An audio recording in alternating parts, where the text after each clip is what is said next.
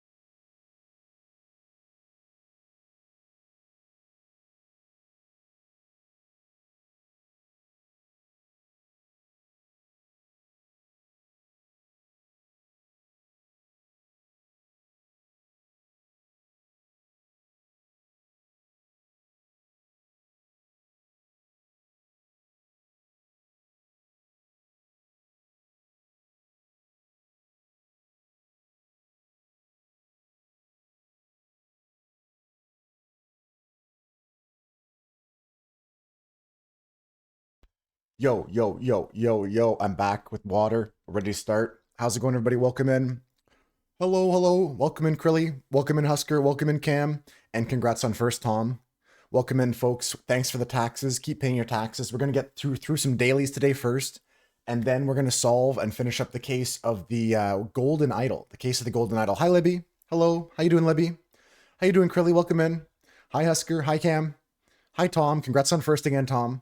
How's everyone doing today? Here, you can see outside. It's a cold, gray, rainy day. So we're just gonna stay inside, stay warm, stay together, and keep the vibes good.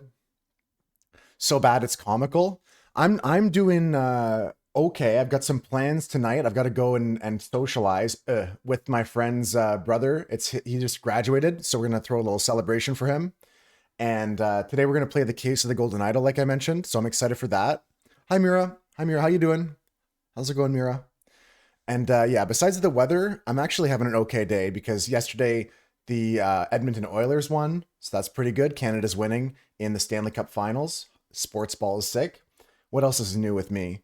Not really much. I'm gonna go hang out with my friend Nate.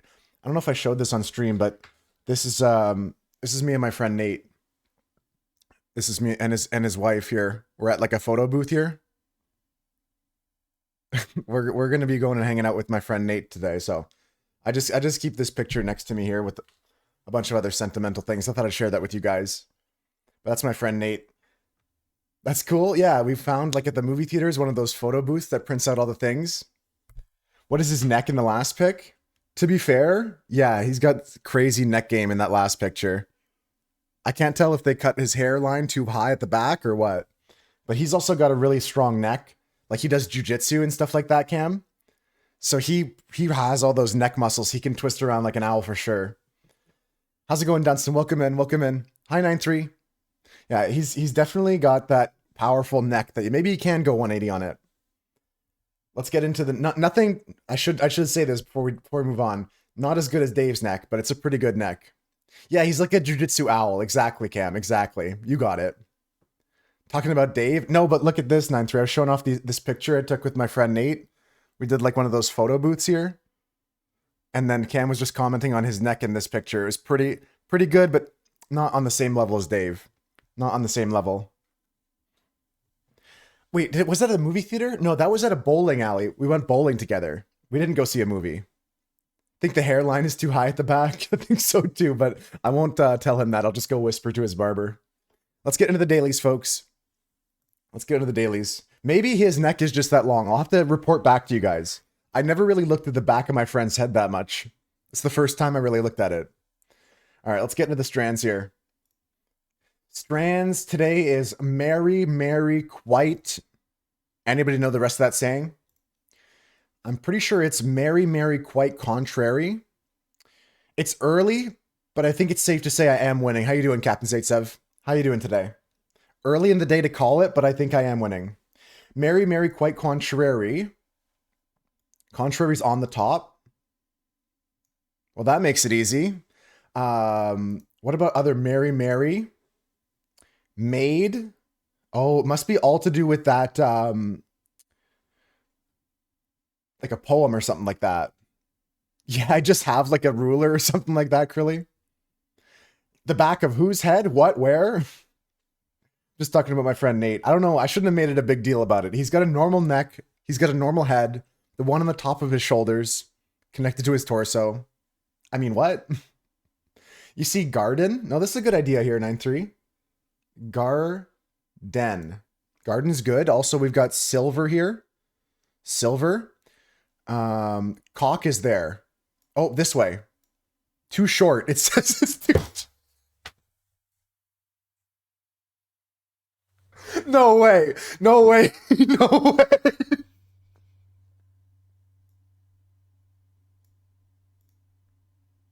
They didn't know that. They didn't say that. There's no way. Let's go next. Skill issue, for real? What else is here? There's no way. Brother. Oh, not in the word list. Oh, okay. No, never mind. Never mind. It's long enough. It's long enough, guys. Don't worry about that. All right, what do we got here? What do we got here? It's too short. That's crazy. What else do we have here? Shells. She sells seashells by the seashore. Strands needs longer words. I'm just guessing that's what Mira said. Words. Does anyone have a... What about cockle? Cockle. Cockle's a thing. Pretty. Pretty. Pretty's good.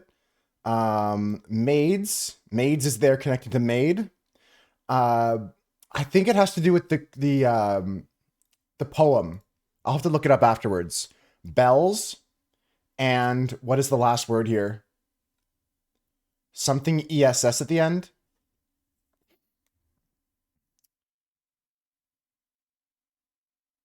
Cockle shells? Is it cockle shells? Cockle shells. Okay, let me look up the poem Merry, Merry, Quite Contrary.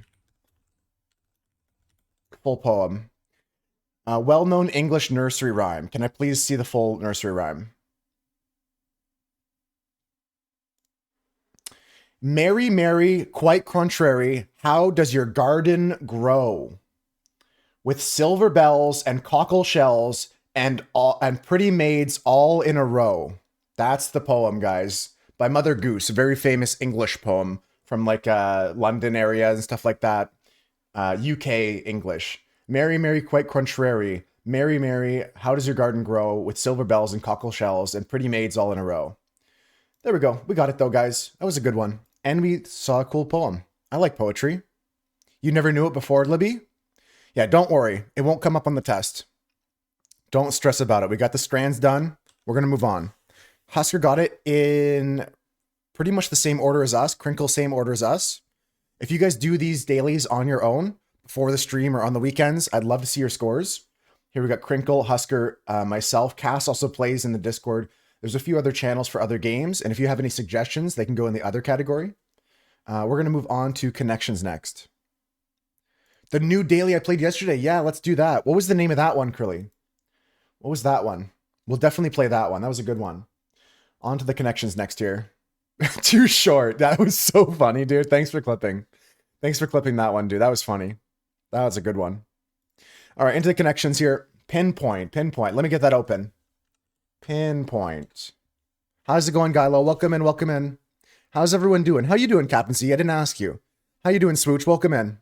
How's everyone doing today? Welcome in. Hi, Gylo. Let's go into the connections, folks. I got 16 words. I need 4 groups of 4.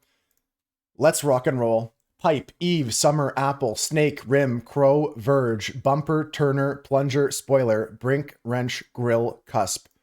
I'm not really sure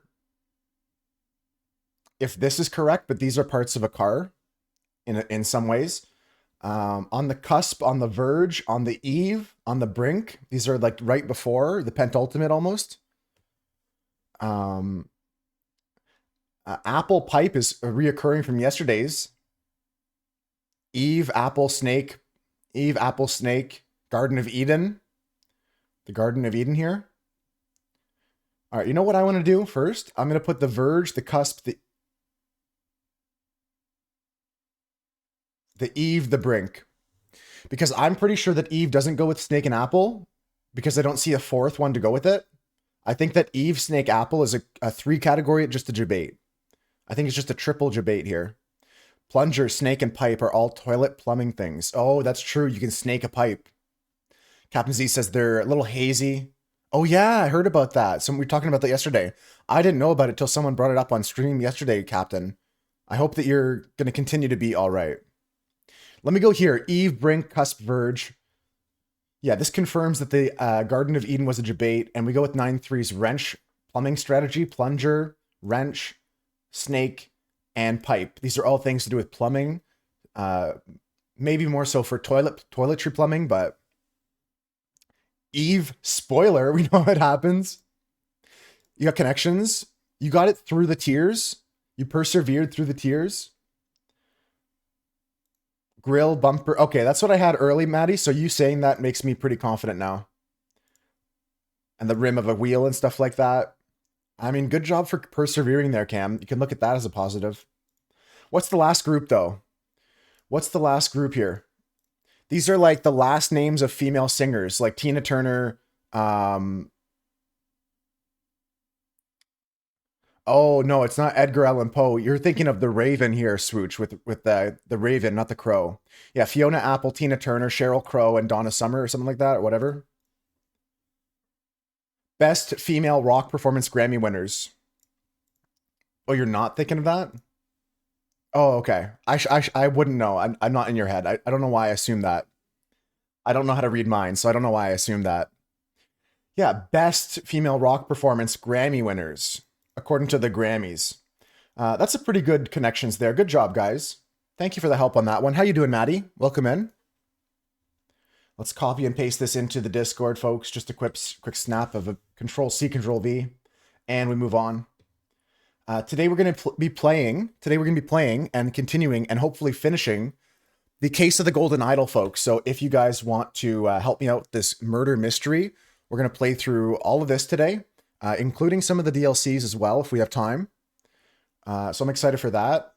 I'm doing great though, Maddie. I'm trying to stay positive. Like I'm a little bit, I wouldn't say nervous is the word for it, because I'm meeting with friends I know, but still anxiety sometimes starts to vibrate. I got to go outside. I got to go driving for half an hour, which I hate doing that anyways. Driving always is a little bit of a stress, but it's a red rum yeastrum. I didn't say that right, but I know what you mean, Cam. A murder mystery. Into the Wordle. Give me a 5-letter word here, folks. I need a 5-letter word here. We're not going to go with it, but I usually go turns, stern, or rents. Some combination of that is my first starters. Drive is the one I see first in the chat there. 9-3. Too slow. Drive is the word. We get a D at the start. A D at the start. What can we see now? Danky. Danky. You went all the way to 6 for Wordle. Okay. Doubt. I doubt this is the word, but this could be it. Anyone else have something better? I doubt this is the word. It could be something else. Anyone else have anything else? Otherwise, I'll just send this.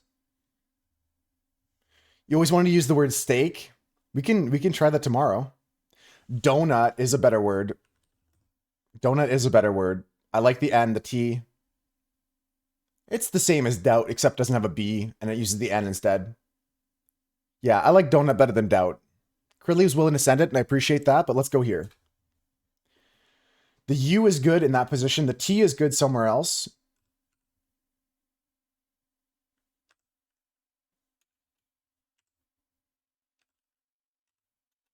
Wow. The T has to be in the middle, right? Wow. What a word is this? What in the hex key is this?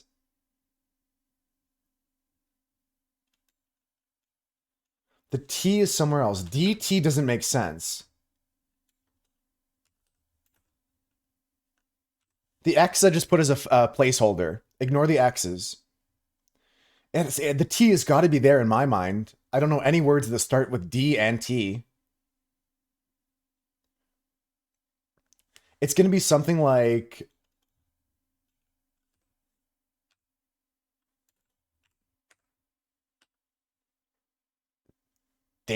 Datum? Datum? Is that it, Mira? Is that a word? Channing Datum?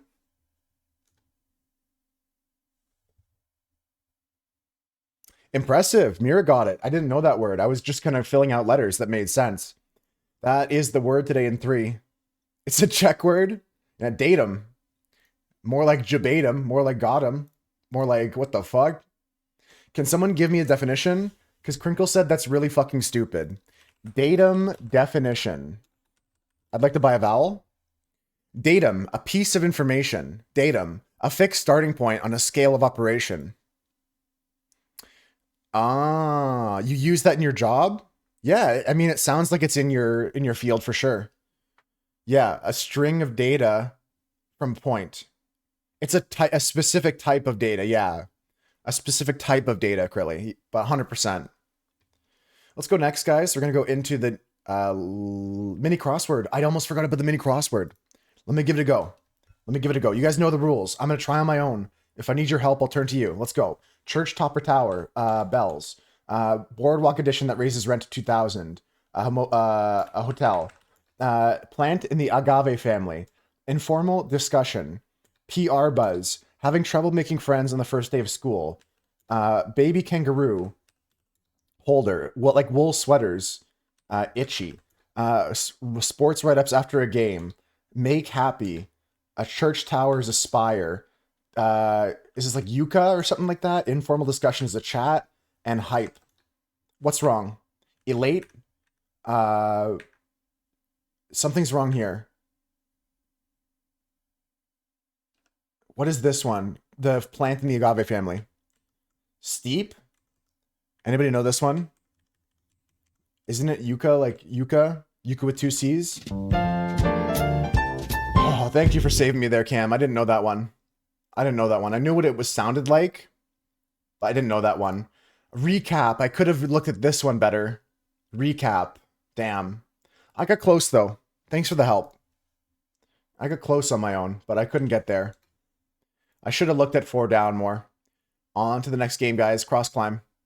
This is a word ladder, trivia ladder. So word ladders mean that each word is off by 1 letter, and a trivia, just a simple question, right? So let's go through it. Okay, I call dibs is the first one. Pepper grinder is the second one. A unit of distance that's approximately 1/26 of a marathon. The type of bean common in Chinese and Taiwanese cuisine. The Chinese dynasty associated with vases. Ming. Swooch, I don't know what a zero reference is. Unless we're talking about like fabrication and like I zero some of my tools sometimes. You were thinking of a steeple? Yeah, I was thinking of that at first too. Okay, I call dibs mine. Pepper grinder is a mill. Ming, Maddie agreed with the Ming dynasty. Unit of distance that's approximately 1/26 of a marathon is a mile. And a type of bean common in Chinese and Taiwanese cuisine. Oh, I know this one. I know this one. It starts with an M. The second letter is not an I. The second letter is not an I. It's not miso. It's not miso. The second letter is not an I. The answer is mung. Mung beans. We can go mung, ming, mine, mile, mill. Okay. All right, we're complete now. Top and bottom rows are two breathing organs, one in a fish and one in humans. Two breathing organs, one in a fish and one in humans. Okay, so up top we've got lung, and at the bottom, what do we got here? Gill is correct. Gill is good. Yeah, mung bean, not a very common one, but it's good that we have a variety of knowledge here in the Moose Herd. We have, like, if I don't know it, somebody else knows it. If you guys don't know it, I might know it. That's the best part about playing these games together. And we can say hi to our AI friends. Hi, AI friends, but don't say bye to them yet. Don't say bye to them yet, guys. Hi, AI friends. Hi, AI Jonathan. Hi, everybody. Don't say bye to them yet, because we're going to play another LinkedIn game today. We're going to play Pinpoint. Pinpoint is a guessing game where you get words, and you have to guess what category those words belong to. Okay? Let's get into the game here. Clue 1 is beaver. All 5 clues belong to a common category. Guess the category in as few clue reveals as possible. Beaver. What can we put here? You love sorting things? Sort away here. Well, we're not really sorting, but we're finding out how these have been sorted. All 5 clues belong to common category. Beaver. Sprouted mung beans are great. Yeah, that's what I heard them as, sprouted mung beans, Mira. River mammals. Mammals. Okay, we'll just go mammals to start here. It is not mammal. Beaver. Second category. Ice hockey. Anybody want to guess what this is? I think that I have an idea. I think that the category may just be my backyard, Canada. There we go. Things associated with Canada. Poutine, Tim Hortons, and the maple leaf on its flag. It's Canada. It's Canada. Now we can say bye to our AI friends. Bye, AI friends. It was good playing with you today. It was good playing today. Hi and bye, AI friends. It was nice playing with you. I like the LinkedIn games. This one, Pinpoint, and the other one are fun to play together. I don't know. I don't know. Is it offensive to ask AI, do you have a life? Let's play the circuits next. Circuits next is going to be, well, if you don't know how to play this, take a look at this example. Chris Rock, punk rock, rock bottom, bikini bottom. You just fill in the words in the middle of other words to make 2 words that go together, or a compound word, like the example given here is lipstick. Are beavers native to Canada? Yeah, they're one of our, what should we call it? National animals is what they're on our currency as well, Crilly. They do exist in some of the northern United States as well, but beavers, big part of Canada's culture, big part of Canada's identity, just beyond them living here. All right. Yeah, on the 5-cent coin, the 5-cent Canadian coin is a beaver. Let's go next. Circuits. Here we go. Fiber optics, muscle fiber. Good morning, Konop. How's it going? 5 o'clock shadow box. Stained glass slipper, glass bottle opener, shadow, carbon monoxide, carbon fiber, Cam and Crowley agree. How's it going though, Konop? Welcome in. Last one here. Can opener, glass can, bottle opener, bottle shadow. What's the last one here? It's not relax, Maddie. I can't relax. I'm actually so excited today because I think we're gonna finish the Case of the Golden Idol, and I have the DLC as well. I don't think I should have the DLC, but we have the DLC. I didn't pay for it, but I have the DLC. We're not done yet though. I need something here. Glass something opener. Wine, glass wine, wine opener, wine shadow, letter opener, glass letter. Nope. Okay, glass, pane, window. It's not bottle. Beer, no. Glass. We're thinking. We just need this one last piece here. Glass. No.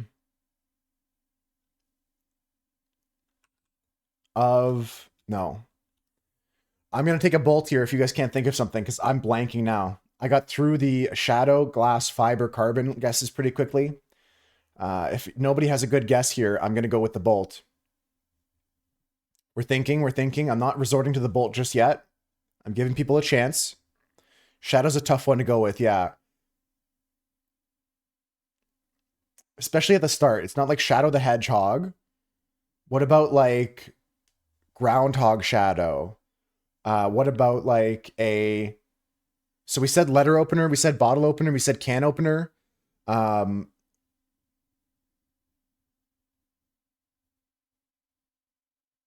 I'm not sure.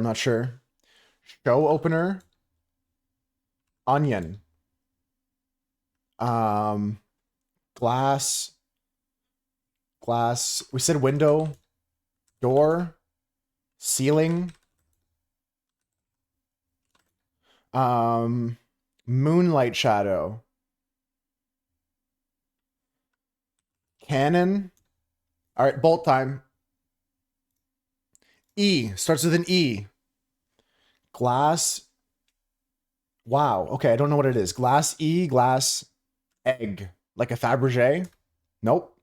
What about like a... Edge? It's not egg. I tried that. Envelope. Did I spell this right? Envelope? Not envelope. Wow. Easter, ego, Einstein, eagle, ear, exit, nope. Make me sweat, make me hotter.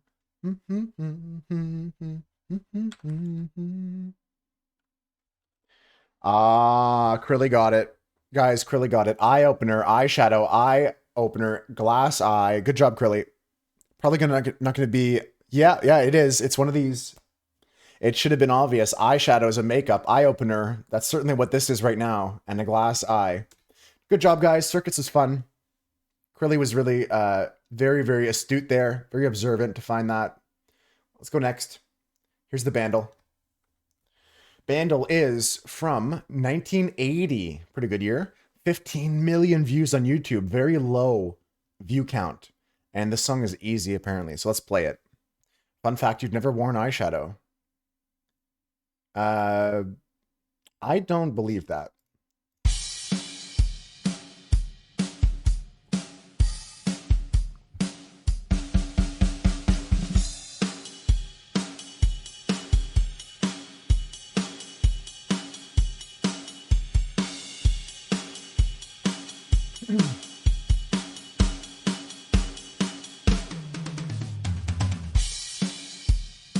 Okay.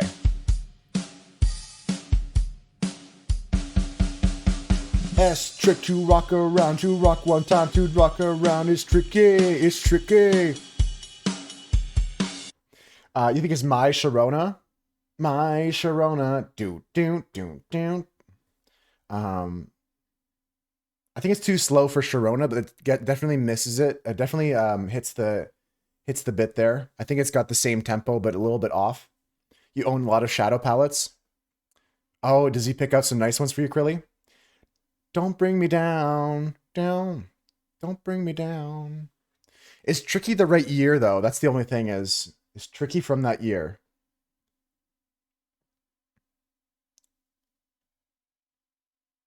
Don't bring me down. Do do do do do do do do do do do. Is that one, Swooch? You're always something like a stick in the mud. Don't bring me down. No, no, no, no, no. Ooh. Is that the one that you're thinking of, Swooch? I'll tell you this and then I'll tell you to don't bring me down. Don't bring me down.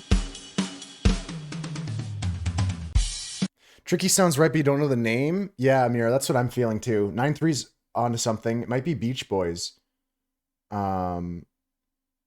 Tricky won't have electric guitars, and I don't think it's from the 80s. I think it's from the 90s. I don't think Tricky's from the 80s. I think it's from the 90s.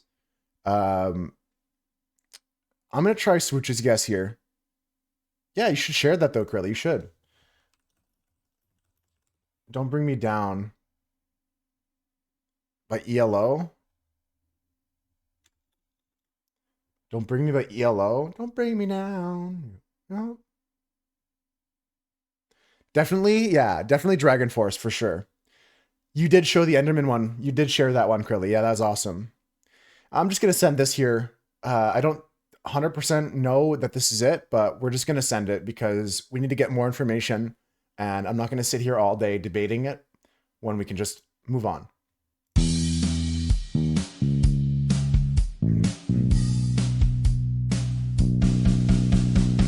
Real tough cookie with a long history.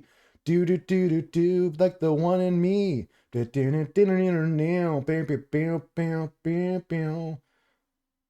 down to it. Hit me with your best shot.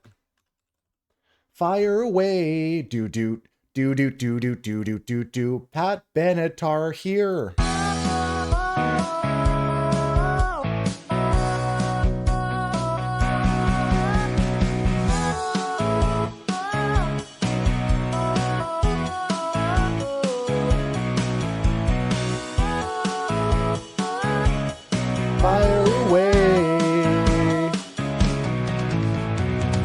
And then it goes into a 6 solo. It goes like, what did you just say, Julie? I'm pinning that for the rest of the day. I'm pinning that. And get embarrassed. Get embarrassed. I'm pinning that. All right. Here we go. Movie guesser next. Let's listen to Pat Benatar's Hit Me With Your Best Shot. Hit me with your wet snot. How's it going with movies today, guys? You feeling confident? You feeling confident? We've got two actors here, a Paul Newman and a Bonnie Hunt. Don't catch me on one shot. Yeah, that's my next music cover that's coming out, Maddie. That'd be so mean. That'd be so unnecessarily mean to just put that out in the middle of like, it's not even one shot season. Just put that out as the next Moose, MC Moose cover. Don't catch me on one shot. Don't catch me on one shot. All right, Bonnie Hunt, second fiddle, and Paul Newman, third fiddle. Paul Newman is a very famous actor, but this is like 1960s films, I think. This one's tough. It's not in my wheelhouse. There's no shot you would get through lyrics to get to the right name there, Mira. Yeah, I'm happy with myself to get that last one there. Yeah, Rofo's a great person. he's a funny person. He has cool builds too. Probably older. I'm gonna get the quote here, guys, because I don't know which movies Paul Newman was in. The quote is, "Float like a Cadillac, sting like a Beamer." I'm even further away. I got no idea. Anybody want some of the title or the main actor? I might just go title next. Cars. Float like a Cadillac, sting like a Beamer is from Cars, yeah. It is from the movie Cars. Yeah, I think Libby's right. No, I'm not joking. I saw this movie 2 weeks ago, and I forgot this is the quote. Yeah, I didn't know it off Bonnie Hunt, Paul Newman. I wasn't joking. But Cars is good. Float like a Cadillac, sting like a Beamer, obviously. It's Cars. Good job. Owen Wilson was number one there. If we'd revealed that, that would be obvious. Um, Paul Newman in that movie is throwing me for a loop. Who does he play? Who does Paul Newman play? Like the old mayor car? Thanking your nieces tomorrow for this? Yeah, tell them you got a win in a game because you knew of Cars. Hudson Hornet. Ah, he was that guy. Okay. Yeah, I didn't put that together, but very good stuff. On to the last game of the day, folks. Last game of the day here. Guess the game. This is all we have. I'm not lying. This is not a joke. This looks like a game that came out on the Atari 2600. Yeah, I mean, Paul Newman's a huge actor, but Larry the Cable Guy's also big. It's a tough one. Sonic, old game. Yeah, Atari 2600. This is all we get, guys. This is no joke. This is all we get. He was the racer and a car lover. There's a lot of stuff like that in that Cars movie, like Formula One drivers and stuff. Michael Schumacher's in that movie. I think it's Pong or Tetris. Could be Tetris. I might go Tetris here, guys. I might go Tetris here. Now, this is pod racing. Let me go Tetris. Let me go Tetris first. I want to see another picture. Dr. Mario. Yeah, big stuff there. We're talking early NES. We're talking Atari 2600. It could be Mega Man, maybe. In that same era. I'm going to guess Tetris first. Okay. This could be Mega Man. This could be Mega Man. At this point, I don't think it's Dr. Mario. I don't think it's a Pokemon game. I think Mega Man seems good. Mega Man feels good here. Mega Man. Mega Man. Bro. Bro. Shin Megami Tensei. Devil Children Ice Block. No, I'm looking for Mega Man. Like Mega Man 2 or something. Mega Man 2. Let's go Mega Man 2. It's not Mega Man. This came out on the personal computers on DOS, on the DOS operating system. This is a DOS game. DOS. So, yeah, I don't think I know it. It could be like Pokimane or something like that. Doki Doki. Pokonyan. Poker Dice Solitaire Future. Looks like the enchantment language here. That's true. It does. I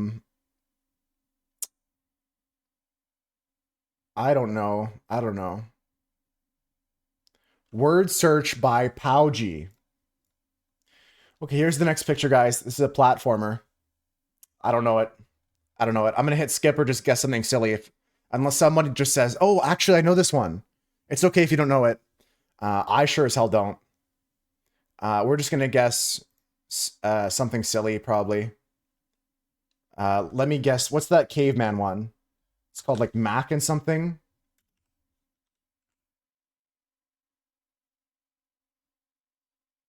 My Horse and Me. Fuck. Shit, I know this game. Oh, man, I know this game. This is a game I have never played, but I saw, if you guys know this character on YouTube, the Angry Video Game Nerd has played this game. AVGN is an old school and still ongoing series of game reviews. 1991 DOS game. This is like, it's got some stupid name. I'm not going to pull it. I'm not going to pull it, but this game is like something about time. Like he's doing like a book report or something like that. Man. I'm not going to get the name here. It's something about time, though. I think. Something through time. Not Samurai Jack. No. That's a good idea, though, Cam. Yeah, ideas from the deep. I'm not going to get this. The game was mentioned in Wreck-It Ralph, too. Game guests are using browser flash games now. Well, essentially, that's what DOS was. Here's the name. It was Commander Keen, Invasion of the Vorticons. Commander Keen, one of the most famous games from MS-DOS. Zach McCracken is a good guess there. Commander Keen, I knew this game. I've never played it myself, but AVGN has. And I've heard of it. I should theoretically be able to guess this, but I couldn't pull it today. You remember Commander Keen being referenced in Wreck-It Ralph, Mira? Yeah, let's take a look at the full pictures. Right. Yeah. You've heard of it as well, 9-3, yeah. Just not something we're going to guess too easily. Now, that's it for the dailies today, guys. We got through them pretty quickly, which is a good thing because we can get on to this. Heard points for recognizing it? Yeah, I'm sure if we look it up, let me just double check to make sure AVGN has played it. Commander Keen AVGN. It's got to be a game, right? Yeah, okay, here we go. Take a look at this. Take a look at this, guys. This is what I'm talking about. I've only seen it in this context. In the context of Angry Video Game Nerd, Commander Keen, like that kind of stuff. Like it's mentioned in these kind of videos and stuff like that. It looks like he hasn't directly played it himself, but definitely something he's mentioned in the context of everything else that he's played here. Yeah, maybe there's no AVGN Commander Keen video, but he has talked about it for sure. He has mentioned it. Let's go into the next game, folks. The Case of the Golden Idol. It's these shitty games, 9-3. They keep making shitty games. No matter how much he makes videos, the games just keep being shitty. He only reviews like the shittiest games that suck ass, that like blow buffalo shit. Like that's his shtick. He plays shitty games. Yeah, shitty games have made him angry. He used to be called the Angry Nintendo Nerd. But then he started to branch out from just doing Nintendo games. Like he started playing some Sega games and stuff like that. And they rebranded the channel very early to be the Angry Video Game Nerd. Acronym is AVGN. And he's still making content to this day, I'm pretty sure. Let's go into the game here today, folks. This is The Case of the Golden Idol. Now, if you guys missed last week's stream when we played this, I'm going to recap what happened so far in the story, and I'll talk to you guys about how we play this game. Let's take a look at this. Okay. We've gone through several chapters so far. You do not like the you and continue? The you and continue is pissing you off? That's valid. That's valid. Okay, here we go. So, I'm going to recap the chapters for you to recap the story, and then we're going to continue. In chapter 1, Complications in the Family, we had these two guys found this golden idol, and one of them killed the other guy so that he could have the golden idol for himself. In chapter 2, the guy that the guy that has the golden idol had a mysterious death when he was out hunting, and the golden idol was then inherited in chapter 3 in the will to one of his relatives or acquaintances. And there was an argument over the golden idol itself, and someone tried to steal it, and they were set on fire because the golden idol has some magical properties. In chapter 4, the person that held the golden idol was murdered in their sleep at the inn, and we have to figure out who done it. In chapter 5, the person who stole that from chapter 4, someone else died in their house, like in the proximity of the golden idol. So there's some sort of curse going on with it. Like we don't know fully what's going on with it, but there's some sort of curse. There's some sort of magic. Everyone keeps dying. Every episode, at least one person dies. Chapter 6, in-game. Yes, Cam. People dying in-game. Chapter 6, the guy that now held onto the idol used it to kill other people.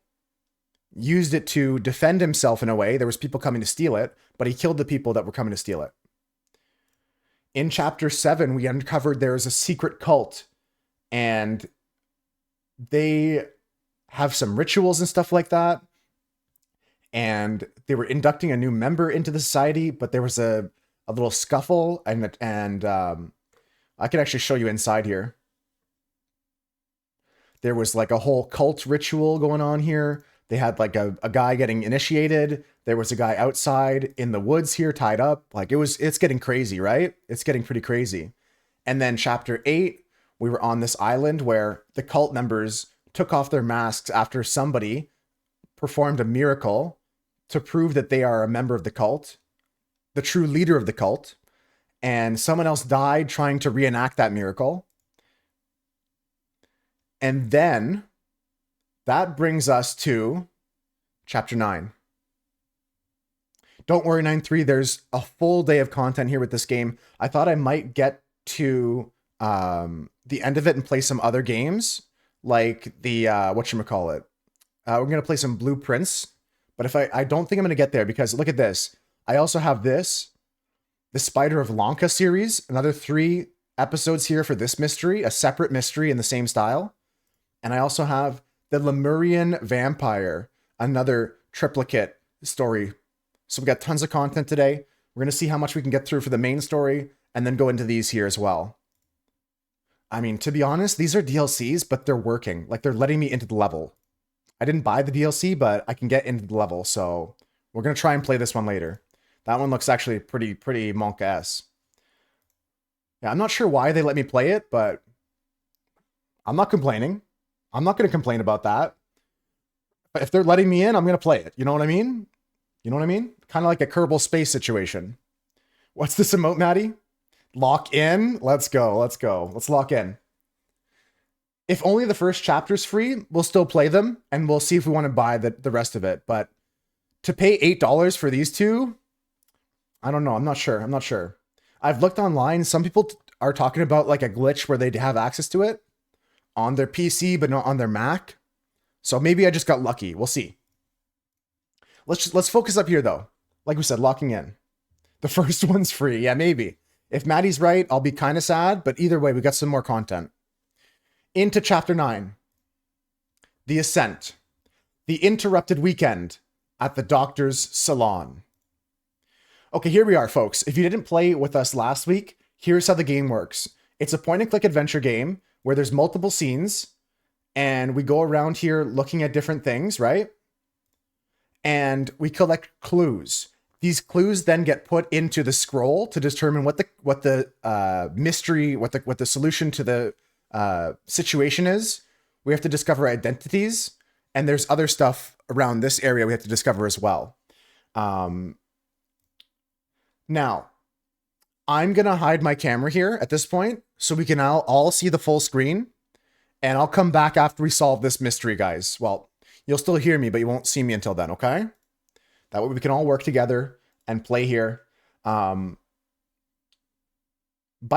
I'll see you soon, guys. Now, some of these characters are reoccurring, so I might remember their names. Some of them are new to me. It's just a voice. I'm inside your head, Matty Rocco. All right, let's just begin by beginning. I'm going to click on everything I can. If you guys see something you want me to click on, let me know. Starting out here, we have a glass, 2 glasses, one filled with sherry, an alcoholic beverage, and this one's empty, but it has a little bit of sherry on the bottom. Interesting. There's a book on the floor, actually the full bottle of sherry. Interesting. Yeah, let's look over here first, 9-3. This guy does have a bullet hole in his head. A clue has been added to the thinking panel. So we have this guy here, and we have to figure out this. Somebody is the victim. The blank is the murder weapon. The blank is where he was murdered. The body was found by blank. We also have to fill out this whole thing here. Early in the morning, somebody, something, somebody in the somewhere, and something to something. Meanwhile, in the somewhere, somebody, something, somebody, and something, a Lemurian something from the somewhere. In the somewhere around noon, somebody, something, somebody, and something, the something. Did I say it enough times, guys? Does it make sense? Does the word something lose all meaning? No bullet. You think it's a stab wound. You got stabbed in the head? The man is not breathing and has a huge vertical wound in his forehead. He has a letter. Dear friend, the elections are over, and so let's uphold tradition and have a leisurely weekend at my place with you and Leopold to discuss the Prime Minister's situation. Please join us on May 12th. Kindly confirm your presence, Dr. James Turner. This was sent on May 8th, 1972. Okay, none of these are clues to me. Okay. Here we have another note. It says, listen, apologies for the shouting match yesterday. Let's continue our discussion at noon. Leo. Okay, okay. Can we assume he is James Turner? No. The person that sent this letter is James Turner. This is the friend of James Turner, I think. Are there things you should be clicking on here? I don't see any. So far nothing. So far nothing. So far nothing. Noon is not a clue. We'll keep looking around. Keep looking around. Hi, Marcus. How's it going? Okay, we got all these. The 12 seals of the Lemurian clans. We're missing like a boomerang here. What's this guy got? Oh God, believe me, my lord, I do not feel comfortable arresting a prime minister candidate, but I must ask you to follow me. Okay, we got some clues we can touch here. This guy's Constable number 1, Arthur Faulkner. All right, sounds good, Libby. I'll catch you in some Baldur's Gate tomorrow. Have a good night. Have a good sleep. Take care. I'm waving, by the way. I'm waving. Bye. Bye. See you, Libby. Bye, Libby. I should also wave to Marcus. Hi, Marcus. Hello, Marcus. Welcome in. Hope you're doing good, Marcus. Hi. There. Now I'll hide the camera again so I don't cover up any details. So we have 2 clues already. In this level, there's 36 clues. See here, 36 clues. So we have 3 of 36 clues. So far, Sherry, Arthur, and Faulkner. Constable number 1, Arthur Faulkner. He's got a pike. Constable's pike. It's clean. Clean, no blood on it. We get testimonies from Leopold. Leopold claims that he had a glass of sherry with James in the library and became drowsy. As he was falling asleep, he saw the Lemurian observing him through the glass door. He woke up, found the butler on the floor asleep. He woke up the butler. He entered the salon and found the body.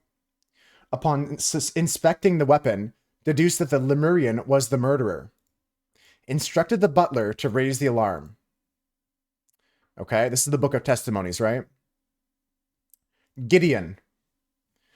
Gideon claims that he played croquet with Ergen in the morning. They got bored and went to drink tea in the tea house. Ergen drew his attention to the interesting design of the chess house. The Lord Alistair Koch is a word I can click on, saw Master Turner is a word I can click on, come to the chess house and send the butler away, just as Ergen was remarking on the beauty of the chess house. 6. He saw Lord Alistair leave the chess house and return shortly after. Ergen. Slightly difficult to understand what he says, potentially because he has challenges with our language. He claims that everything young Master Bell says is absolutely correct. Next up is James. He claims that he drank a glass of sour sherry with Blanchard in the library in the morning. Then he went to the chess house where he found Lord Alistair and the butler. He ordered the butler to clean up the library and get rid of the bad sherry.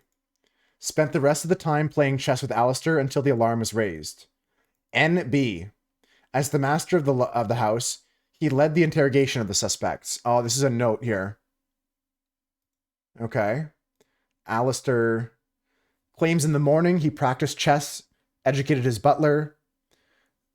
Sometime in the afternoon, Dr. Turner arrived. They played chess together. Very close to winning when the alarm was raised. Okay, interesting. Interesting.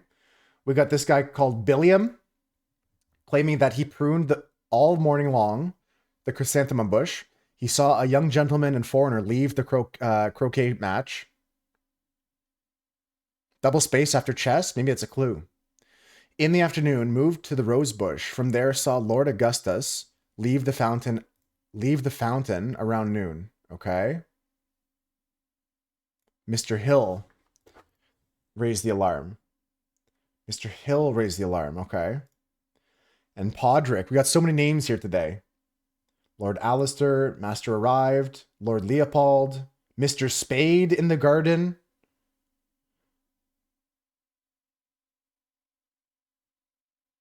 Okay.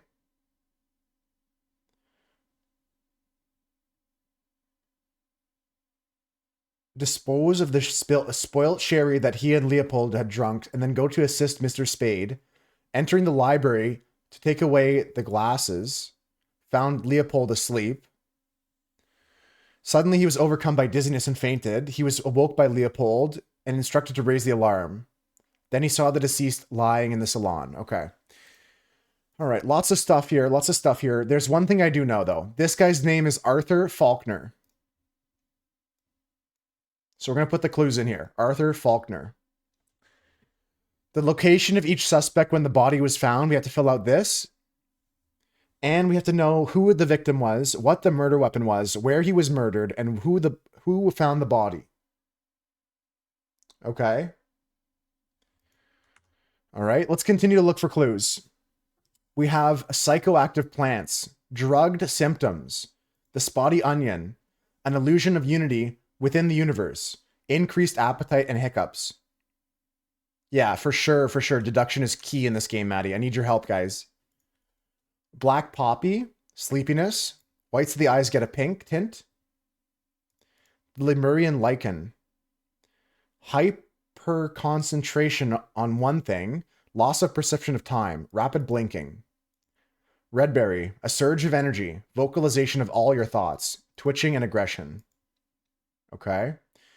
Let's start from the right to left as we continue across here. Who's this guy? I hope the host did not notice me when he was leaning over the sleeping eye patch gentleman. What the hell? What the helly? A brown stone slate seal. A spicy smelling ornamental box. Dear Prince, I heard that you were invited to a party that by the director of the Seven Seas Company himself. I know you hate associating with these invaders and thieves, but this might be the opportunity that we seek in order to reclaim our honor. Dear Prince, as you know, I am a great aficionado of Lemurian culture. It would be my pleasure to invite a member of the Patu clan to spend a leisurely weekend at my estate with some of our own political dignitaries. Kindly confirm your presence, Dr. James Turner. We also have a club here, a clean Lemurian war club. Up next, we have this guy. He stole his life just like that. The doctor is a smart man since he saw through his lies. Okay, this says, Dear friend, at one of the balls, you said that you would love to meet someone actually interesting. I'm having a weekend and drinks at my manor, and a prince from the 11th clan of Lemuria will be joining us. Please do us the honor of your company too. Kindly confirm your presence. James Turner. Okay. Here we have... This is outrageous. I thought you were an honorable man, Leopold, but not some Aquitanian agent trying to sabotage our friendly relations with the Lemuria and provoke a conflict. Okay, they all got swords. The guys with rings are in that cult from the last episode. James, this is preposterous. You know damn well that he was killed by that Lemurian savage. Okay, another letter from James Turner inviting him in. Yeah, this is the same letter this guy got. Exact same letter. Please join us May 12th. Similar letter, at least. Very similar. Very similar letter. Okay. Over here we have this guy. Ha, Leopold, your plan to flame Patu is sublime, but your missing button is more than enough proof that you did it, Constable. Please escort this man out. Ruby ring. A clean scalpel. Dr. Scalpel. Small sword. This is such a mess. However, we will clean the blood out of the rug. His eyes are pink. He's a little bit blinky. His eyes are pinky. That means he's got the stinky here. The black poppy. Look at that.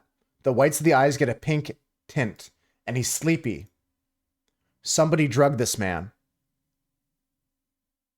Everyone else has got white eyes.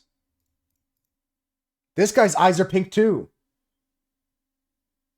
Maybe he got drugged as well. Oh Lord, I did not expect something like this to be in our household.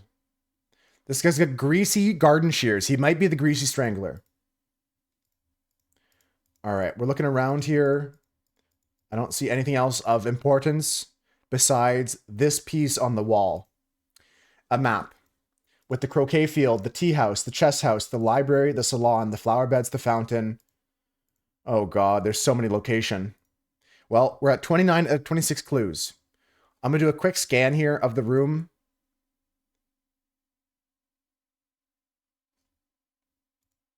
He has something in his hand, a button that was ripped off someone's coat. The guy that got murdered ripped this button off somebody's coat.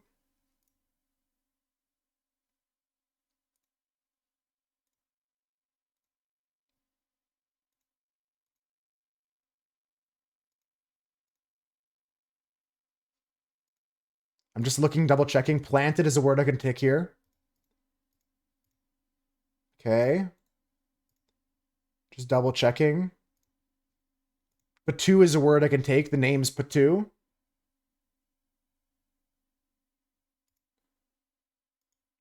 Okay, so I think this guy's Patu. Somebody Patu.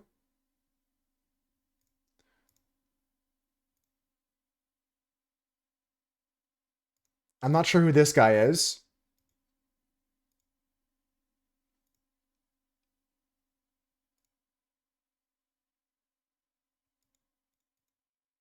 Stole is right here. I can take this word. Stole. Interesting. This guy has killed. There's a clue on his jacket here. He's got the button missing, right? This guy's got the button missing. The button that we found right over here. Does that mean he killed them? I don't know. Maybe he got framed. Maybe he was asleep because he got drugged. He was asleep, you know? And someone ripped the button off then. This guy here is pretty chill. Somebody got framed, maybe. Your plan to frame Patu is sublime. We just found a letter. We just found a letter. We just found a letter. I wonder who it's from. Yeah, very Blues Clues right now. We got to find 2 more clues here, guys. We're at 34 of 36 clues. I think we found everything here for the most part, besides a couple things. Let's take a deeper look at the window, out the door. We'll look around here, guys. The boomerang is the murder weapon. Someone planted this boomerang right from here into this guy's forehead. This boomerang has blood all over it. Yeah, this guy had the brown box in his possession. And the symbol on top of that was box with a dot and 2 triangles, which is not one of the 12 seals of the Lemurian clan. Oh, it is. It's one of these boxes here he took. 0, 1, 2, 3, 4. There might be a numerical order to these, where it goes like box, triangle, box, box, box, dot, triangle. Yeah, there might be some numerology to these shapes here. What else is there? What else is there? Okay, I think I've cleared all the other clues in this room. There are 11 here. 1, 2, 3, 4, 5, 6. There's 11 here. Okay, so maybe there was Yeah, there's 12, including this one that he has here. Something like that. Something like that. All right. I just got to respond to a message quickly. What do you guys think so far?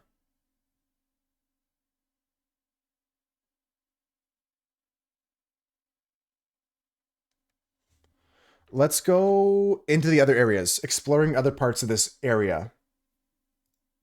Rose bushes. Chrysanthemum bushes. Unfinished croquet match on a field of grass. Here's the chess match. Interesting. Interesting.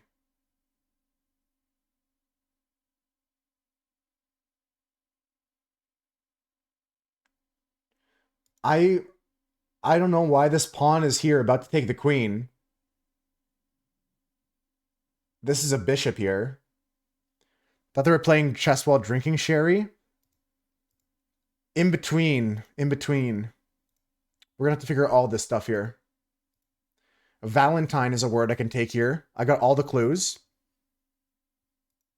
This is the about the prime minister. Moderate leader Valentine. Or leader Blanchard. Okay. And over here we have the tea room. 2 cups of spicy smelling tea. One is empty, the other's untouched. Yeah, somebody got drugged here. This is going to be complicated now. We have all the clues we need. Where's the chessboard? Yeah, Swooch, can you analyze the chess game for me? I need to first look at the witness testimonies, and then we need to analyze the chess game. Because somebody said they were about to win.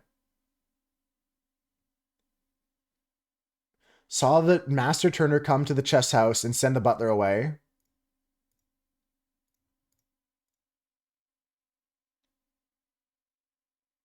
This guy spent the rest of the time playing chess with Alistair. Alistair said that he was very close to winning when the alarm was raised. Let's take a look at the chessboard. Swooch can look at this chessboard here. Okay, we're looking at this from Black's perspective. This is the back rank of Black.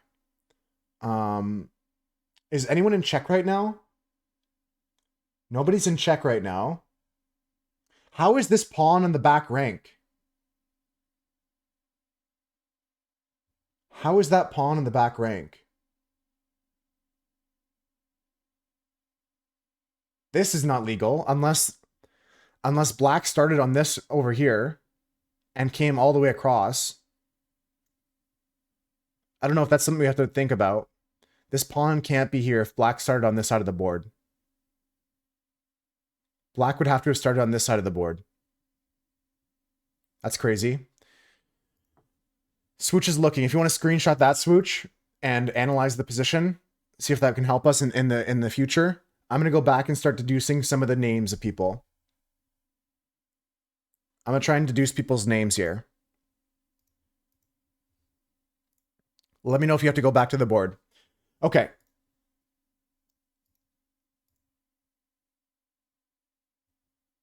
This guy's Leopold. This guy's name is Leopold. You're good? Thank you. Okay, Leopold is this guy.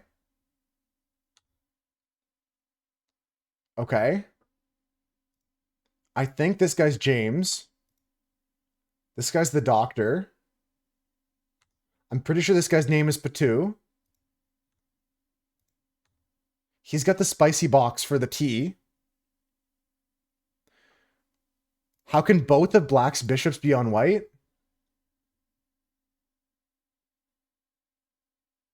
Another good point there, Mira. Somebody's cheating in this game. We could have a pawn promote to a bishop, Mira. No, there's no cheating here. We could have another pawn promotion into a bishop. I think the position means nothing, though, like Swooch said. I think we're overthinking it. Unless, like I said, Black started on this side, came all the way across, put the pawn here, this would be promoted. Yeah, the chessboard is nonsense. It doesn't even make sense. It's nonsense. Let's go back inside and deduce people's names. Okay. False flag. This is going to be tricky, guys. We have to take a look at figuring out the scroll, figuring out the identities of everybody, figuring out these empty slots here, and where each suspect was during the murder. Now, let's look through these testimonies once more. And if you guys see anything jumping out to you, let me know. Yeah, no, that's a good spot, Mira. I think we're going to ignore the chessboard for now. At least ignore the positions on the chessboard. Okay, let's take a look at all the claims once more. This is all the testimonies from the beginning once again. The first guy, Leopold, which is this guy here, Leopold. Leopold claims the following. Leopold says he had a glass of sherry with James in the library and became drowsy. As he fell asleep, he saw the Lemurian observing him through the glass door. He woke up, found the butler on the floor, woke up the butler, entered the salon, found the body. Okay, so we can say, if he's telling the truth, that the body was found in the salon and that Leopold found the murderer. If we believe what Leopold said, we're just going to go right now, assuming Leopold's telling the truth. Upon inspecting the weapon, he deduced that the Lemurian was the murderer. He instructed the butler to raise the alarm. Okay. Now, it's important to note that he's got the pink eye and the butler's got the pink eye, which makes me think they were drugged by Black Poppy. I think they were drugged by Black Poppy.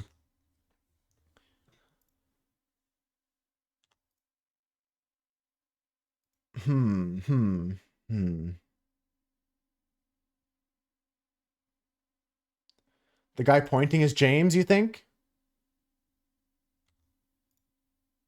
Because this guy says, James, this is preposterous. You know I didn't kill that man. I don't know if this guy's James or this guy's James. Because they're both talking to Leopold. And Leopold just says James. Let's keep looking. This guy says, this is outrageous. I thought you were an honorable man, Leopold. And this guy says, ha, Leopold. So I don't know who he's really talking to, unless we really think he's looking at this guy. I don't think we can say that for sure. Don't think that's a 100% a clue. I think it's just an assumption, Crilly. Can't make assumptions like that. Gideon said he played croquet with Ergen in the morning. They got bored and went to drink tea in the tea house. Ergen drew his attention to the interesting design of the chess house. They saw Lord Alistair Koch lecture the butler. Saw Master Turner come to the chess house and send the butler away. Just as Ergen was remarking on the beauty of the chess house. Thanks for the lurk, Rev. Saw Lord Alistair leave the chess house and return shortly afterwards. Lord Alistair. Is Ergen Patu?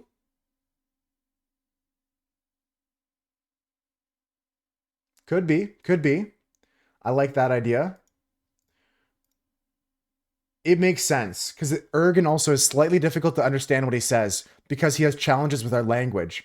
So I would assume that Ergen Patu is this guy. Like you said, Crilly. This assumption I think we can make with good information. Educated assumption. I'll just put that in for now. I can put in your idea here that this guy is James. The blue shirt guy is James. We could put that idea in for now, but it's just an assumption. James, Dr. James, maybe. If I remember from the previous adventures, I could see what this guy's named. Like, am I allowed to do that? Is this a legal play here? This guy's name is Alistair Koch.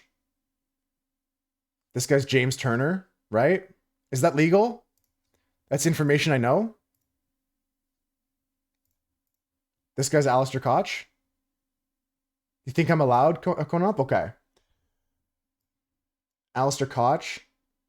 And this guy is James What was it? James Turner, we said?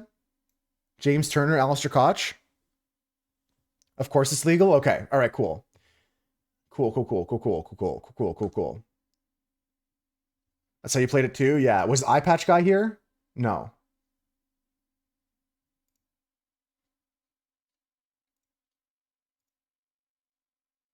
I'm just looking at previous chapter quickly. Okay. All right, let's go back to the current chapter.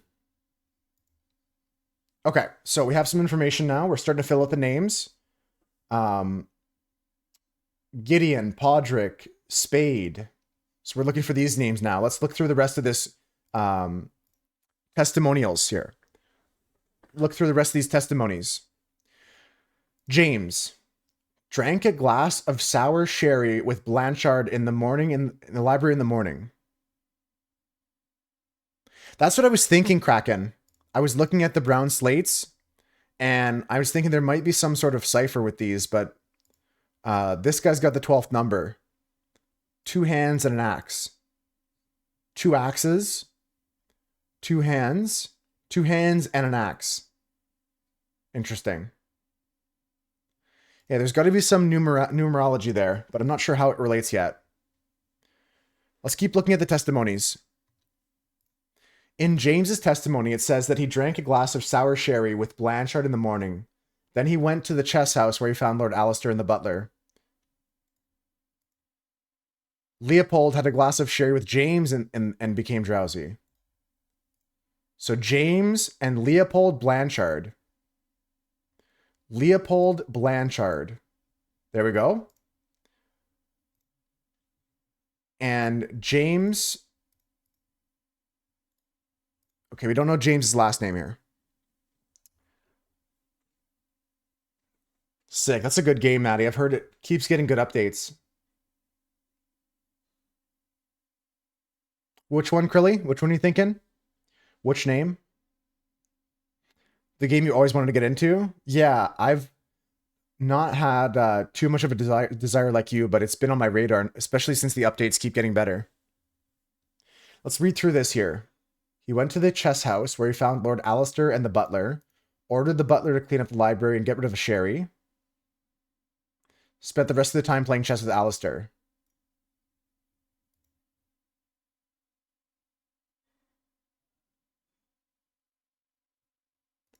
James Turner? Is that a guy? The Dr. James Turner. Yeah, this is the Dr. James Turner. Okay.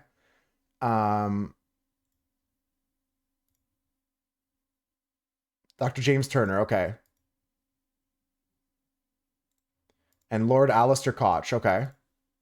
Okay. Podrick. Podrick has got to be one of the servants here. Podrick and I think Billiam are the servants. These 2 servants here.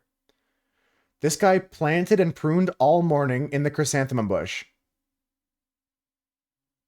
Because he has the shears to trim the bush, the garden shears. And this guy's like the other butler who cleaned up the other stuff. So we're going to go, this guy here is Billiam. We go Billiam here. And the other guy is Podrick. The other guy is Podrick. Okay, we're getting closer. We're getting closer. We would have to cross-reference the names to the clues with a list of testimonies. That's kind of what we're doing right now, Krilly. I'm not understanding what you're trying to get at. Remember that 2 of these guys had pink eye. I know, yeah. These guys, I think, got drugged. And maybe even other people got drugged too. Because this guy here has got the pink eye. He was asleep. And this guy here has got the pink eye too. Yeah, Krilly, we are cross-referencing names with the testimonies. I'm not understanding. Let's keep looking. The alarm was raised by Mr. Hill. Okay, because somebody instructed the butler to raise the alarm. Are these real names? They could be. Podrick Hill? I think it's Billiam Spade. We're going to have to keep a look around for that. Assisting Mr. Spade in the garden. Yeah, okay. So we've got Spade here now. William Spade, Podrick Hill, James Turner, Leopold Blanchard, Alistair Koch, Ergen Patu, Arthur Faulkner, and we got two more then. Last name will be the victim. Yeah, just got to keep going, doing what we're doing, really.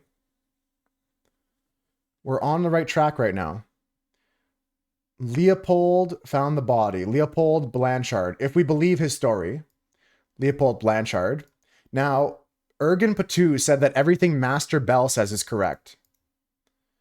So, Master Bell would have to be this kid, right?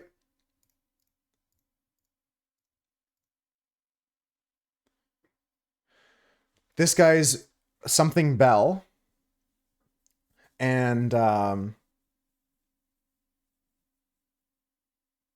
could be Augustus or Gideon.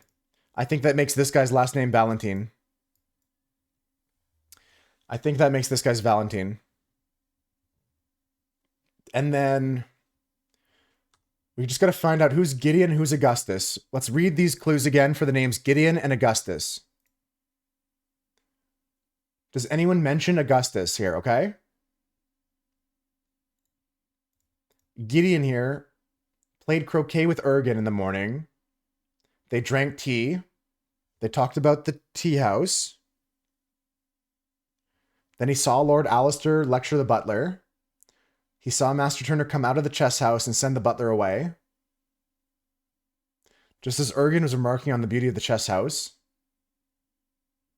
And he saw Lord Alistair leave the chess house and return shortly after. Okay. Is anyone mentioning Augustus or Gideon? That's what I'm looking for right now.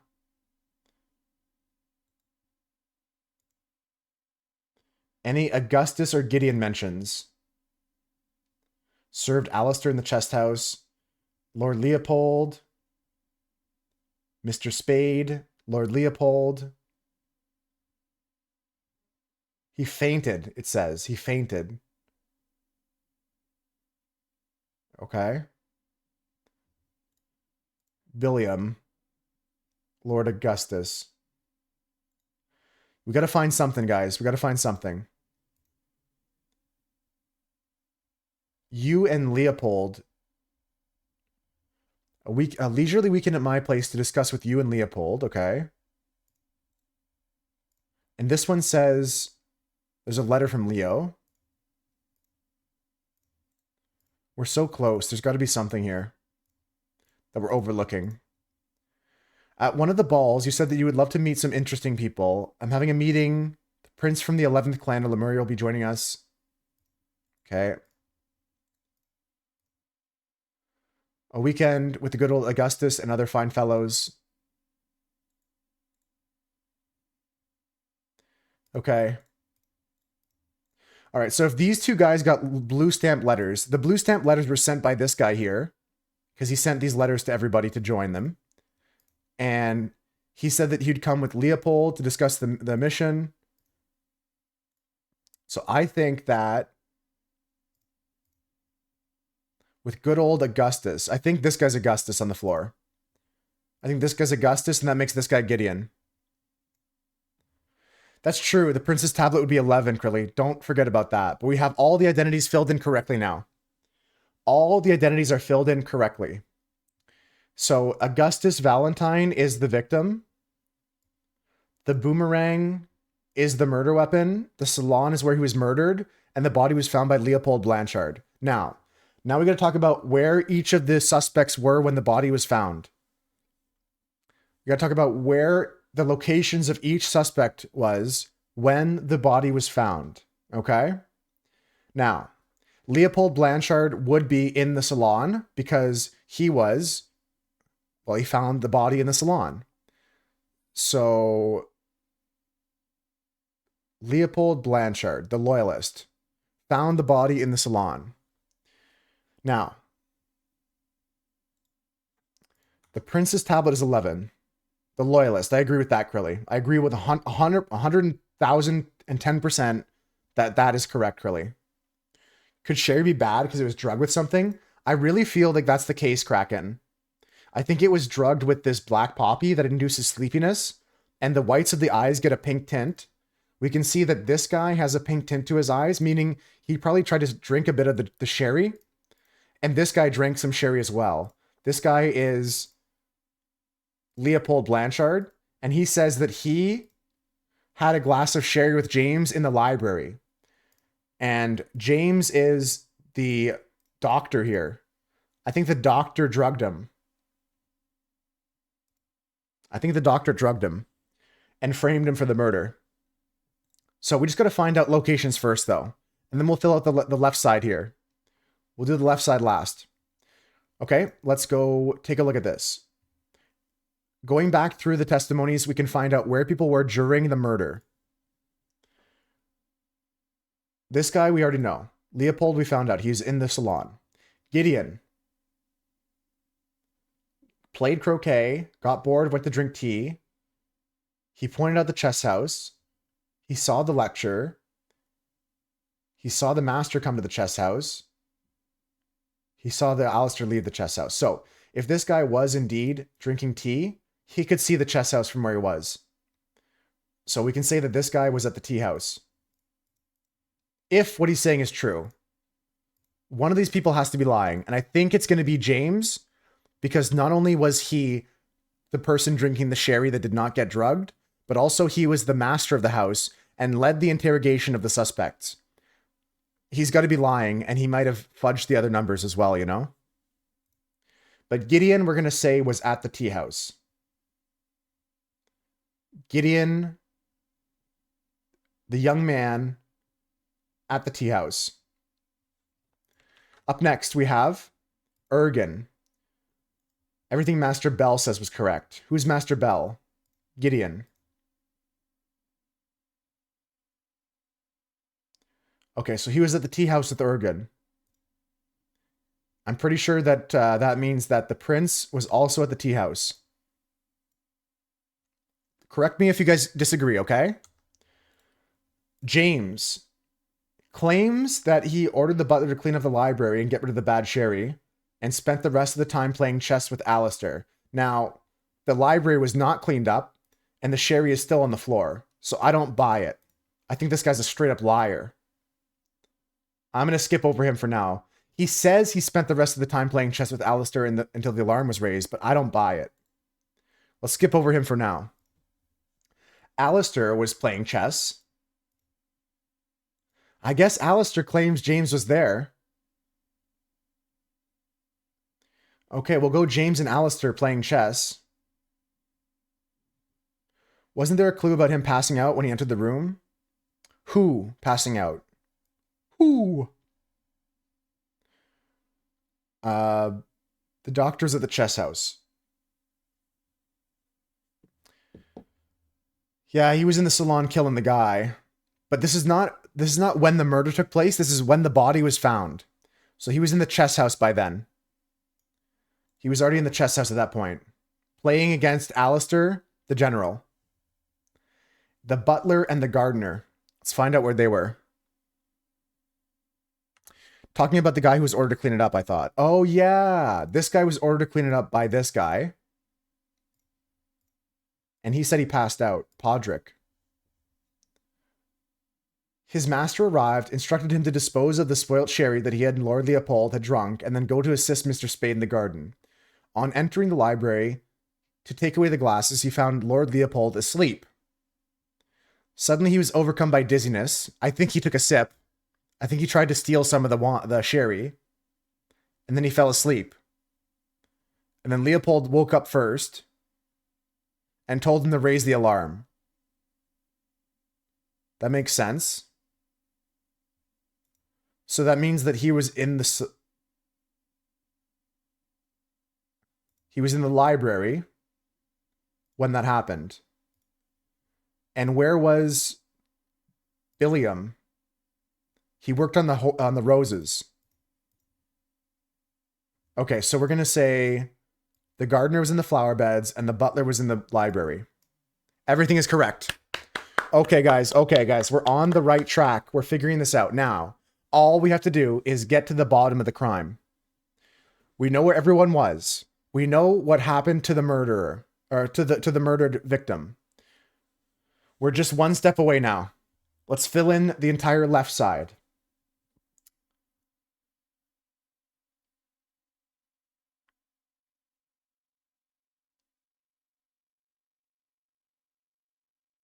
Okay, wow. This is interesting. This is interesting. Planted the button on him to frame... Planted the button on him to frame Leopold Blanchard. Leopold Blanchard is not the murderer. Somebody planted the button on him to frame the murder. We talked about that, right? We said, he's like, this is preposterous. You know damn well it wasn't me. He was killed by the Lemurian savage. He's got the button here, right? But we don't think that this missing button is because of that. I think he was asleep and he was framed. Okay. Okay. Good morning, Noonian. Good morning. I feel that this might come up in the next mystery, so don't forget about this. Don't forget about this. Jinkies! I can't see without my glasses. What else we got here? I'm going to say James Turner killed Augustus Valentine and planted the button on Leopold Blanchard in the library at noon. All right, all right. I think we're halfway there, guys. Just got to fill out the rest of the information here. Early in the morning, Leopold Blanchard was drugged. He was drugged. I agree, Krilly. That's got to be it. James Turner drugged Leopold Blanchard in the morning in the library and stole a button. Meanwhile, in the blank, somebody, something, somebody. Okay, okay. And stole a button. I agree, Krilly.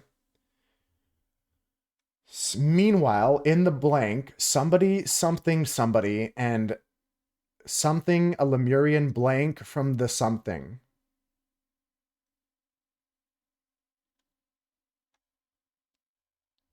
Okay.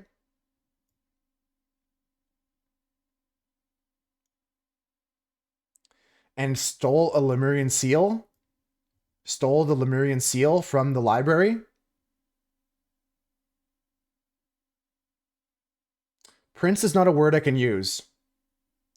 Prince is not a word I have, Krilly. Those boxes were the seals, yeah. I'm going to say he stole that from the library.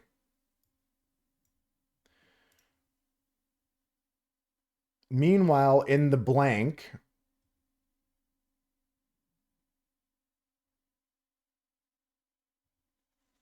Okay. Meanwhile, in the blank... I'm not sure. Maybe in the tea house?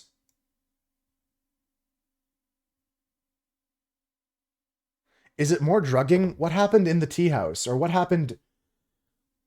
What happened here? What happened in the middle? What's going on here? Somebody did something to somebody, and then they stole the seal from the library. So this is going to be Ergen Patu did something to somebody.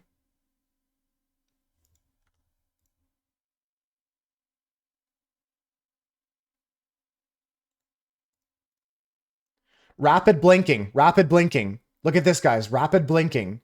This is a Lemurian lichen. Hyper concentration on one thing. Loss of perception of time. Rapid blinking. Drugged. He was drugged. He's drugged. Look at that. Look at that. He was drugged. He drugged Gideon Bell in the chess house. No, in the tea house. If I put this in, this is correct. We just won this level. Something's incorrect. At least 3 errors have been made. At least 3 errors have been made.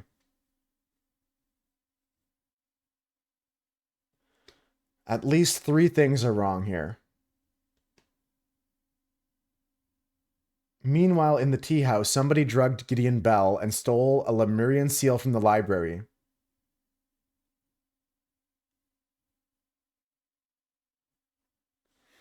Hold on.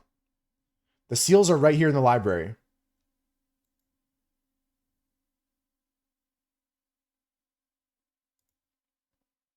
The salon.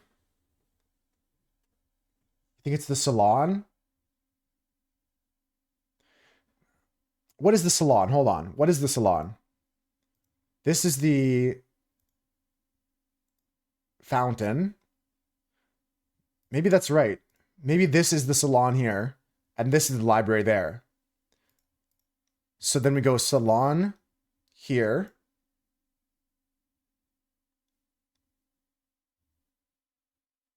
And salon here. Okay, we're 2 or fewer incorrect. We're so close. Oh yeah, we're gonna get all the money, Noonian. Everybody gets a Scooby snack. We're closer now. Salon. Early in the morning, James Turner drugged Leopold Blanchard in the library and stole a button.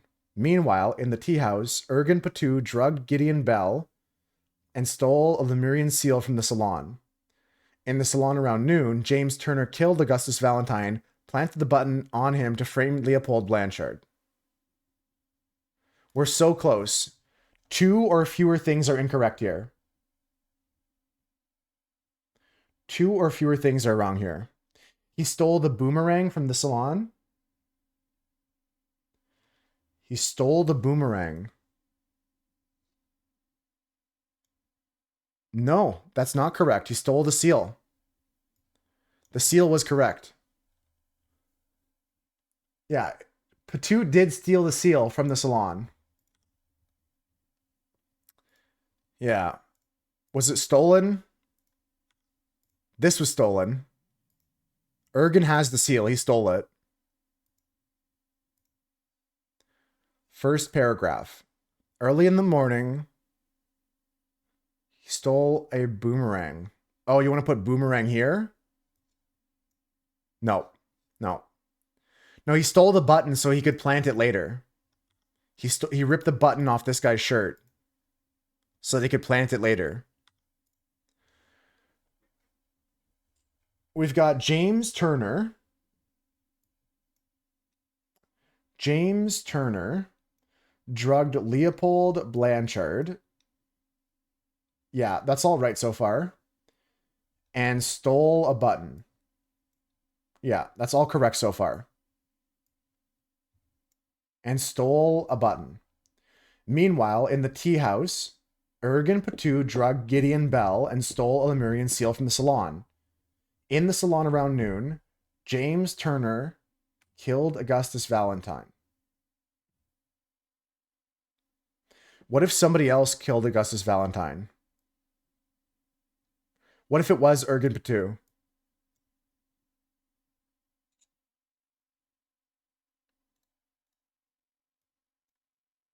What if it was Arthur Faulkner the whole time? Who was it that killed Augustus Valentine? Who was it that killed Augustus Valentine? Oh, whoa. Last do. That's what we got to answer. That's what we got to answer. Who killed Augustus Valentine? The body was found by Leopold Blanchard. James Turner was not the murderer. No. No, it wasn't. In the salon around noon.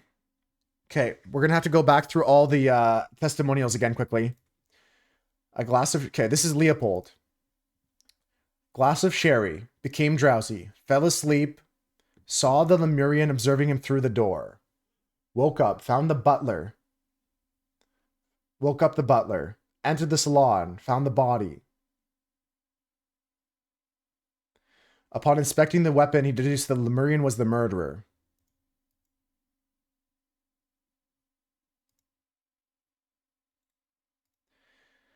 Gideon drew his attention to the interesting chest house. Lecture the butler. Because he was there to steal the seal. I did try the priest. I did try the prince, yeah. Ergen Patu killed Valentino. Not correct. Not correct. We're close though. We're close though. We're close though. We're really, really close. We're 2 things off here. Everything makes sense so far. We just got to find out the last little bit here.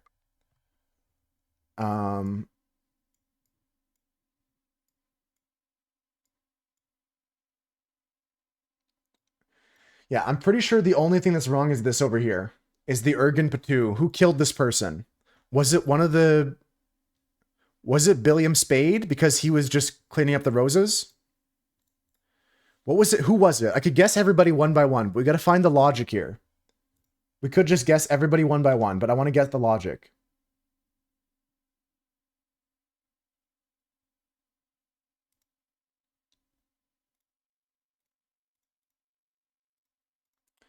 It could have been this guy.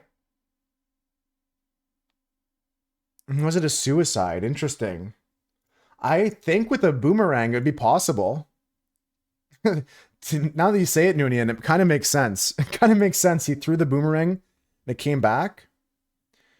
One of the drugs does make you aggressive, yeah.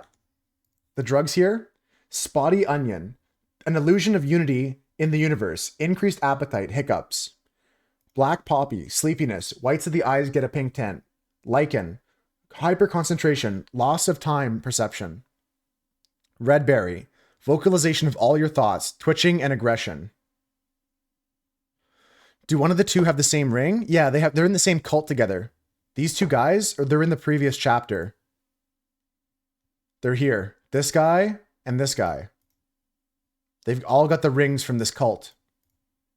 It would make sense these guys coordinated together for something. Yo, Razor, how's it going? Welcome in. It makes sense. Especially because they're both trying to blame Leopold. What if it was Alistair Koch that killed Augustus Valentine? Let me look at the testimonials again. Alistair said he was playing chess with what's his name? James. Maybe it is. Maybe it is this guy. Alistair Koch, who killed Augustus Valentine and planted the button on him. Let's go! The Brotherhood members, Alistair and James, plotted to turn the ruling moderate and loyalist parties against each other. Over the course of the weekend at James's manor, Alistair murdered the moderate leader and James framed the loyalist leader. It's great also because we didn't just guess that. We found the logic to get there. Really good job, guys. Really awesome work. That is the end of that case, end of that scenario. Let's go back to the scenario selector. And they made an alibi for each other. Exactly, Krilly. They collaborated. They plotted. I'm doing great, though, Razor. I'm glad to hear you're doing good. Welcome in, welcome in. We're just playing through this game, The Case of the Golden Idol. We just beat level 9, and now we're on to the next chapter. Let's take a look at the cutscene here. You've proven I can trust you. Here is the Brotherhood's artifact that I removed from the traitor Keen. Let me educate you on how it works. I set it to take the heat from this cup of water. Then I changed the symbols and used the idol to give that heat to something else. But there is much more that the idol can do.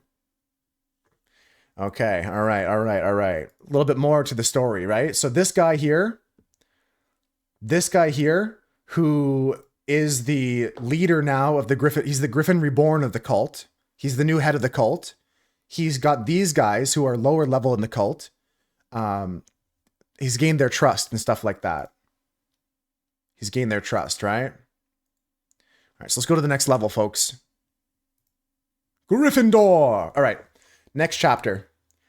This one looks pretty big. First, we got to do chapter 10, the New Order.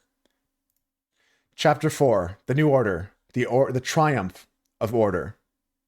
That's how the guy caught on fire. It's true. That's how the guy caught on fire. Okay, here we are. There's an upstairs. There's a downstairs. I don't see anywhere else in this level. Upstairs and downstairs. That's all I got, okay? Exploring, thinking. Holy smokes. Okay, all right. Okay, so once again, I'm going to hide my camera until we finish this mystery here. Everything is filled in correctly. Drag the symbols here for inputs. What the helly? I get numbers and plus minus, okay? Okay, all right, we're going to figure this out, guys. I'll see you in a few minutes. All right, so something have passed since the Order Party has seized power. During a tribunal, somebody is judged to have the largest blank deduction in all tribunal history. To execute his punishment, something was used on him, and he lost a number of something and died. Okay. Let's take a look around. There's 46 clues to be had. We already have 12 because they gave us all the numbers and the plus minus. Okay. Let's see. None of the people in the audience have anything important. We're going to go from right to left. There's a man here. The man is not breathing and he has no apparent wounds. Prince of Dusk. Like night, I am dark and full of terror. I do not fear love. Do not make that error. When you know my name, just look for my face. Interesting. I'm going to read this again and then we'll move on, but this seems like it's a clue for something. And like what Kraken said, there may be a use of that cipher from the previous level. All those seals. Prince of Dusk. Like night, I am dark and full of terror. I do not fear love. Do not make that error. When you know my name, just look for my face. I'm Batman. I'm Batman. All right, so that's it. That's all we see there. We've got this guy here. Poor bugger. I've never seen so much merit removed from the tribunal. Some mistakes are very costly. So removed merit. They took merit from him. There's a franc here. This is an Albion franc banknote. Total merit plus 8. Citizen Mr. David Goran. Birth year 1752. Occupation. Enforcer of the Order Party. History of infraction and obedience. Negative. Had a secret compartment in his office locker. Negative. Denied the existence of his secret compartment. Positive. Loyal service in low-ranking position to the Order Party. Plus 10. So in total, he has got plus 8. Okay. Okay. Next to this guy, there's some things on the wall. Holy awooga. You know that like the eyes popping out of your head, like the cartoon kind of thing. Like, wow, wee wah. My wife. Remember the third virtue, it says. Remember the third virtue. All right, what do we got going on here? Remember the second virtue. Okay, what's the first virtue? Okay, interesting. Those are there. We're not going to look upstairs yet. We're going to look over here at this guy. It is a thing of beauty to see order prevail. If it were not against the first virtue, I would feel very happy. This is a letter from Nicholas, from his brother. I'll wager you feel the new regime rewards your diligence now. So tell me why I saw you spend more than 3 shillings on new clothes after I asked you to lend me money, and you said you had none to spare. I suggest you lend me some now, unless you want me to write an official report about your 4th virtue breach. Your beloved brother. And here's his merit. Mr. Nicholas Maker. 1757. Occupation record keeper of the Order Party. He has labeled a protocol as being on Thursday, even though it was Wednesday. He took a double-length lunch break in the office, and he's had loyal service in a low-ranking position, so plus 10. Why is he at plus 4? Maybe these crimes are worth more than minus 1. Maybe these are worth more than minus, you know?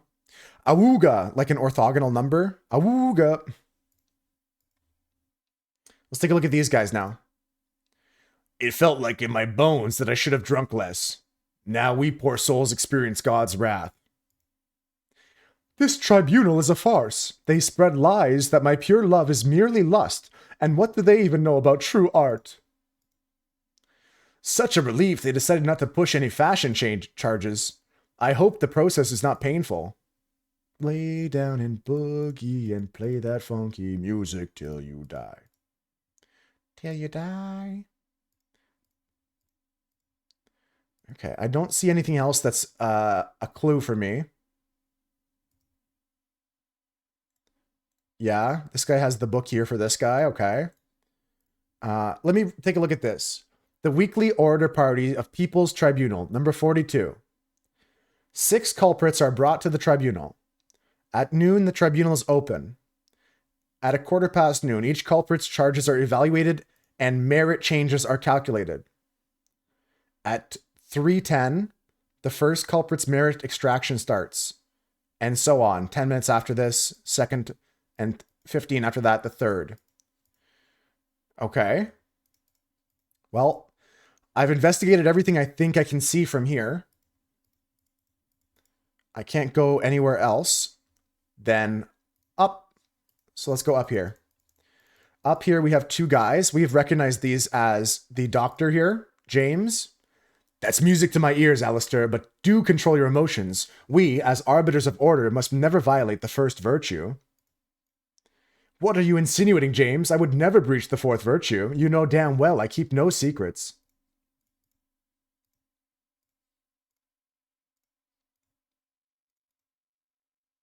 Okay, okay. We're missing 30 clues, yeah. Take a look at all this we have to look through.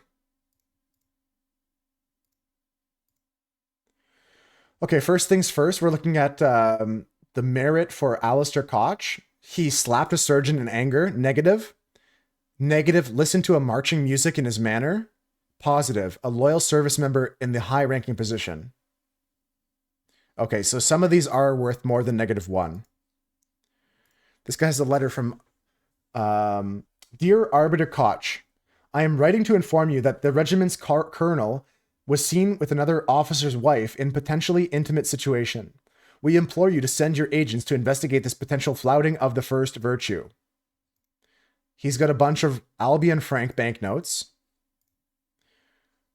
Alistair Koch's friend over here, James Turner, the doctor, drank a full bottle of brandy at a picnic. Negative. Negative, kept the book Legacy of the Rose Dynasty in his study. Positive, loyal service, +20. Okay. He's got a bunch of Albion Frank banknotes. And a letter from his assistant. Dear Dr. Turner, I must regretfully inform you that during your absence from party business, your senior assistant Daniel has demonstrated extreme untidiness and has thus breached one of the virtues. Okay. Okay. I have not discovered any material here for this part. Let's take a look through all this.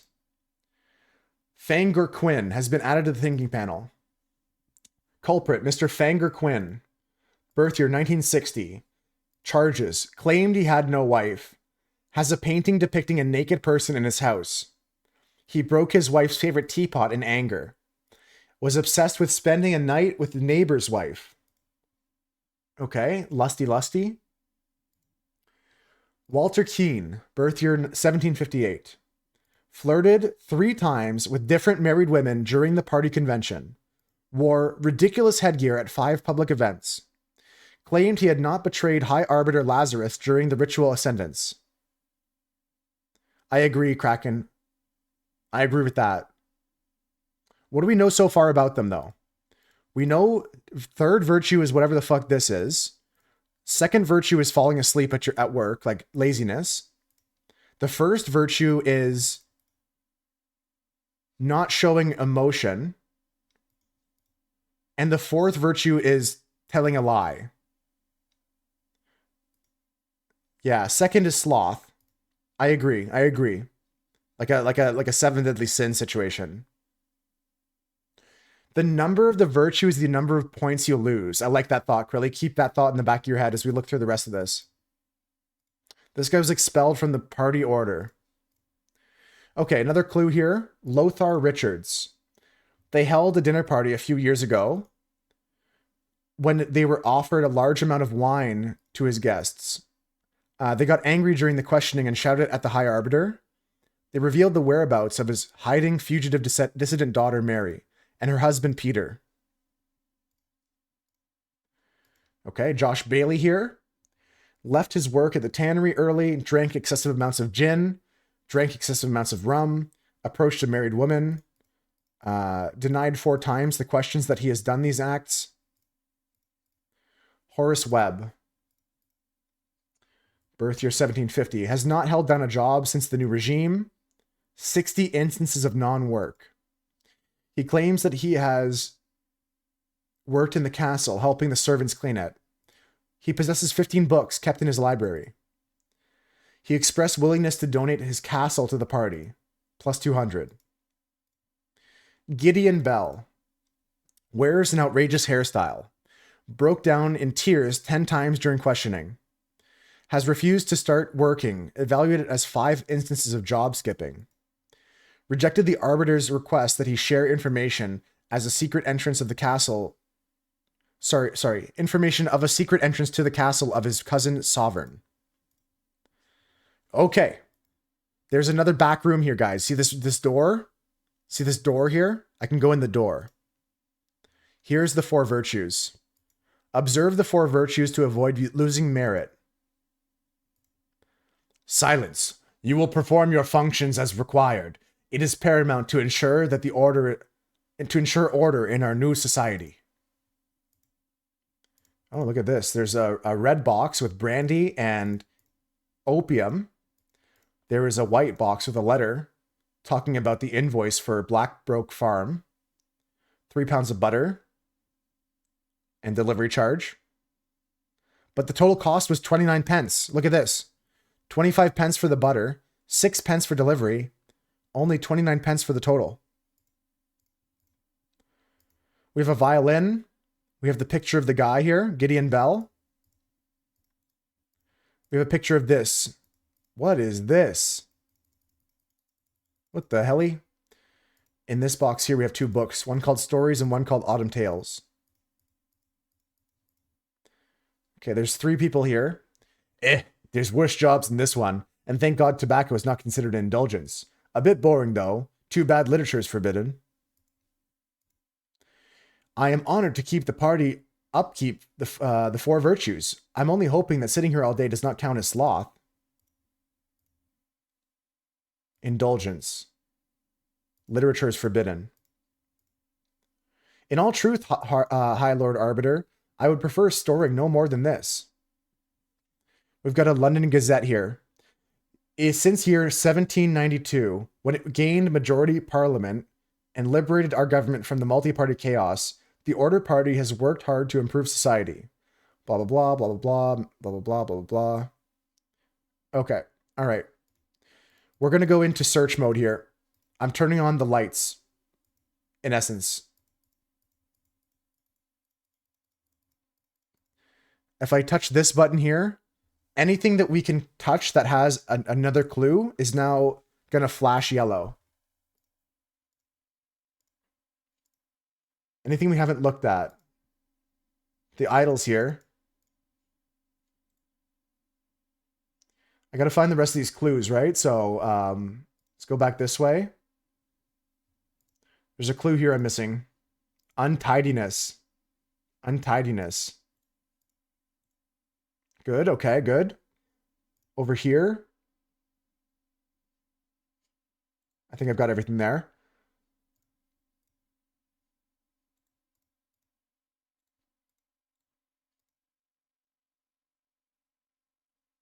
Okay.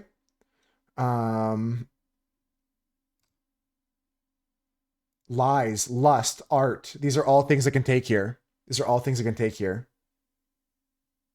This guy's got a clue. Diligence. We're still missing six clues. Beauty in this text up here. Beauty.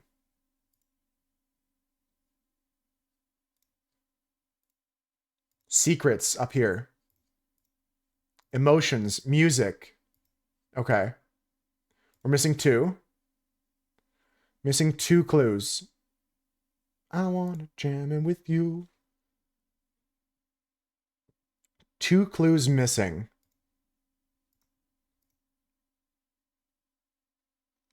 Hope you like jamming. Souls and bones. Okay, that's all the clues. Okay. Souls and bones. This setting is just so I don't have to pixel hunt for all the things. Pixel hunting is not a fun part about these games if it's not obvious. Some people like doing that, but I for the interest of solving this crime, we got all the clues now. Let's take a look at the thinking panel. Let's take a look at the thinking panel here. We've got to calculate all the merit that all these people gained or lost.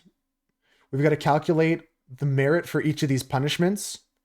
We got to calculate and find out what is going on here with these virtues, right? Right. Okay. So,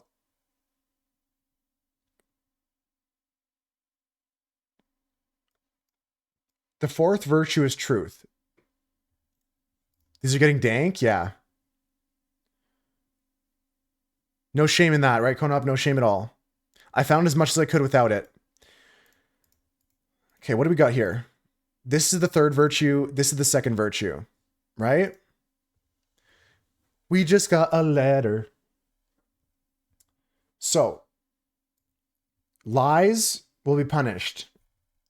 Lust will be punished.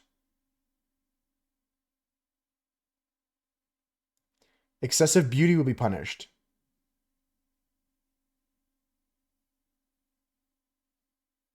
The 1st virtue. The 3rd virtue. The sun, the 3rd virtue. Vulgar. I'm not certain about that. I'm not certain about that.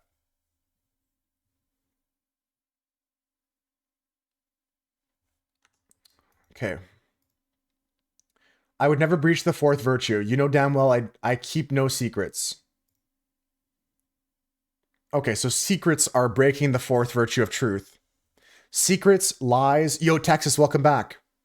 We're playing a murder mystery if you want to help us out.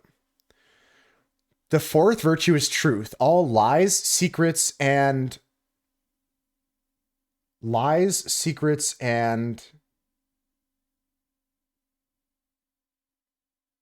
mistakes. I'd like to buy a vowel. Lies, secrets, mistakes. Right? I feel like that could be good. Mistake feels good there. This guy's talking about emotions being the 1st virtue. The 1st virtue is emotions. No, excessive emotions.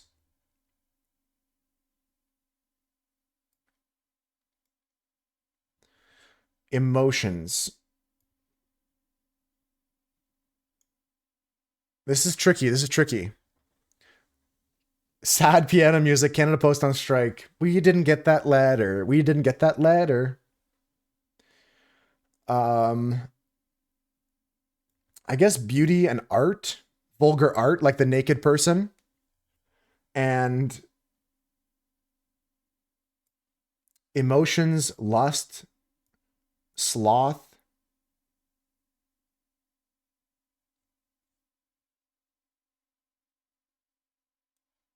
Second virtue, the 1st virtue is moderation. Mistakes at work? No, I think it's just sleeping at work.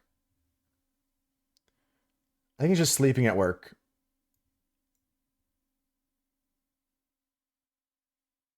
Indulgence. Making mistakes at work? Oh, I see. I see. Could be.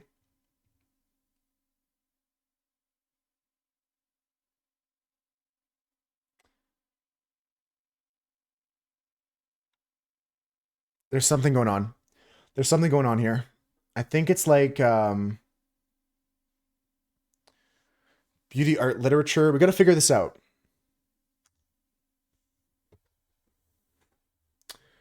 Oh, man. Okay, we're going to go through all our clues again here. That's music to my ears, Alistair, but do control your emotions. We as arbiters of the order must never violate the first virtue. Control your emotions. The first virtue is emotions. Or that's one of the things. The first virtue is moderation. Yo! I hate you so much. I don't, You're though. an abhorrent individual. First of all, Texas, I love you too. Oh my god, who's this loser? And Twiglet, I really appreciate a Prime sub because you only get one of those. That's very special. Thank you for spending it here. Thank you for that. I think literature goes in the fourth instead of mistakes. Okay, let's keep looking before we change things up here. He kept the book in his study. He drank a bottle of brandy. He listened to music. He slapped a surgeon. Claimed he had no wife. He lied. Painting depicting a naked person in his house. Broke his wife's teapot in anger. This is crazy.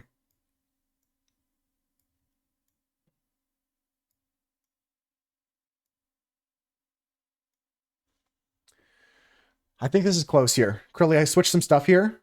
Literature into... I don't think literature goes here, but I do think that mistake goes here.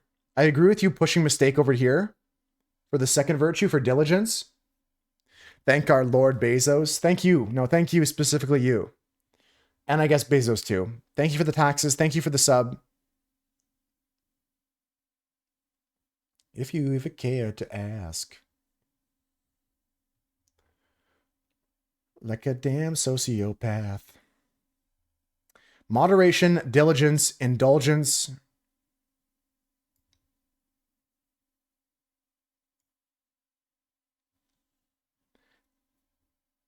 Maybe moderation goes here.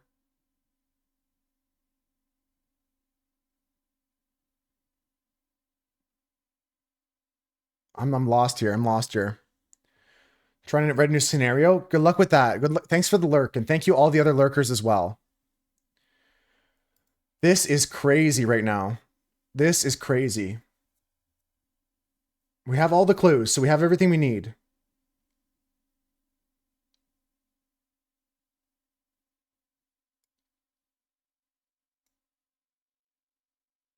The first virtue is... We'll just see if we're close here. See if we're close here. Truth, lies, secrets, and...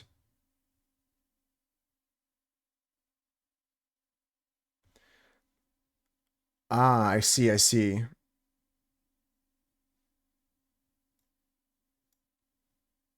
So literature can go there.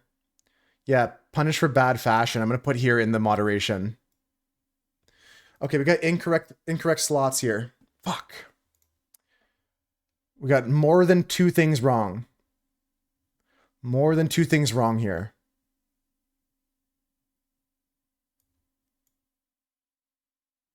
Hold on.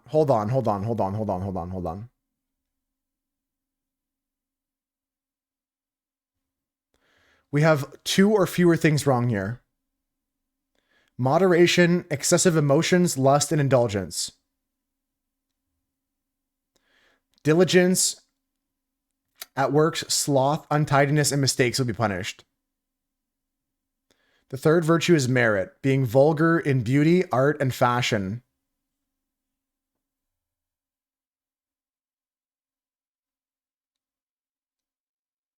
Maybe it's not merit.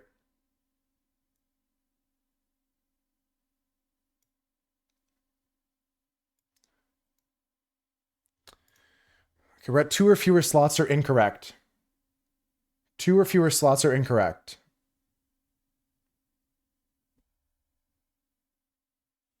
The third virtue is beauty, and vulgar art, music, and fashion is punished. Let's go. Let's go. We got it. We got it, guys. We got it. Excessive. Okay, let's go through all these again. The first virtue is moderation. Excessive emotions, lust, and indulgence will be punished. The second virtue is diligence. At work, sloth, untidiness, and mistakes will be punished. The third virtue is beauty. Vulgar art, music, and fashion will be punished. The fourth virtue is truth. All lies, literature, and secrets will be punished. Okay, now, Next thing we got to do is find out what it costs in merit points for each of these things. Actually, F Drake, no worries. We have a Kendrick emote for that situation here. Don't worry about that. We got a Kendrick emote for that. Kendrick, let's go. Let's go. There we go. I love that it's just the Drake emote with Kendrick's face stitched onto the front of it. All right, so yeah, next thing we need to do, guys, is that's all good. That's all good. Yeah. We've got to find out what negative score you get for breaching each of these virtues. Okay, guys? Yeah, that's where we can start. Take a look at this guy here. He had 8 point, and he lost a point for a secret compartment in his office locker. He lied and he had a secret. He lied and he had a secret. So -1 point for lying. -1. Okay? Any lies are -1 point. Okay? You're going to need a calculator for the next? Yeah. Truth is -1 point for breaking that. Okay. This guy labeled. Yes. Anything in this black column here, anything in this whole category is -1 merit. Anything in the truth category, any lies, literature, secrets, -1 point. I agree. This guy here, he labeled a protocol as being on Thursday, even though it was on Wednesday. Mistakes. He made a mistake. He took a double length lunch break in the office. Sloth. Double sloth. Okay. So he took 3-3. You're good now that you're here? Hell yeah. Hell yeah, Husker. He took a sloth lunch break and he made a mistake. He lost 6 points off of his 10 merit. So that means -3 for this. Okay. Next, we have Take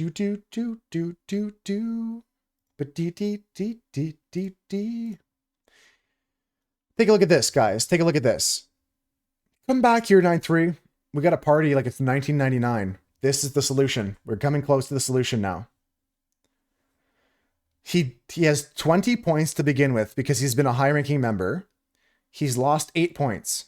He drank a full bottle of brandy at a picnic. And he kept the book Legacy of the Rose Dynasty in his study. So that means 1 point for the book and 7 points for drinking. 7 points for drinking. Indulgence. -7. 7. I agree, Krilly. Okay. Next, we can take a look at this guy here. He started with 20 points. He listened to a marching music in his manor, and he slapped a sergeant in anger. So music and emotion, excessive emotion. So 20 minus 7 is 13 with 2. I'm assuming this is 2. Yeah, you would put that as excessive emotions. You all agree? Perfect. Okay. As long as we're all on the same page, that means that -7 for merit, -3 for diligence. -7 for moderation, -3 for diligence, -2 for beauty, and -1 for truth. Okay. Now,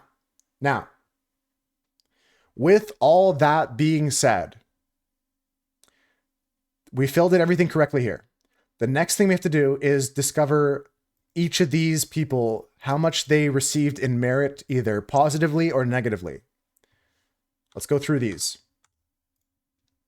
Fangor Quinn, 4 negatives. He claimed he had no wife. That's a lie. He had a painting depicting a naked person. That's pretty busty and lusty. Vulgar art. Vulgar art. So he did a break on truth, a break on beauty. So far, 2 mistakes. He broke his wife's favorite teapot in anger. Excessive emotion. So -1, -2, -7 is -10 so far. Was observed spending a night with the neighbor's wife. That has got to be lust. So -14 with an extra 3 is negative 17 for Fangor Quinn. Negative 17 for Quinn. Negative 17. Okay. If you guys think I made a mistake, let me know. Otherwise, we're going to keep going. Everyone agrees negative 17. On to the next one, guys. On to Walter Keane. Walter Keane has 3 negatives, and he was expelled by the order. Okay, charges are: he flirted 3 times with different married women during the party convention. Okay, so that could be a lust times 3. No. These guys started at 20 here. These guys got a plus 20 here, 9-3. Because they were a high-ranking position of the order party. These guys had a plus 20. This guy down here has a plus 10 because he works at low rank. And the other people are not working for the order. How many points did they earn from years in the cult? Yeah, we don't know. This guy, if he doesn't have a plus, he has no plus. He starts at 0. So 3 flirties, 5 headgear that was crazy. And he claimed he had not betrayed the High Arbiter Lazarus during his ritual of ascendance. So this is a lie. This is 5 instances of vulgar fashion. And this is 3 of 7. Yeah, negative 7 for the flirting, the lust. So Krilly's saying this is negative 21, negative 31, negative 32. Or sorry, Kraken said that. Negative 32 for Walter Keane. My bad, I got the purple names mixed up for a second. Kraken's saying negative 7 by 3, negative 2 by 5, and negative 1 once. So it's 21 and 10 and 1. Where'd you get 21, 15, and 3, Krilly?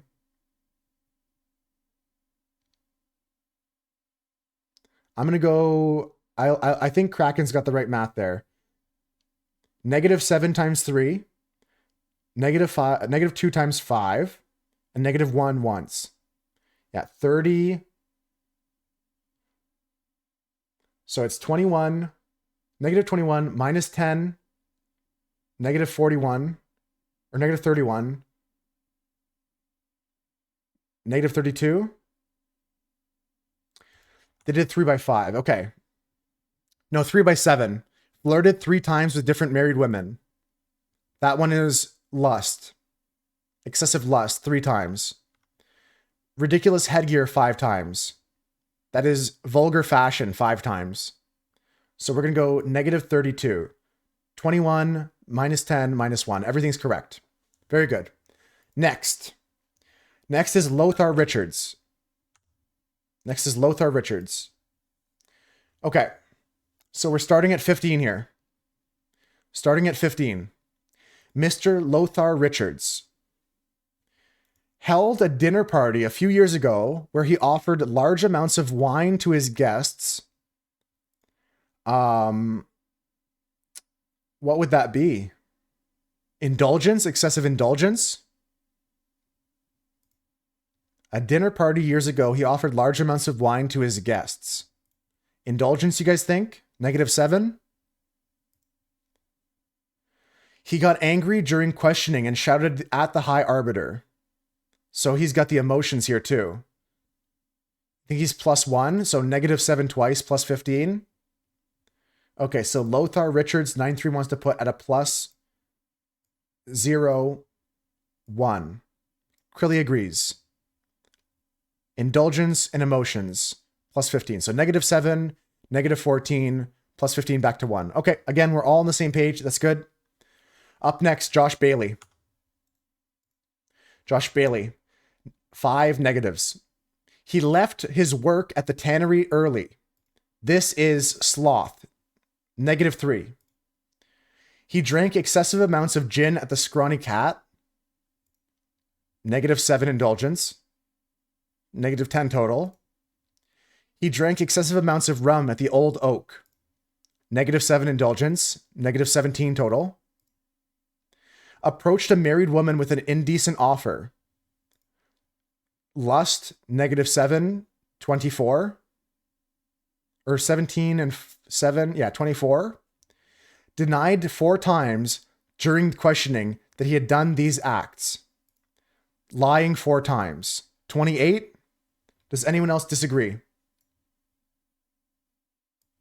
Does anyone else disagree? Negative 28. Got it. Kraken agrees. That's correct. Good job, guys. It is negative 3 and 7, negative 7 3 times, and negative 1 4 times. 28. Perfect. Okay. Let's keep going. On to Horace Webb. Okay, charges. He has not held down a job since the new regime. This has been evaluated as 60 instances of non-work. So this is going to be, I guess we'll just do sloth, right? So 60 minus 3, he's already at negative 180. Well, 9-3, he's not in the good books, so he probably had to give up his castle.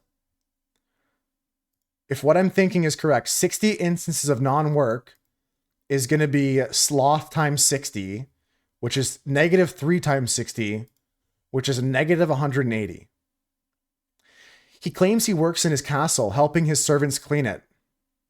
Put me in the game. I can't believe it. And they're not paying you royalties on that? He claims his work in the castle. Okay, this is negative 1. And Krilly's saying 15 books as well. A lie and 15 books. So 16 here. Plus 200. So negative 180 plus 200 is 20. Minus 16 is 4. So he's at plus 4. Does everyone else agree? This guy's got plus 4 merit. 200 minus 180 minus 16. He's at 4. Okay, next book. If I made a mistake there, someone let me know. Kraken's got the calculation there. That should equal up to negative 4, or a positive 4. Okay, Duke Gideon Bell. First of all, wears an outrageous hairstyle. We know that to be fashion. Vulgar fashion is minus 2. Plus 4, you confirm, Kraken? Okay, plus 4 is correct. Okay, so far we're starting off with negative 2 for vulgar fashion. He broke down in tears 10 times during questioning. That's going to be emotions times 10. Jeez. Okay, so negative 72 so far. Has refused to start working. 5 instances of job skipping. Oh, God. So 5 by negative 3 is 15 on top of 72 is 87, negative 87. He rejected the High Arbiter's request that he share information of a secret entrance.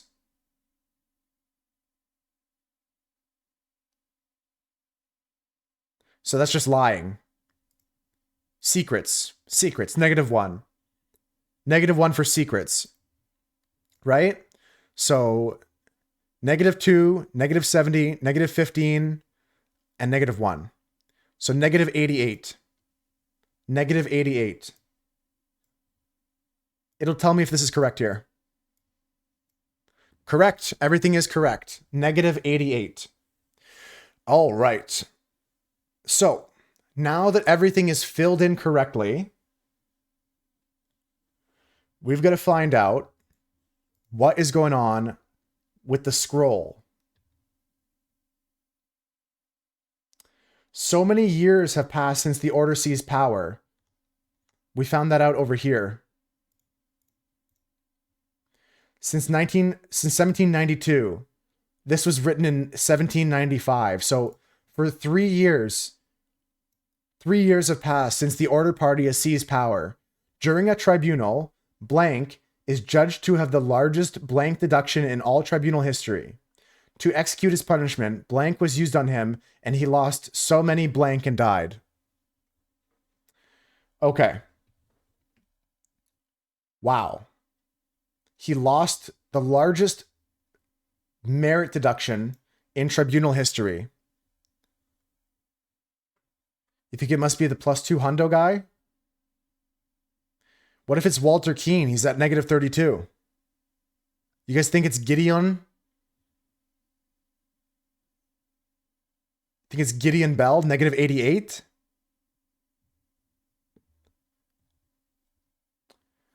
Have the largest merit deduction in all tribunal history. To execute his punishment, blank was used on him. And he lost blank something and died. Wow, okay. What?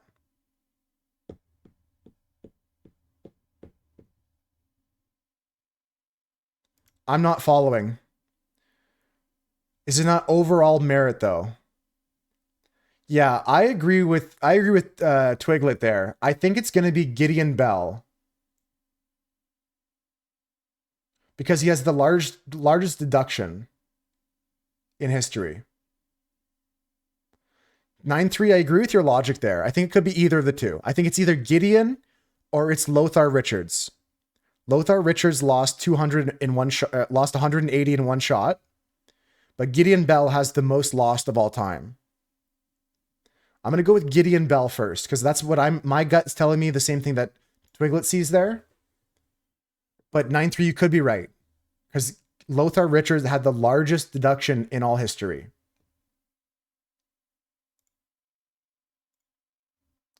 Could be, yeah. Could be.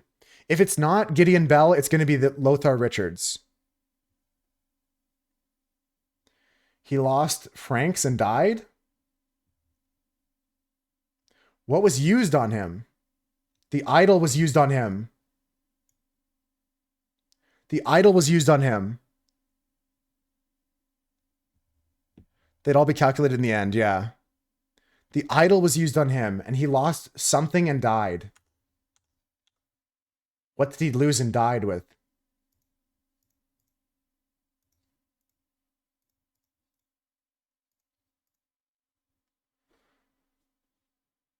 Mr. David Garan. Okay. This is his personal, like this one right here is this guy's paper. This guy here, we don't know whose paper from up here that is, because there's other guys still waiting as well.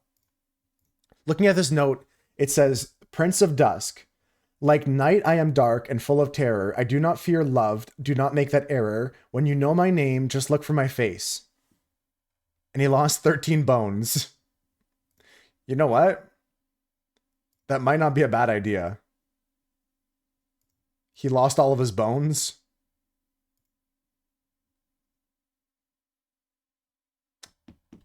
Tough.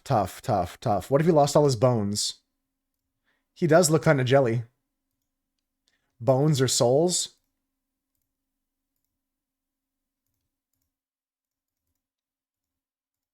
It's possible they took all his bones out.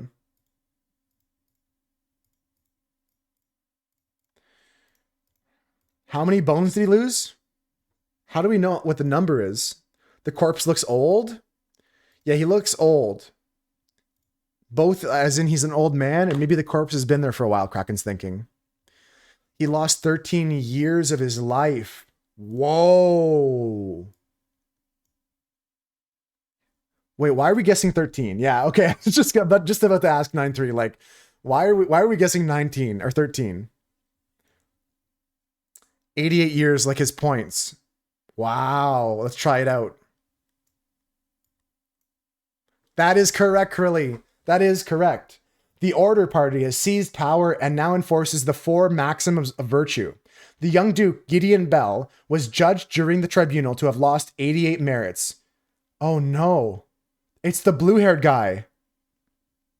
The High Arbiter of the party, Lazarus Hurst, used the idol to decrease Gideon's youth by 88 years, making him 108, which resulted in his death. 88 was the amount of merit that he lost as punishment, right down below me here. The exact number for each merit point that he lost, they gave him 1 year off his life. It was a guess, I think. Maybe there was some logic to get there somewhere we missed. It would probably told us somewhere. But that was a good guess. And this was the blue-haired guy from the previous scenario. If you go back here, guys, this is Gideon Bell. Before he lost 88 years. An immortal cult? Maybe Kraken. They do have the power to take life, so maybe they can give it too. Okay, time to go to the next chapter, folks. Chapter 11. The slight delay in the peaceful march to the king's castle. Lizard ass looking. What do you call me? What did you just say about me, Chris? I'll have you know I moisturized today. Hi, Chris. How you doing, Chris? I'm gonna hide my camera again, folks, and we're gonna explore this new scene here. There are 36 clues to find. If you want me to click on something, let me know. I'm just hiding my camera so I don't cover up any potential clues, you know? It is a crazy Thursday, Chris, but that means Friday's going to be nice and chill. Friday should be a chill day. Do. Still you thinking. Do.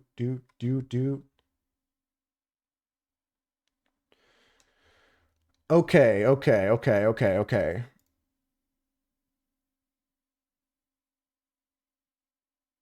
Early in the morning, somebody killed somebody at the something. Before noon, somebody killed somebody at the something. In the afternoon, somebody killed somebody at the something. In the early morning, somebody went to the somewhere to somebody because somebody wanted to something the something. Before noon, somebody and somebody went over to try and something somebody. Instead, they found something at the something. On the way back, they started to something over it.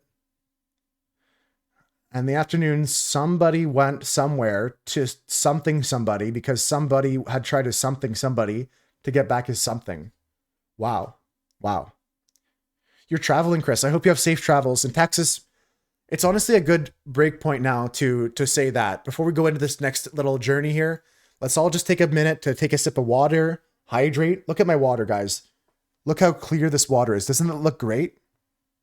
Take a sip of water. Take a sip of your coffee. Just take a break here, guys. We're doing a good job. We've solved 2 crimes so far in 2 hours. We're on track, you know? This water came from my fridge. I got a filter on the fridge with the, you know, you push the thing in. Pay your taxes because we all want the Moose Pool stream. Yeah. Update on the pool stream. The pool is still not open. If we don't open the pool this year, I'm going to go jump in the lake. That's going to be the... So instead of pool stream, we'll have lake stream. I hope that's acceptable. Hope that's okay with you, Chris. If it's not a pool stream, we're going to have a lake stream, okay? That's fine with you, Chris? Yeah, we'll go down to the lake together and we'll go just swim in the lake. It's your stream, not mine. Over under on Swooch's taxes. I'm going to say... Okay, over under is 6,050. Anybody want to guess the over under on Swooch's taxes? The line is 6,050, 9-3. You got to go over or under. You think under? Think under? I don't know if there's gators in our lake here, Husker. Definitely not sharks, but I'm not sure about gators. I hope not. All right, 6,050. Ooh, Swoochy with the 4,000 taxes. Everyone that guessed under was right. Only seen Swooch get guilted into his taxes 1 time. Yeah. Logic. All right, let's keep using that deduction skills, 9-3. Keep using your deduction skills. We got a lot of murders to figure out here. Holy guacamole. We're looking at every scene from the entire game.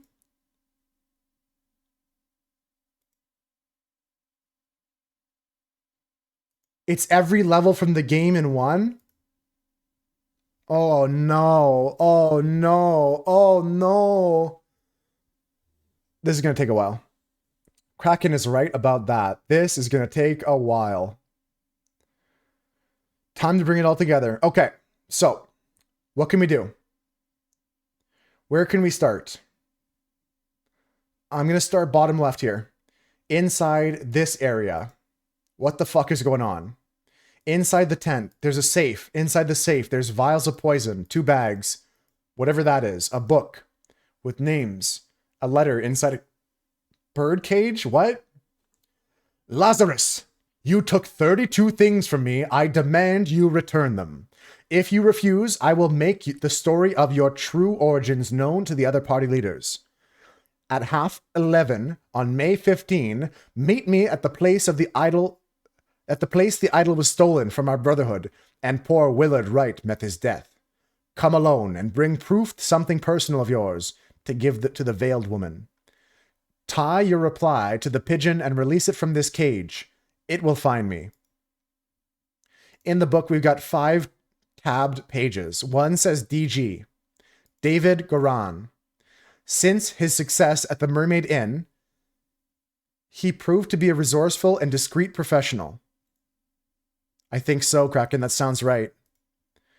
Nicholas Maker. Cowardly but dutiful. Useful up to a limit.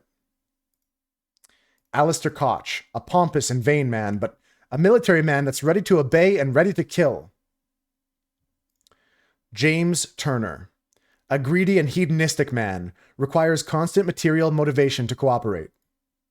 And last, we've got Walter Keane. An ambitious, inventive man, but treacherous as many people are. He's treacherous as many smart people are. Okay. So we got 5 names there. We got Lazarus Hearst here. This guy, Lazarus Hearst. Beep, beep, beep, beep, beep, beep. Belchester Castle, Blackfield Manor, the Lover's Islet, the Cloudsley Cabin, the Little Mermaid Inn, the Bellawood Crossroads, and the Party Camp. These are all things I found so far. Okay. Over here we have, yes, Comrade Lazarus has not yet returned for several hours. Comrades Alistair and James have gone to find him. If they do not return, we will organize more search parties to find the lost. Okay. Okay. I don't see anything else here. Nothing else here. Let's go up and over here. We got a lady with a dumper. This regime has to fall. It has taken everything from me.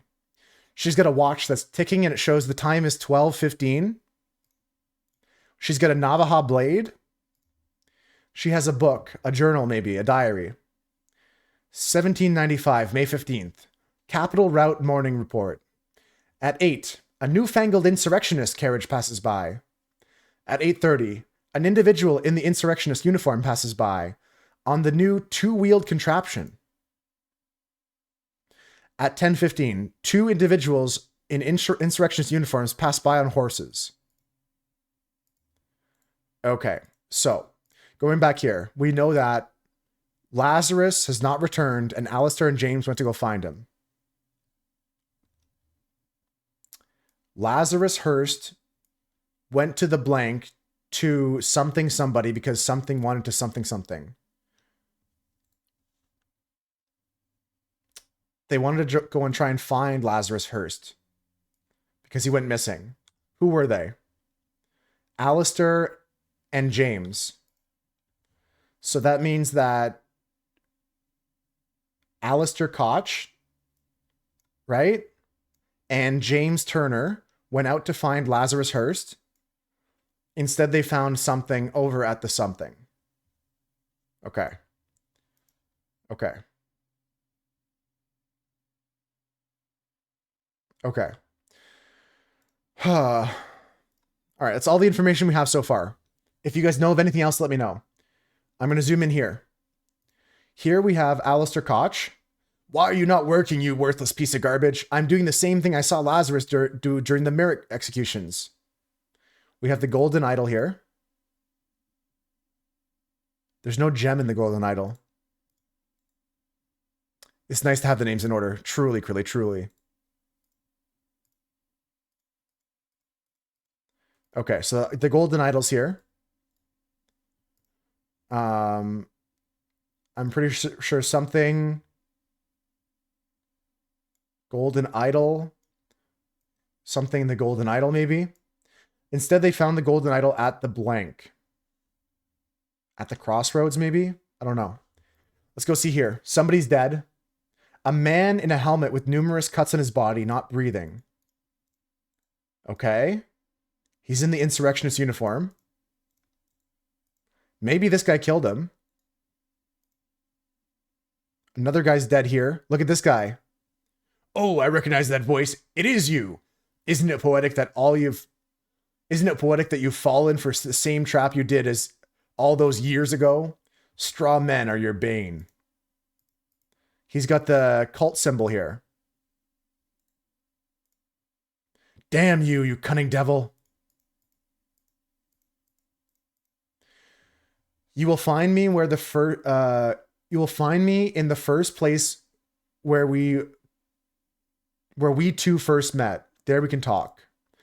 Okay, this is Alistair Koch here. New invented transportation device. Very cool. Yeah, this guy, I don't know who he is, but he's there. Inside this house, a straw man. A scarecrow with a hole through his head. The pigeon. I admit, I may have treated you unjustly after our long cooperation.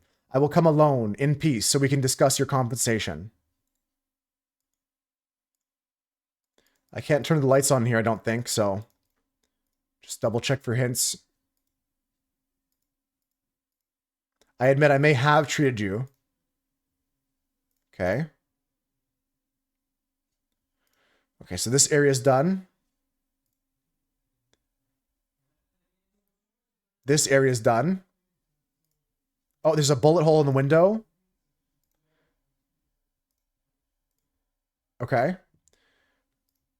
There's something else here. The crossroad signs. To Belchester Castle, Blackfields, Crow Towers, and Woodshire. To the port. Okay. All right, we're going to continue looking around. Let's go to the port. We've been here before. All the Order rats sneaking around here. This is no good. I hope they will just blackmail me and bugger off. He's got a knife, a lemon, keys, the logbook here. Ada Baker's in the Dandelion room, and Walter Knott's in the Forget-Me-Not room. We got the 3 people here. Do you think they will try to kidnap the king? Me and my employer are getting out of this blasted country. Her note says, I have instructed him to arrive at around 11:30. Most likely, he will be in the Order Party uniform. If he comes alone, without any backup outside, approach him. If he gives you something that belonged to one of the people who escaped your tonic, you may proffer him the instruction slip I gave you. Conceal your face. He may recognize you. Okay, so she's in on this. She's in on this. But I heard rumors you lost a cannon while gambling. Okay. She's got francs and a dagger. Nonsense. I'm not an idiot. But real men like us could beat those Order Party ninnies even without any weapons. Okay, we can go upstairs maybe. Nope. Can't go upstairs. Check the boat out. There's a boat here missing a cannon, so he did lose a cannon. Over here, we got the 2 people. Dear husband, you are so brave, and you've been drinking since early this morning. But what will we do now? What if the evil government will find us? Oh my god, there's so much notes here. I think so. It might be Crilly. It might be. Same lady. Become the pure flower that I know you can be for me. Edmund Cloudsley.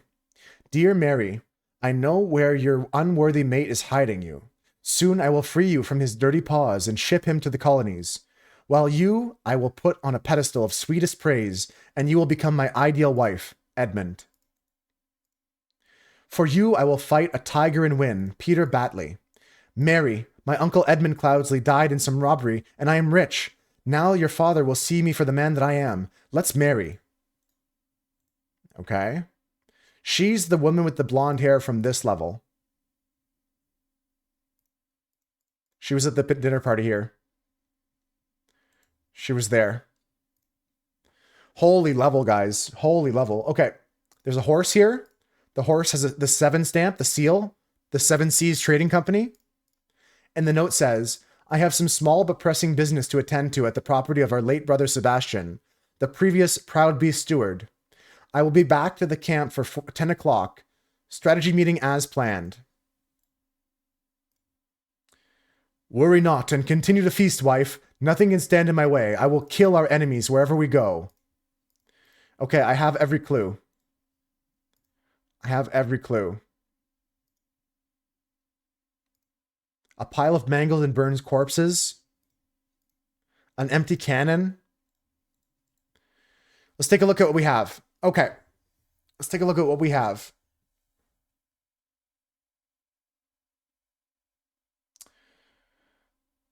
Lazarus went to the... What is this?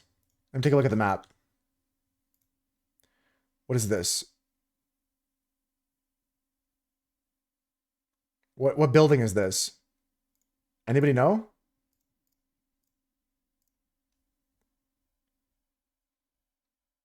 The place the idol was stolen from our brotherhood. Where's the map? The Cloudsley cabin. The Cloudsley cabin. Okay. So he went to the cabin. Kraken, you got it. That's right. That's correct. To somebody. He went to the cabin to somebody.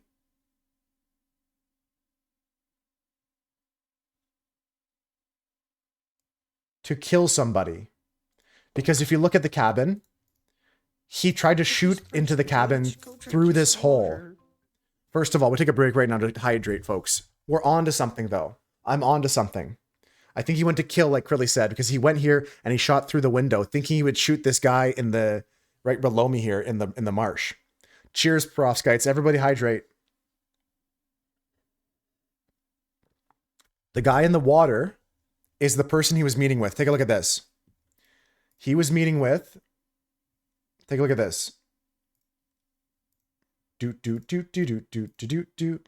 Whoever sent this letter.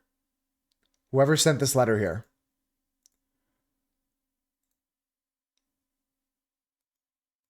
And if we look at the faces of the people here in this book,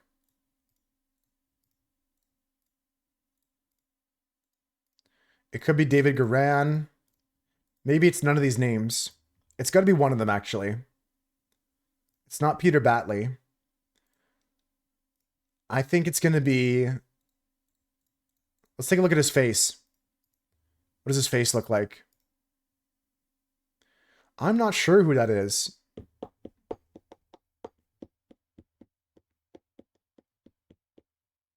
He's got a beard.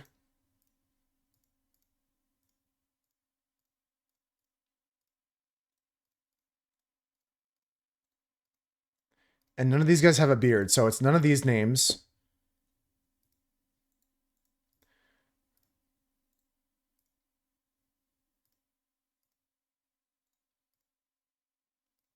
My husband. Edmund Cloudsley. Cloudsley died. Peter Batley. This is Peter Batley here. Okay. Not certain, not certain. He went to kill somebody because somebody wanted to have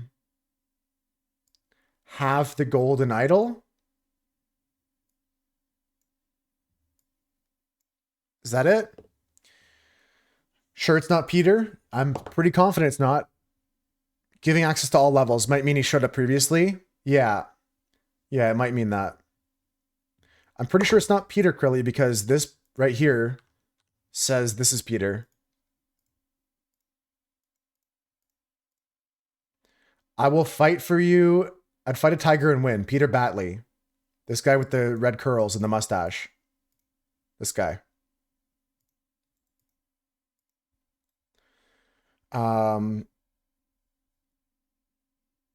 Okay.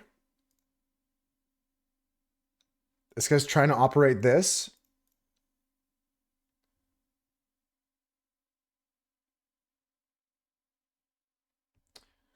They went out to go and find Lazarus Hearst. Instead, they found the golden idol at the blank. On their way back, they started to fight over it.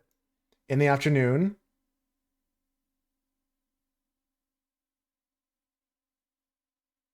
okay, okay. Getting somewhere. In the early morning, somebody killed Alistair Koch at the cabin.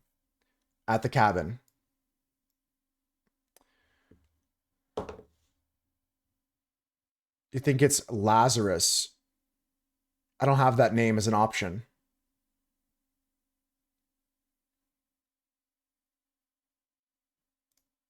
If I go here,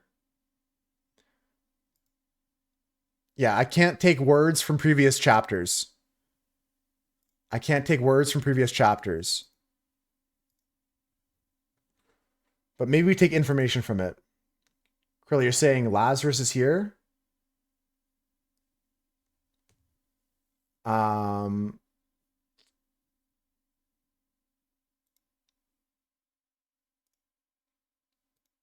um,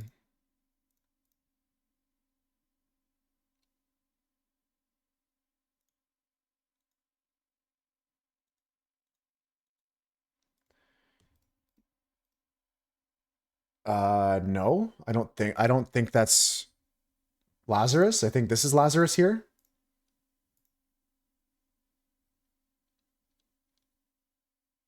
I think Lazarus is the guy in the water. No, no, Lazarus doesn't look like that. Look at the statue for his face. No, you got a bit lost there, Krilly. That's not correct. I have Lazarus Hearst.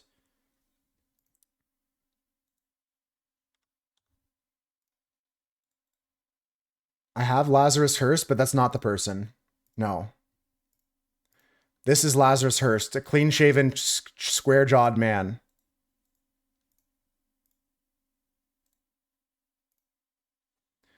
I want to say fuck Alistair and play COD. Pretty much what I'm saying now. I think that Lazarus Hearst was killed at the cabin. In the early morning, somebody killed Lazarus Hearst at the cabin. Before noon, somebody was killed at the crossroads. In the afternoon, blank went to the blank to the blank. I only found 2 bodies, right? There's only 2 bodies.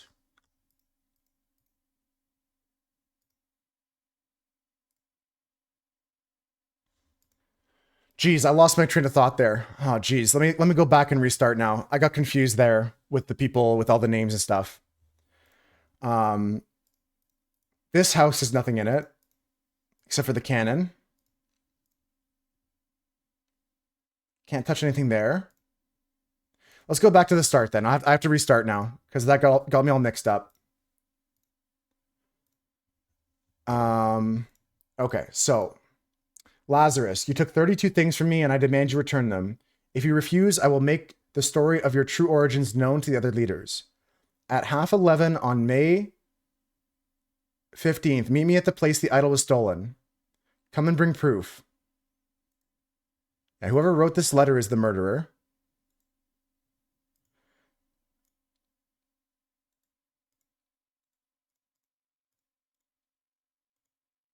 Okay. Before noon.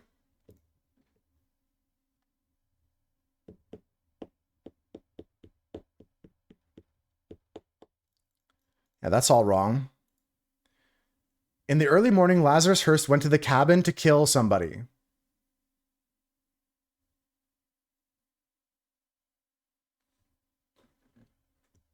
I think that's correct. Because somebody wanted to have the golden idol. Before noon, Alistair Koch and James Turner went out to find Lazarus Hearst. Instead, they found the golden idol at the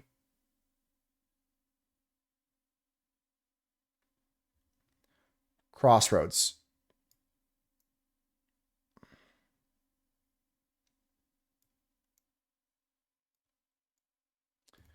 We're close on that one. We're close on this one. They found the golden idol at the crossroads. On the way back, they started to fight over it.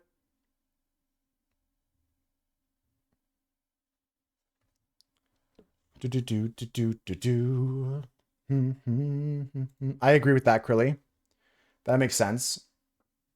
Before noon, Alistair Koch and James Turner. And James went to find him. Instead, they found the golden idol at the crossroads.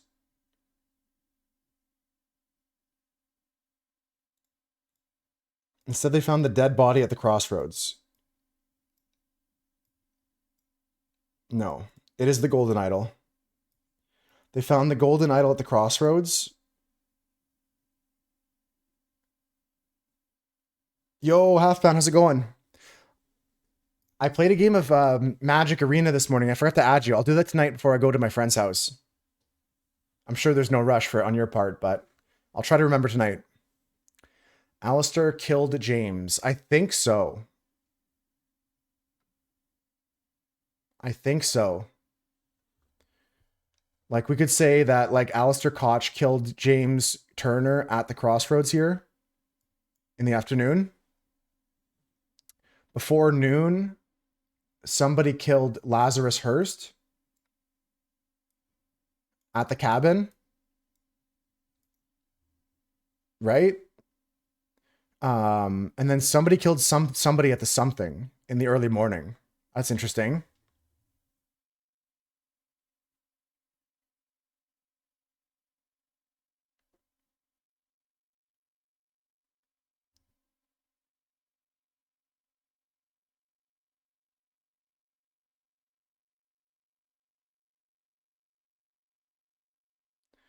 To get back his ideal wife?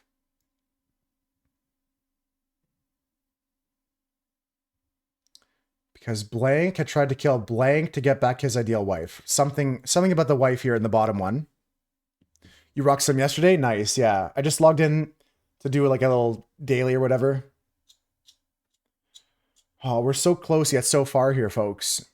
This one is the key. If we can unlock this, it's going to unlock everything. To kidnap.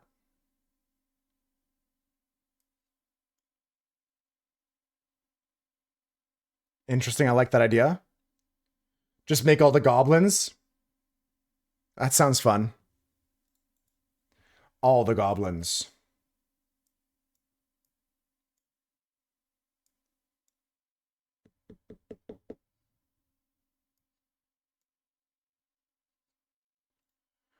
They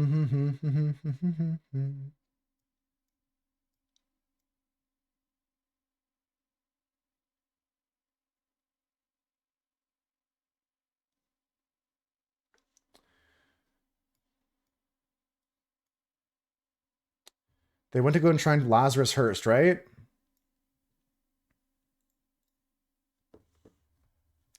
Or is it somebody else they went to go try and find? There might be a whole like situation here where people are double crossing people.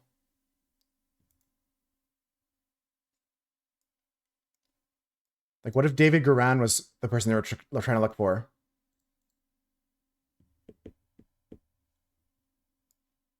No. No, it was Lazarus Hurst. You're playing some new to Magic in a VC? Yeah, that's awesome. Did they download Arena as well? Hey, Cass, how's it going? Welcome in. Welcome in. Do. Yeah, that might be it. That might be it, Krilly. Yeah, it's so great. Half-Pound. I'm glad that you and Krilly recommended it because Dunston's been doing so good with Magic Arena now. In the early morning, Lazarus Hurst went to the cabin to kill somebody because somebody wanted to have the golden idol. That's the thing. Who is the guy in the water?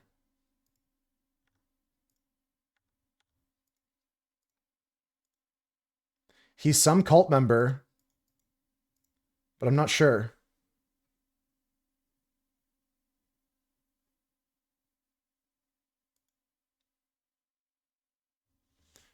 Dunston added you already? Nice, nice. Texas, you have any ideas? Have any ideas here?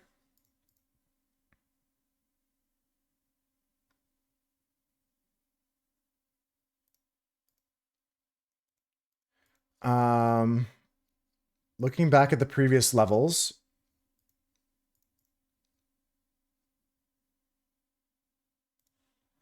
Looking back at the previous levels, we got this dead guy here, right?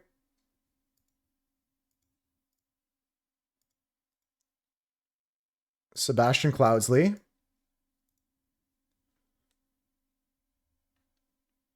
I just don't know who the bearded guy is. In any case. I don't recognize him.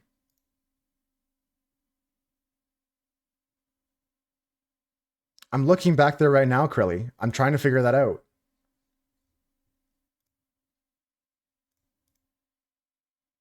That's David Garan. This is the Walter Keane guy, or whatever.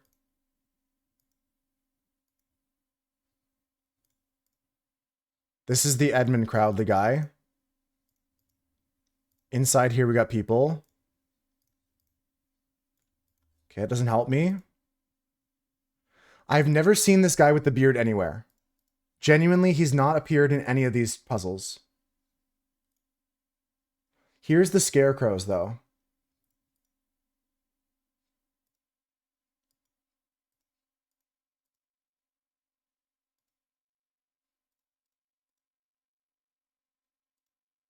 This guy had a scarecrow here.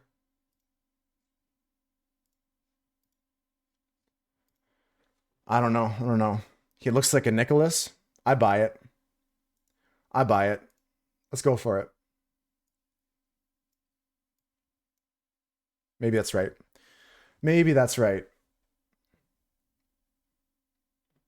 What is wrong here? Yeah, so this has to be Alistair Koch and what's the other guy? He says it right here. He says that Alistair and James went to go find him. So James, what's his name? James Turner and Alistair Koch went to go find Lazarus Hurst. Yeah, Lazarus Hurst. Instead, they found a golden idol. It is at the crossroads. Or maybe they found it elsewhere. Maybe they found it somewhere else.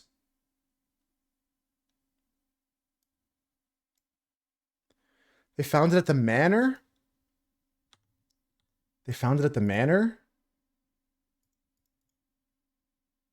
Lover's Islet, Blackfield Manor. They found the golden idol at the manor. So that's why all the burned bodies are here. Oh. All of these bodies. That makes sense. On the way back, they started to fight over it. Yeah, that makes sense.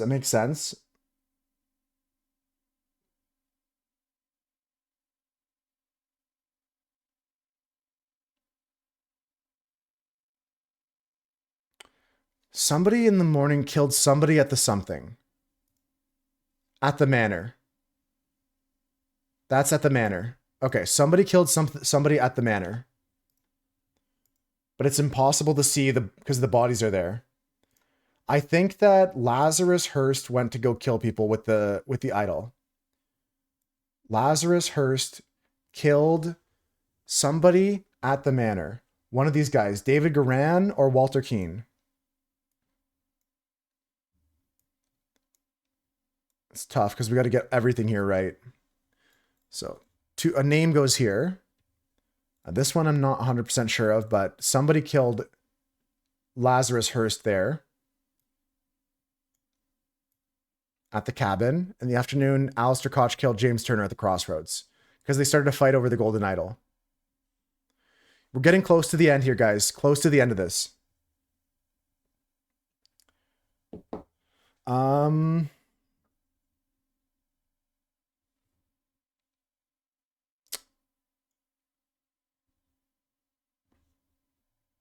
Marry Batley to get back his ideal wife. Maybe ideal wife, maybe lost wife or something like that. Let's go take a look at those guys. Dear husband, you are so brave and you have been drinking since early morning. What will we do now? What if the evil government finds us? Yes, this Peter Batley tried to kidnap...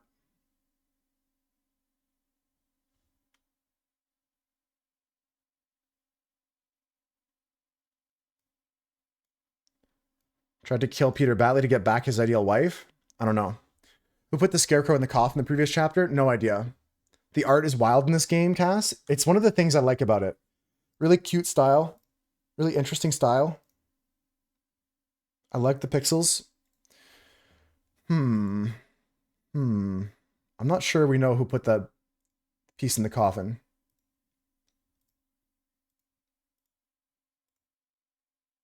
I assume this guy's dead. He's dying.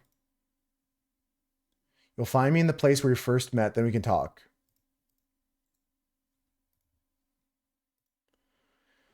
Early in the morning, Lazarus Hearst went to the cabin to kill somebody. No. Went to the manor to kill somebody.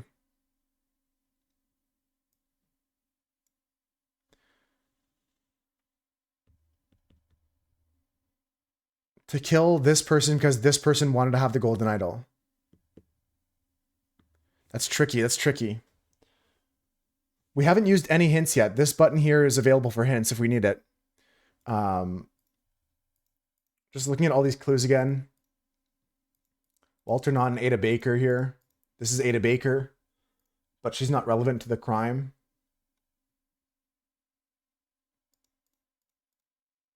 And neither are really these people here.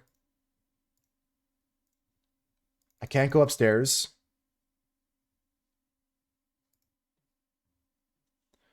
I don't know why you're saying we may, Krilly. Doesn't make sense to me at all.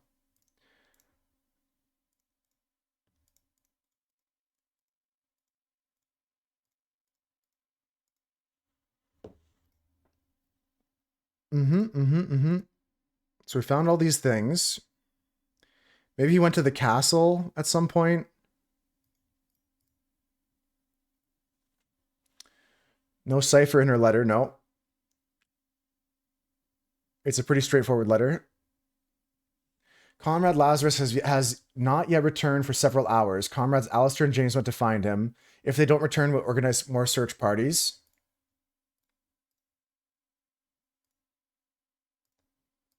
And we go here.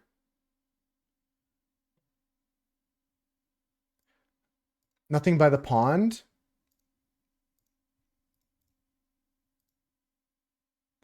I've already got every clue. I've got 36 out of 36 clues here. That's the important thing.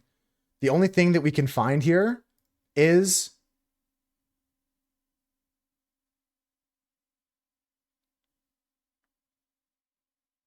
I'll be back at the camp for a 10 o'clock strategy meeting as planned. Okay, so Lazarus killed somebody at the early morning. Who's the Seven Seas guy?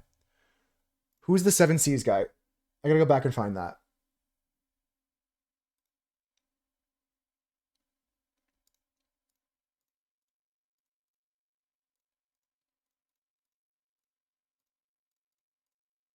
The doctor. The doctor. His name is James Turner. So, in the present situation, we have Lazarus Hearst killing... I don't even have James Turner as an option. Who else is in the Seven Seas company? Oh, wait, I do have James Turner. It's locked in here. James Turner. What? He can't have killed James Turner. Fuck.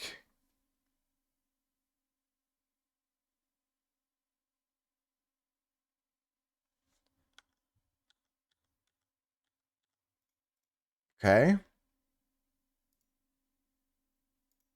There's nothing here except for a cannon and the burned bodies. At the lake, there's nothing except for this guy. He's got a whiskey flask, a sword, a horse racing slip. The girl's here with a book with some letters in it from Peter Batley and from Edmund Cloudsley. Edmund Cloudsley's not a name that I have here. The horse is somebody who worked for the Seven Seas Company.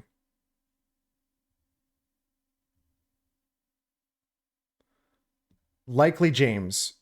I have some small but pressing business to attend to at the property of our late brother Sebastian, who who was the previous Proud Beast steward. I'll be back at camp for a 10 o'clock strategy meeting. Fiber time from Husker. I'll drink a little bit of water. Yeah, I'll just hydrate. Fiber up, hydrate. What are we overlooking? There's a ship missing a cannon. So this guy did lose the cannon gambling.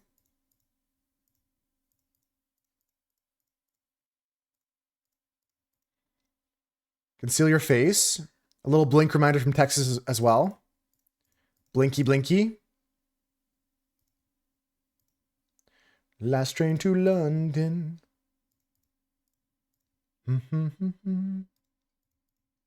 Who is this guy?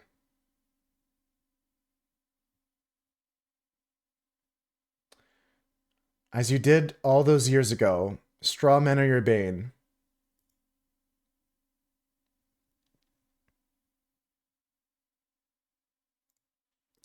Straw men are your bane. There's straw men here.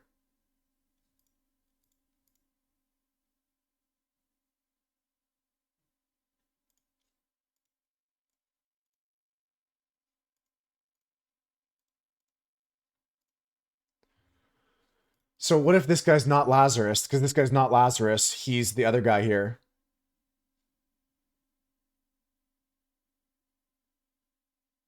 I have no idea, actually. I think I'm more lost on this one than anything. Horse belongs to James. He had a letter from Lazarus saying he'd be back before 10. Horse belongs to James. I think that makes sense, Krilly. I'm not 100% on it, but I agree for now. I agree for now.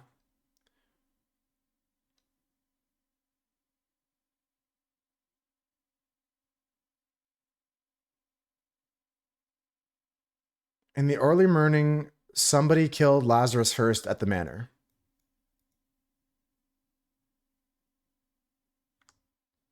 Whoever this guy is killed Lazarus Hurst at the manor.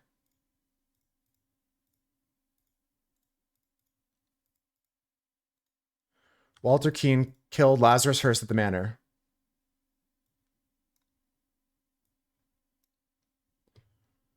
And then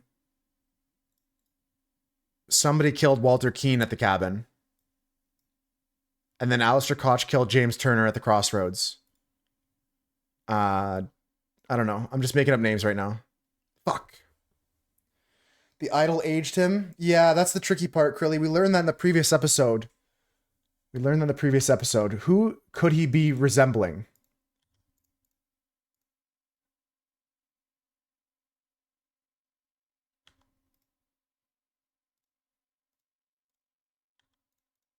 I don't think it's Lazarus Hurst.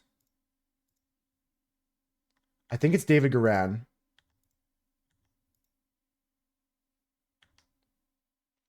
I think that belongs to David Garan, this guy. It's so hard to tell by the side profile of this guy's face. I think it's the first guy in the book. Well, first guy I looked at was this guy here, David Garan.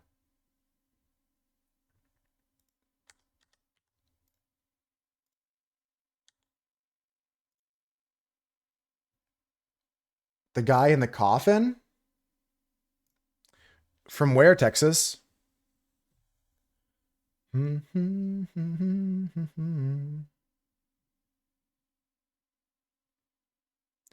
that's who I have here. David Garan killed Walter Keane at the cabin.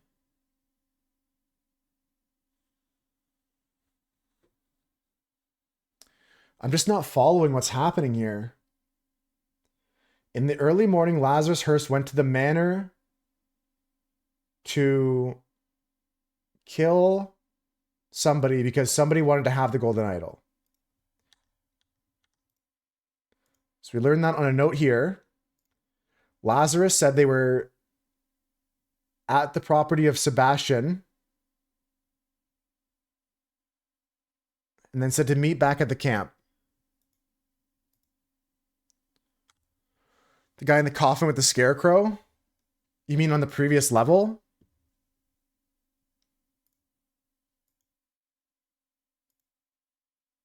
He just lost consciousness.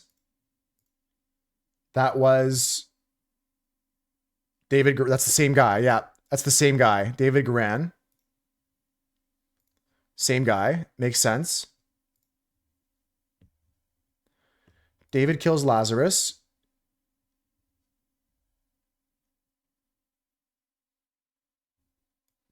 David Garan killed Lazarus at the manor. Maybe. Blackmail, kidnap. These words, we don't have to use them all. Love can be sweet. Do, do, do. With the ponytail and everything.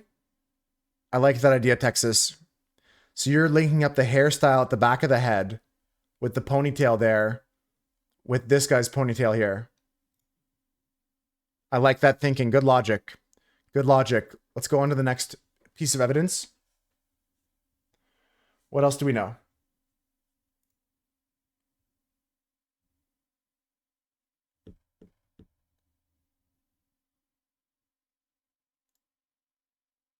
This is all correct in the middle here. Before noon, James Turner and Alistair Koch went to go and try and find Lazarus Hearst. Instead, they found out... How'd you know I was sitting all hunched over, Texas? I'm sitting up straight now. Instead, they found the golden idol at the manor. On the way back, they started to fight over it. In the afternoon, Blank went to the something to something someone because...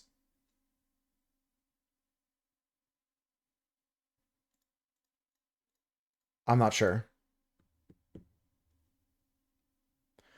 I'm not sure what this last bit is. In the afternoon, somebody went to somewhere to something someone because somebody had tried to something someone to get back his blank.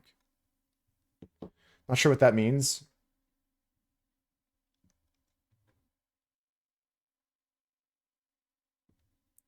James Turner, Alistair Koch. Those guys are good.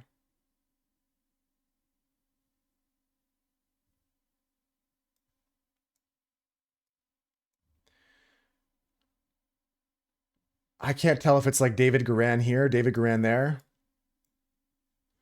This is not right. This is not correct up at the top. We're trying to figure out what happened on this day. And my assumptions here are not correct, but some of them are solid. Like Alistair Koch killed James Turner at the crossroads. They started to fight over the golden idol.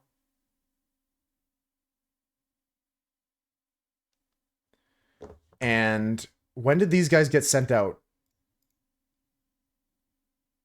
Comrade Lazarus has not returned for several hours.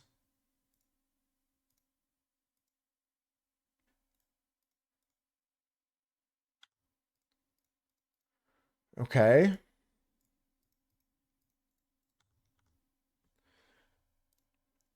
You think that must be about Mary and there's some kidnapping and blackmail?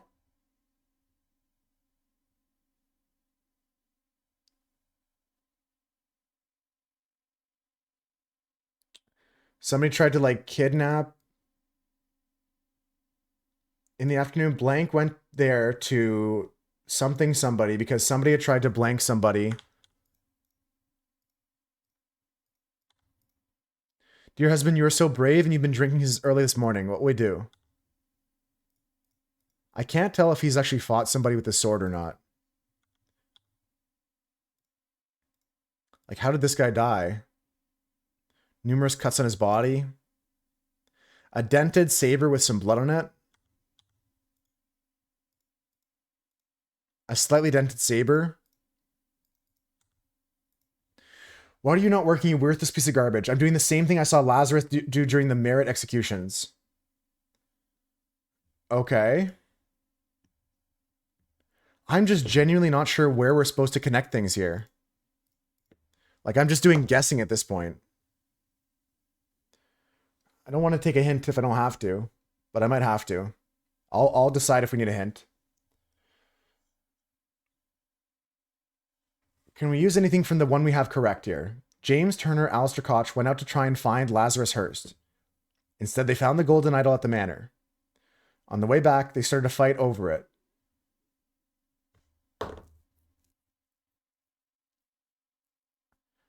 Instead, they found the golden idol at the manor. And David Garan killed Walter Keane at the cabin. I don't know if these names are right here. Or the timing of this is all right. In the early morning, David Garan killed Lazarus Hurst at the manor.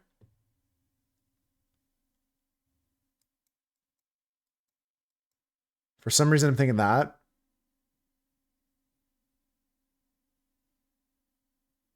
What about Nicholas Maker? How does he make his way into this?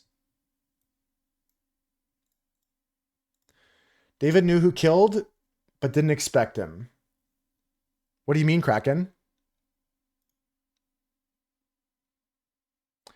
Think the lake guy went to the castle to kidnap Mary?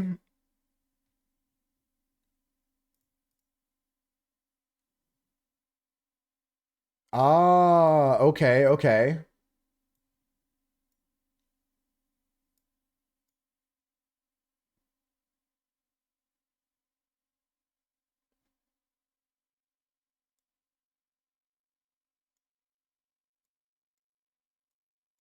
Because somebody had tried to blackmail Peter Batley to get back his ideal wife?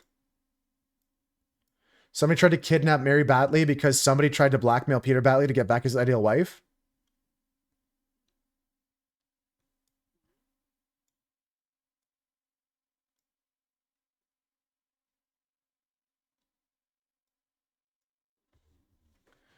Who wanted to kidnap his wife? Who wanted to kidnap his wife here? This is tricky. I'm hearing you out, guys. If you have any good ideas, I'll listen to them. But I'm stuck on this one. I'm just going to go through all the information we have again from the start. Lazarus, you took 32 things from me. I demand you return them. If you refuse, I will make the story of your true origins known to the other party leaders. At 11:30 on May 15th, meet me at the place the idol was stolen from our brotherhood, and poor Willard Wright met his death. Come alone and bring proof, something personal of yours to give to the veiled woman. Tie your reply to the pigeon and release it from the cage. It will find me. David's wording, he killed somebody he knew, but not the person he expected to show up at the cabin. Where does he word that, Kraken? Who words that where?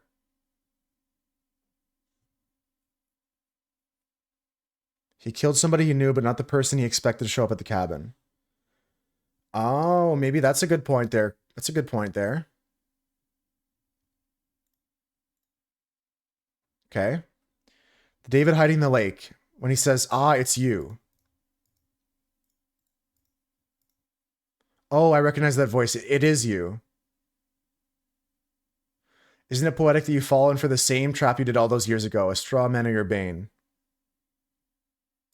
The body could be somebody besides Lazarus. Could be. Potentially. Potentially.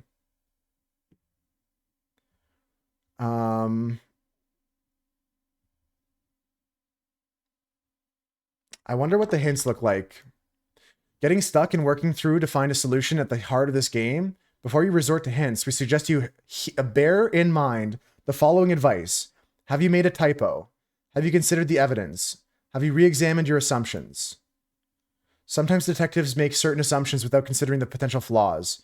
Try clearing the scrolls and starting from scratch.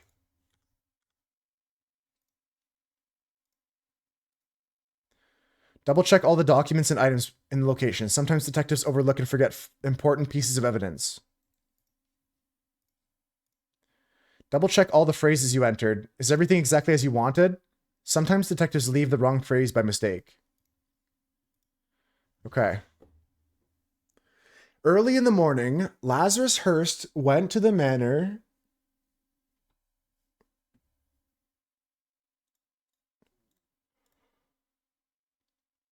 I'm not sure what he went to the manor for. I'm not even sure that was Lazarus Hurst there.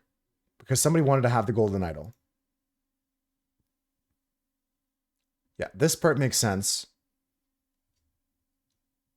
This part's all correct. This part I'm guessing on. Peter Batley went to something to kidnap somebody.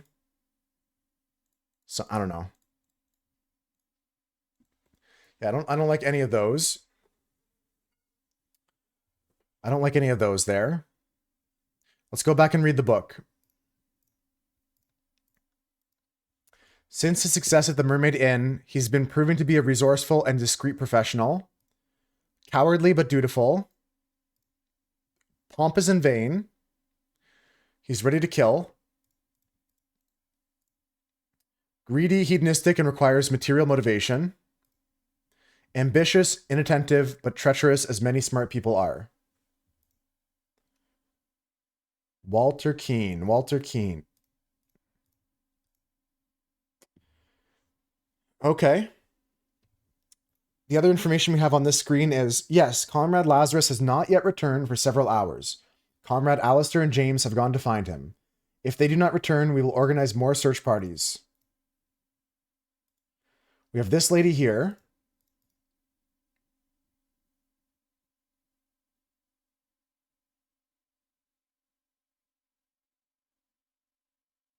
A newfangled insurrectionist carriage passes by.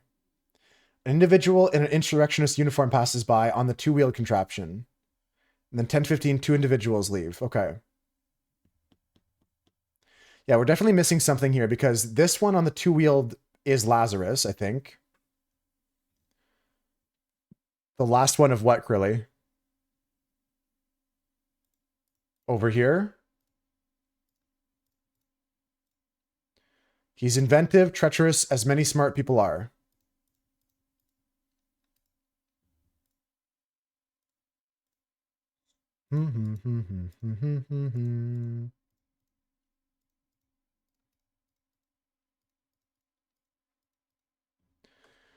Okay.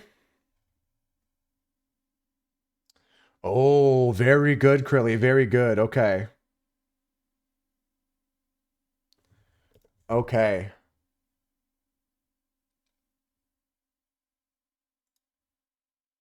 Okay.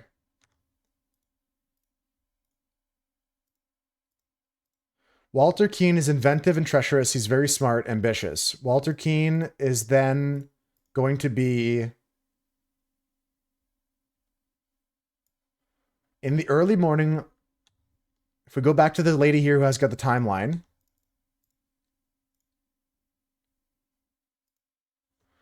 A newfangled insurrectionist carriage passes by.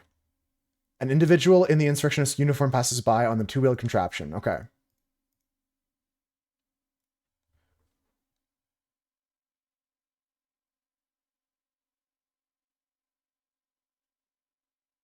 It's just impossible to tell the timeline here with what I see. I'm missing something still. Because she says someone went by in a carriage, someone went by on a bike, then two people went in uniforms on horses.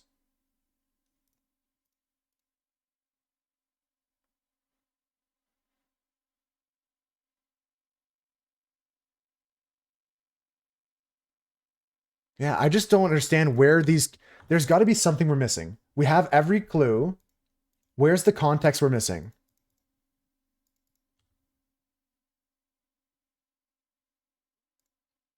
Like, this horse is running around.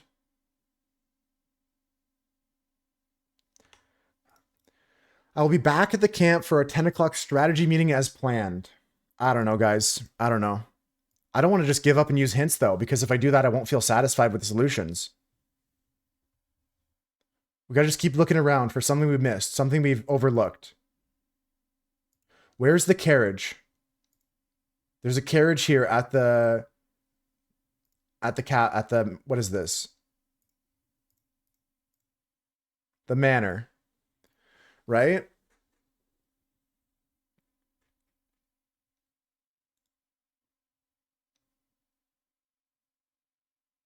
They went to the manor.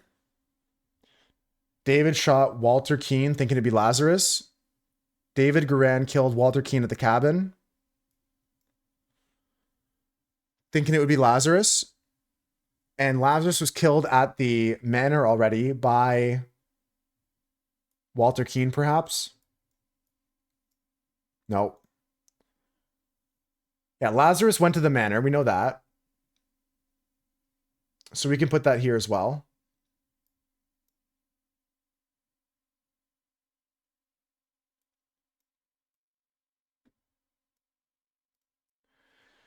Went to the manor to something someone because somebody wanted to have the golden idol. Okay. How do we know who that was? There's something we're overlooking.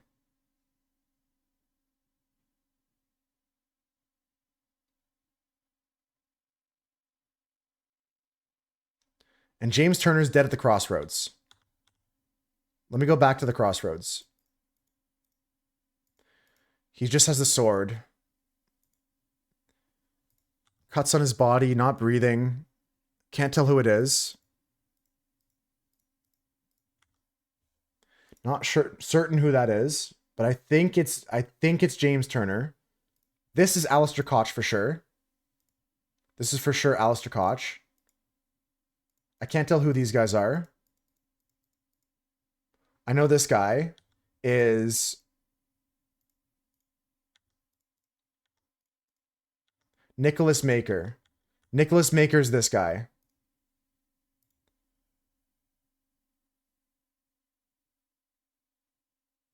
I just don't see it.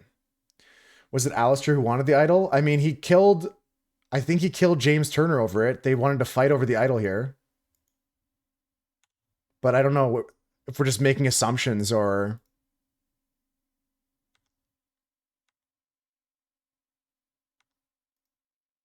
Nicholas Maker wanted the idol? Is this a guess, Krilly, or what's the logic?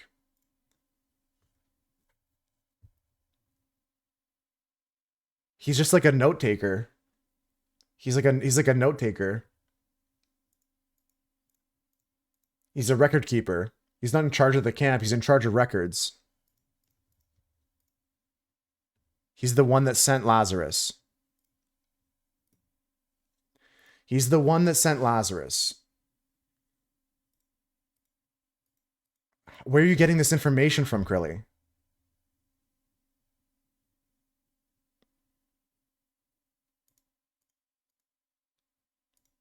There's no way he sent Lazarus. He just said Lazarus is not returned.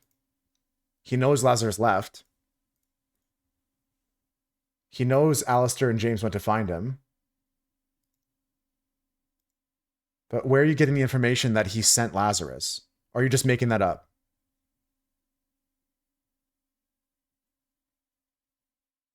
I'm not following that logic, really. You're saying Nicholas Maker wanted to have the golden idol. Okay.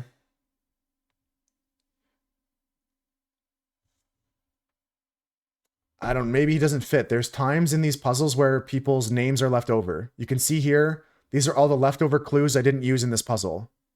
There's never been a time where we used 100% of the names. There's clues that don't go in. That's important to note. You don't have to fit everything in everywhere.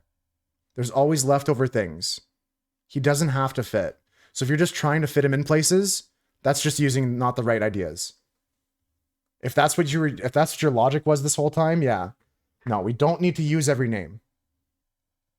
Red herrings, yeah. Yeah. Nowhere does it say we have to use every name, Krilly.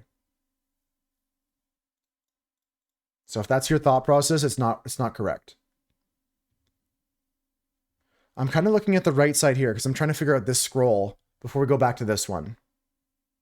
Early in the morning, somebody killed somebody at the manor.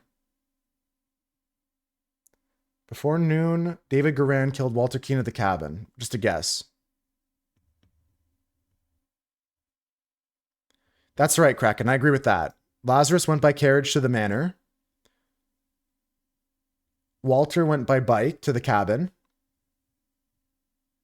And then James and Alistair went by horse to find Lazarus. That's correct. Going back to this lady here, in her journal, the newfound insurrectionist carriage, this is for sure Lazarus.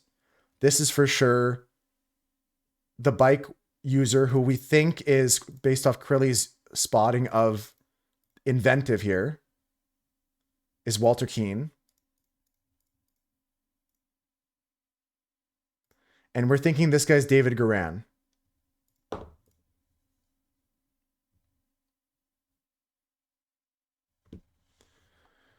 I just don't know what's happening here. Why would there be two things here? Because is this the same name twice? Like, would this be a David Garan as well? This is going to say no. Is this a Walter Keane here? I know I'm just guessing at this point, but... something's not right here.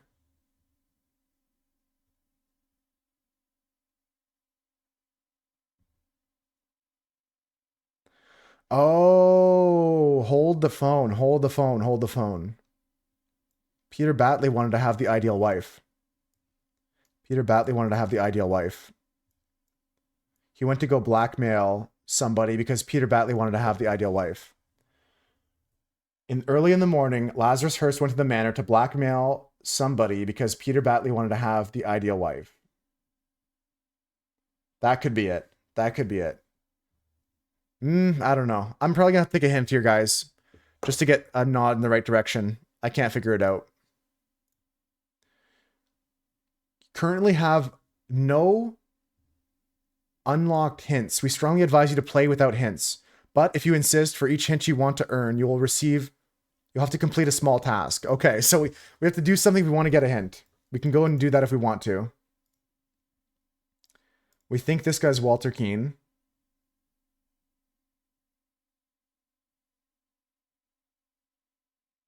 Who killed Lazarus at the manor? Peter Batley? No, I'm just making guesses now. So I'm going to take the hint because I think, like Crilly, I'm just scrambled as well, but I'm not finding any logic of my own. Like, there's nothing here that's really relevant to me. If he gives you something that belonged to the one who escaped your tonic, you may proffer him this instruction slip I gave you. Instruction slip I gave you. Okay. So then that instruction slip is going to be this one here. You will find me in the first, where we first met. There we can talk. And this was to Lazarus. So unless someone stole Lazarus's books.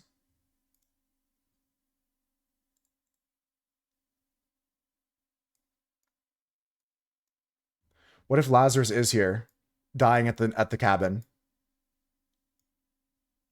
No. Okay, let's see what kind of clue they're going to give me. Konop, did you use any hints for this? We're going to earn a hint here. Drag the phrases to the matching pictures. This is Lazarus. This is a scalpel. This is Alistair Koch. This is the flask. This is the saw. This is Mary. This is Annie. This is Pip.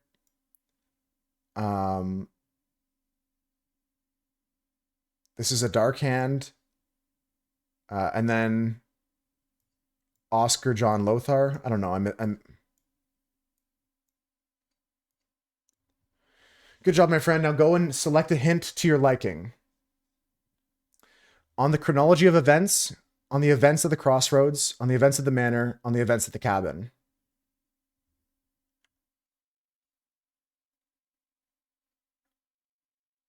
I'm going to take a hint on the events of the manor. Imagine this, my friend. Someone important may have died here, but why would that person come here? To understand that, you must carefully untangle the mystery of the cabin. It may lead you to important revelations about the identity of someone and ambitions for romance. Okay, okay. At the cabin. And ambitions for romance. What? That just made me more confused. That just made me even more confused. What the fuck?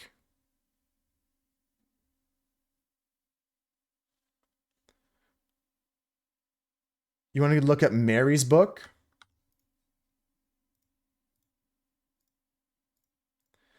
We have a letter here.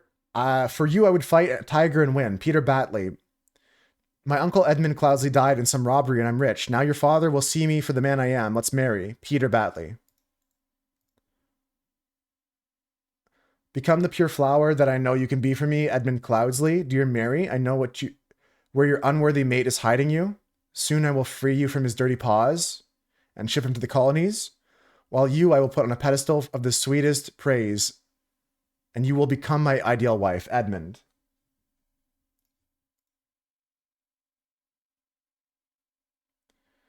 Edmund. Edmund Cloudsley.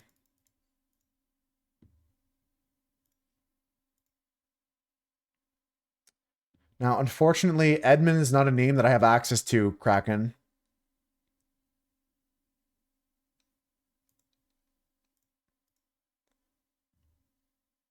Edmund is not a name I have access to as a part of this puzzle.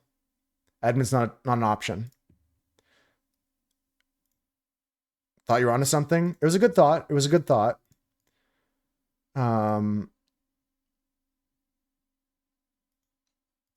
So he was here. The carriage. At the manor. This is the manor, right? The manor. Yeah, okay.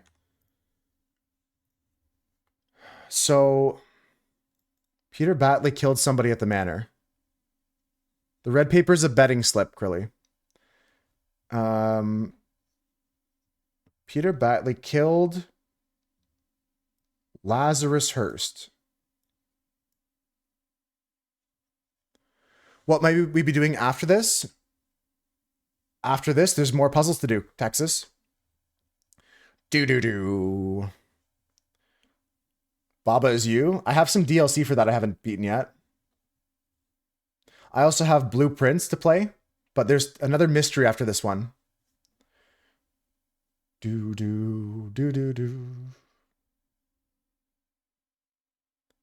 Yeah, Baba Is You, I have some levels to beat.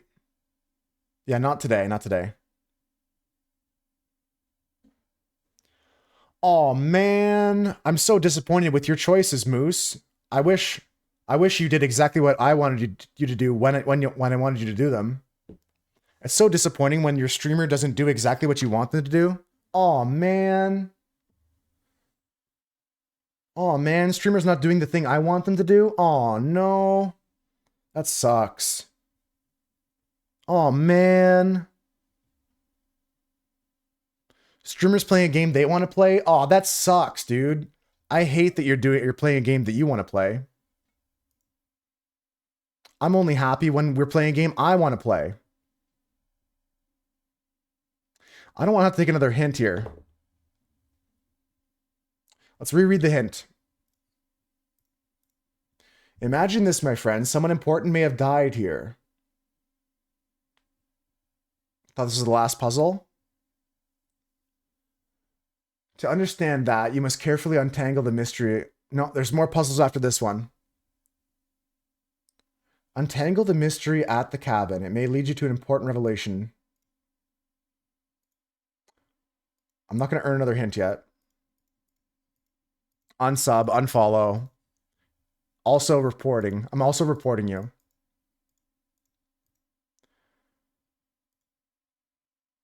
So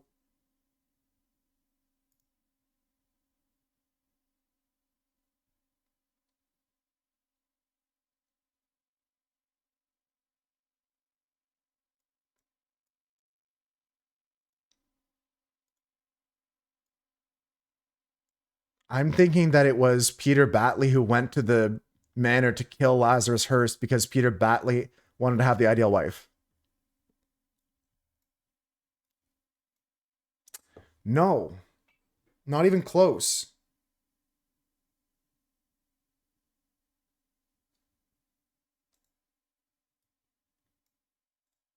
Man, that's unfortunate. This is such a tricky puzzle here.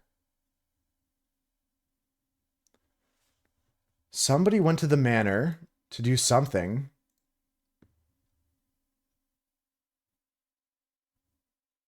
But who did Peter kill there?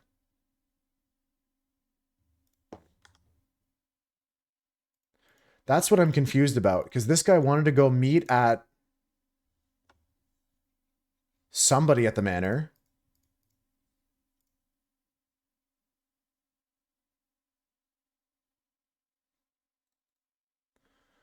I'm not sure where Lazarus Hurst died. That's the tricky part. It's hard to tell whose body's whose. We got a body here, and we've got a body here, and there's bodies here, a pile of corpses. So to find out who died here, empty cannon.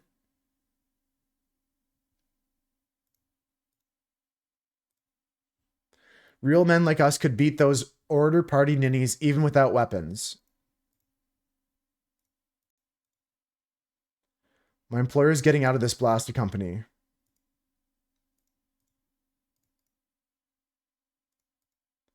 Walter Knott. I just don't see what clues we're missing. I feel like I've looked at everything and I'm not able to put together what's going on. But it's got to be something like what Crilly's pointed out. Invented transportation device. This guy's inventive. Hey, Mary, welcome back. This guy's inventive. But it doesn't mean that's him. Like, I guess you have to make assumptions to some degree. Peter Batley killed blank at the manor. Before noon, somebody killed somebody at the cabin. In the afternoon, Alistair Koch killed James Turner at the crossroads. Unless I've got things mixed up here. I might need another hint. The only thing I have right so far is this middle. Before noon, James Turner and Alistair Koch went out to go and find Lazarus Hurst. Instead, they found the golden idol at the manor. Ugh. Yeah, I think it's time for hint number 2, guys, because I don't see anything. Let's earn a hint here. This is a knife. This is a guitar. This is a tankard. This is a watch. This is Pip. This is Rose, I believe. Could be John. I think this is Walter. Oscar. I might have these two mixed up again. Maurice. Ada. David. I think these are mixed up.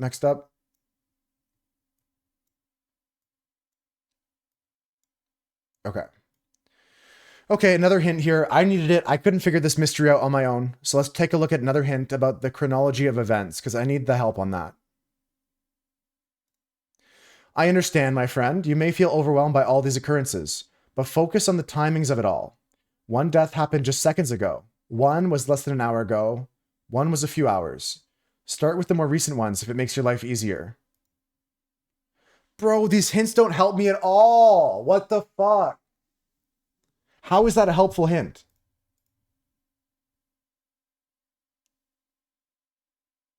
That's what I knew that already. I knew that there was these 3 murders. I knew that there was an order to them. Yeah, all the hints so far are absolutely useless. This one's just saying somebody died here. Like, the only clue here is his ambitions for romance. The only clue here is start with the more recent ones. Bruh. That's crazy to put these hints in and say that's good. Okay.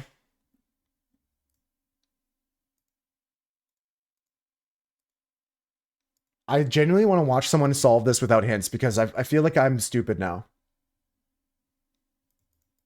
Ain't nothing gonna... Uh-oh. Peter Batley killed somebody at the manor. I'm pretty sure in the afternoon, Alistair Koch killed James Turner at the crossroads. Because Alistair and James went together to go find the idol at the manor, which is here. Then they were going back to the camp or whatever. He got ganked at the crossroads. And this dude's just down the road this way.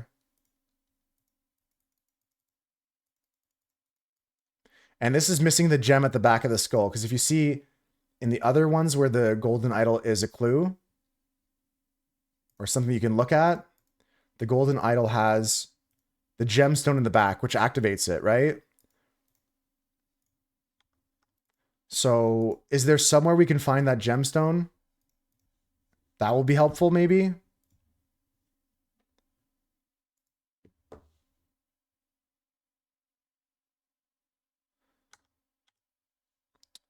Last hour was James. You mean before noon was James? The cabin guy is seconds? Oh.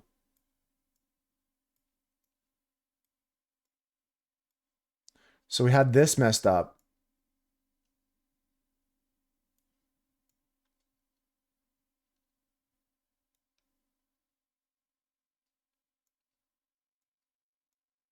Peter Batley killed Lazarus Hurst in the manor. Alistair Koch killed James Turner at the crossroads. And David Garan killed Walter Keane at the cabin. No. Okay. We don't know who got killed at the cabin. And who... Yeah, Alistair Koch killed James Turner at the crossroads. We at least know that's correct. This one here, I think, is Lazarus. Because this note was given to him by this lady who was told to give it to him if he had no backup.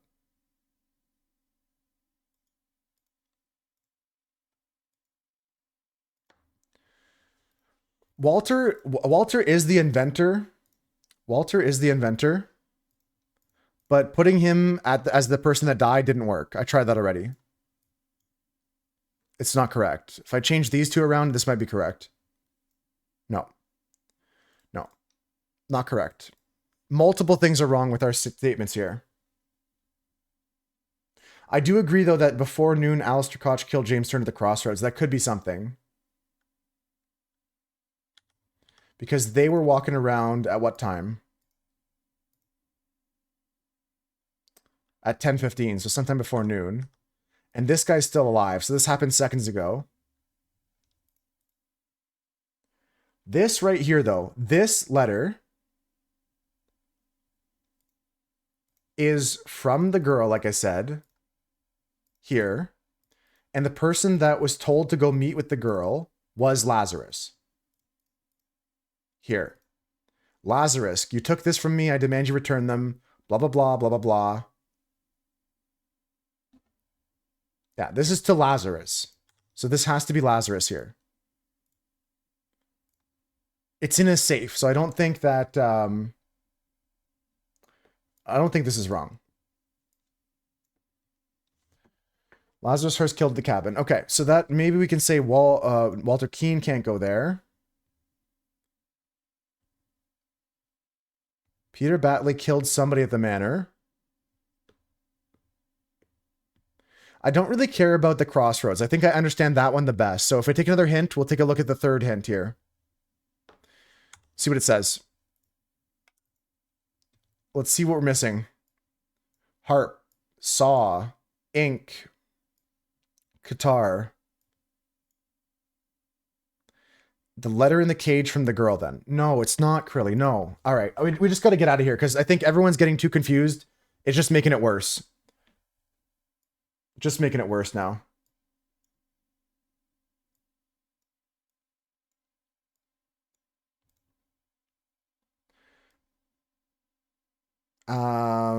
This is David. This is Alistair. This is Peter. I have one of these wrong. Let's take another hint here. On the events of the crossroads, the events of the cabin. Contemplate this. Complex events have taken place here. Start at the camp tent and follow the chain of instructions where they lead you. Okay, that's what I was doing. Again, these hints are useless to me. None of the hints have done anything except for, like, tell me what I already know.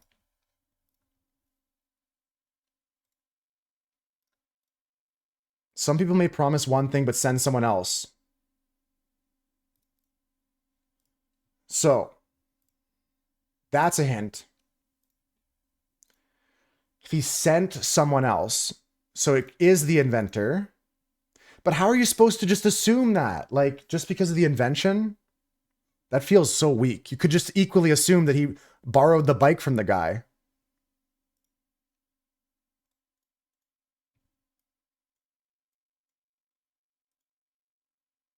Like, that's kind of weak.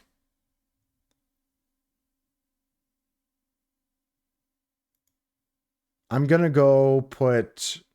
So who got killed in the morning at the manor? Peter Batley killed somebody in the morning.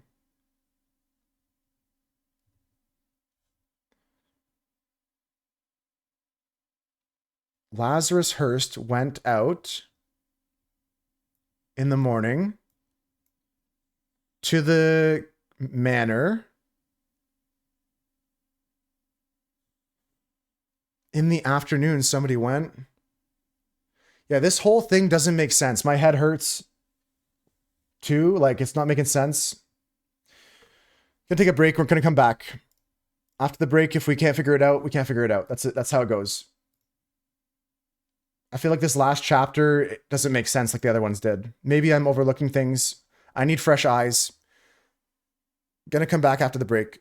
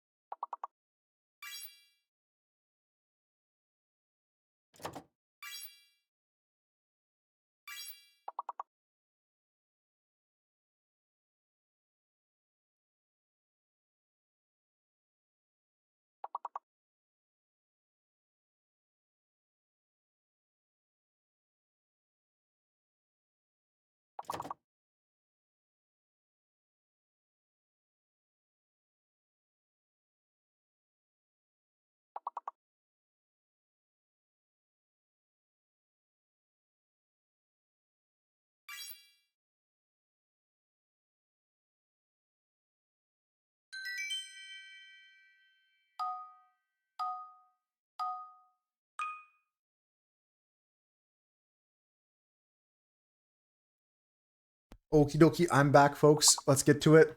Let's get to it. Spent an hour and a half so far on this puzzle. We're going to figure it out after we finish this level here. One last level of words on stream, then we'll back to the puzzle. I'm going to clear the paperwork of everything we don't know, and we're going to start from the beginning.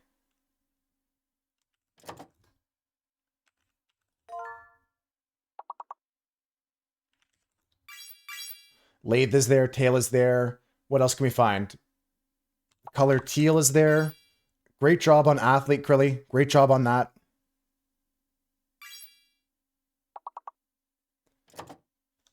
There's the mirror in case anybody needs it for this last bit of the level. Hate is there. What else is there?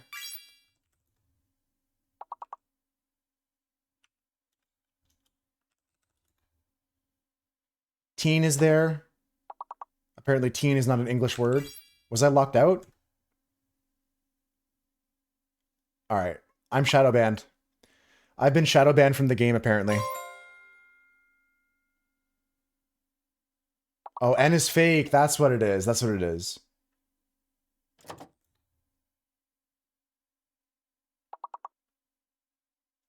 Hee hee.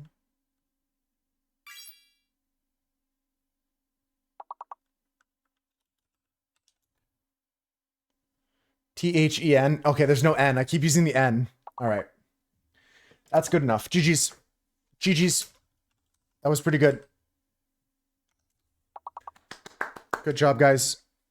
Good job, guys. Thank you so much, Kraken. Thank you, Swooch. Thank you, Krilly. Thank you, all my players. Thank you, 9-3, for the compliment. I found doorknob. It's a tough one sometimes with the compound words. It can be tricky sometimes with those compound words. But we got there. We got through it. And now we're going to lock in here, okay? We're back at the game. Hi, everybody. Hello. Welcome back from the break. I hope you got a good little break in. Get some water. Get a snack, maybe. What we're going to do is clear up everything we don't know.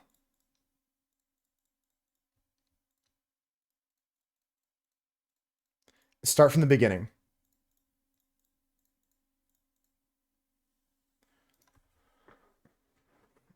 Okay.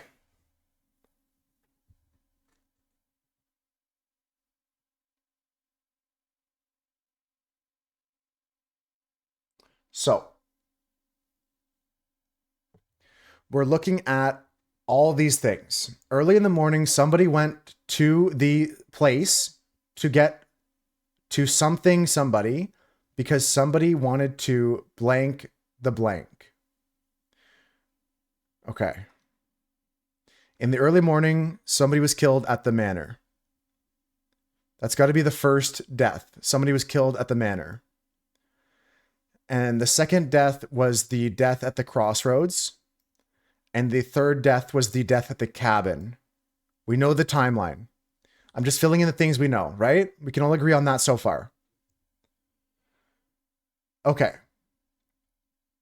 We had all this before. I'm just kind of refilling things out. And we know here, it's probably Alistair Koch that killed James Turner. Yeah. Now.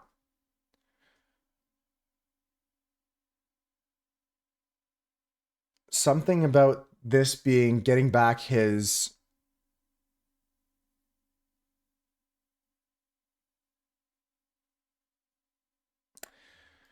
Okay. Okay. Looking at all the clues here, you guys were onto some new stuff, I think, as we were finishing up. I know that Krilly and me were feeling scatterbrained, and Kraken's having a hard time too right now, but if anybody has any ideas, I'm willing to listen to them. Please don't feel offended if I give you my honest opinion if I don't think it's a good idea. It may still be the correct idea. I've been wrong before. This person is critical in the story. We talked about how this is the guy with the ponytail, and we can use the previous scenes to try and figure stuff out. So in this scene here, the guy with the ponytail is Mr. David Garan, right? Right. Okay, so if we go back to the present, we can talk about how David Garan killed somebody at the cabin. So in the afternoon, somebody went to the cabin.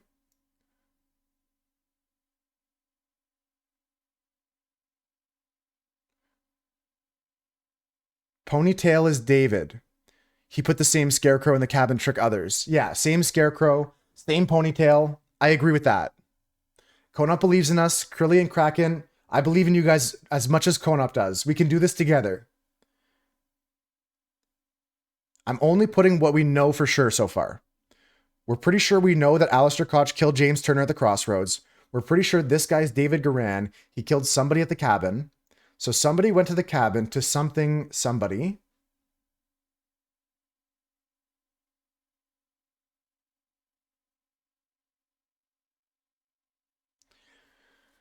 Okay, so if this is all to do with the cabin and David Garan, then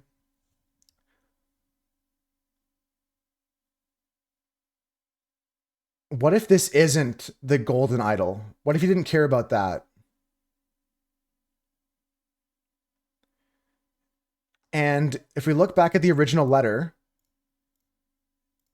it says that they took 32 things from him. They took 32 things from him. Doesn't that number happen in the previous case? 32, Walter Keane. Walter Keane. Recovering his lost years. 32 years he lost in because he got negative 32. 32 years. 32. Okay, we're on to something, folks. In the afternoon, somebody went to the cabin to somebody because somebody had tried to somebody to get back his lost years. David Garan.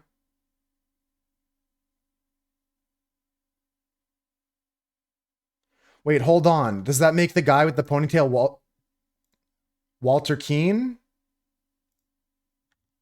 Hold on. Does that make him Walter Keane?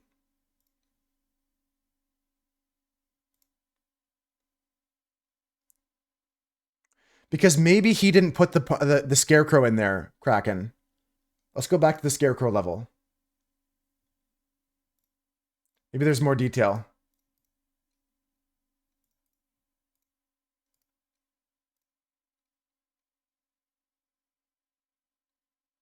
David Garan, you're in charge of security and arms.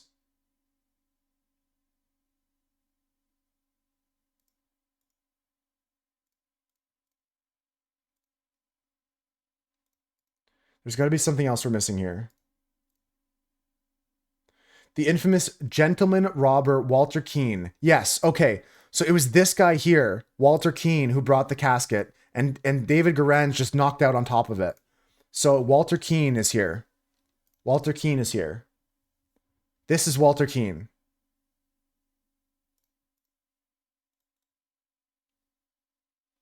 This is Walter Keane killed probably David Garan. Because we talked about how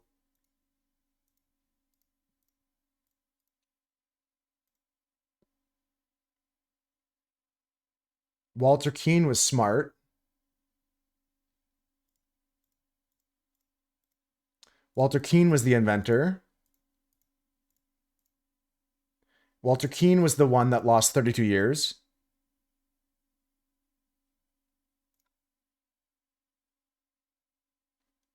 Okay.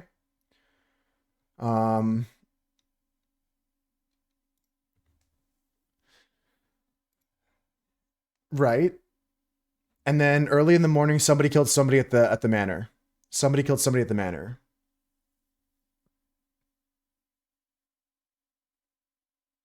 The guy in the water is Walter Keane. I think he killed David Garan. Or maybe Lazarus Hurst. Maybe it is Lazarus Hurst. I don't know yet. I'm not sure yet. But I'm pretty sure Walter Keane's involved here.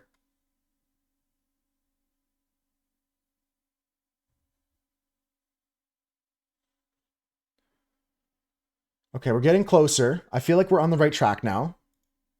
Blackmail could be involved here. They went to the thing to maybe there's blackmail involved. I feel like kill could go here. The blonde guy over the coffin is David Garan. That's David Garan. David Garan is someone who is resourceful, discreet, and professional.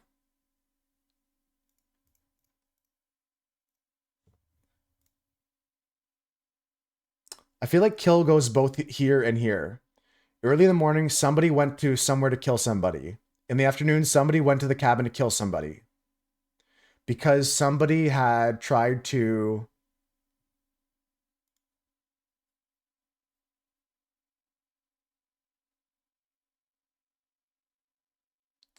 Right. Okay, so if this is David Garan, then David Garan went to the cabin to kill somebody because somebody tried to something somebody to get back his lost years. Probably blackmail somebody for that. Let's go back and look at clues. Because if we look at this, it says, I will make the story of your origins known to the other party leaders. This is blackmail. 32 years, blackmail. Come alone. Right? Blackmail. He's blackmailing Lazarus. Maybe David Garan was trying to blackmail Lazarus. He went to kill Walker because he had tried to blackmail Lazarus. He went to go kill Walter Keene.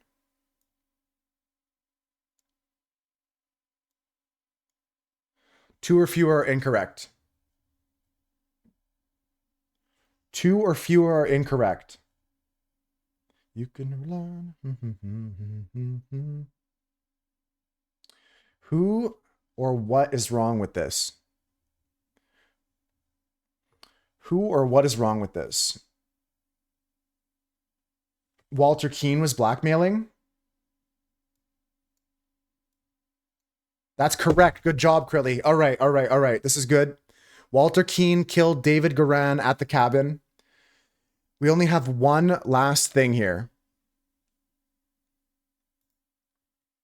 One last piece to find out. What happened in the morning? What happened in the morning? Well, in the morning,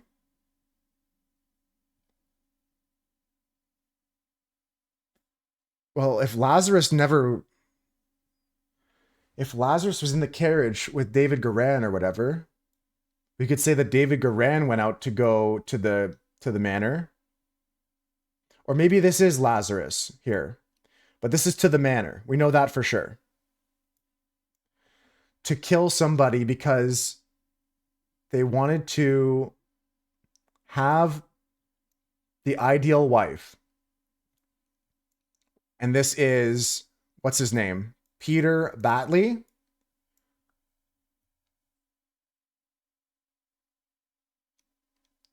So somebody wanted to go kill Peter Batley because he wanted the ideal wife. Is that it? Did we just solve it? Not right, not right. Okay, maybe ideal wife is wrong. Maybe kill is wrong. Maybe have is wrong. I think manor is correct. Early in the morning, somebody killed somebody at the manor.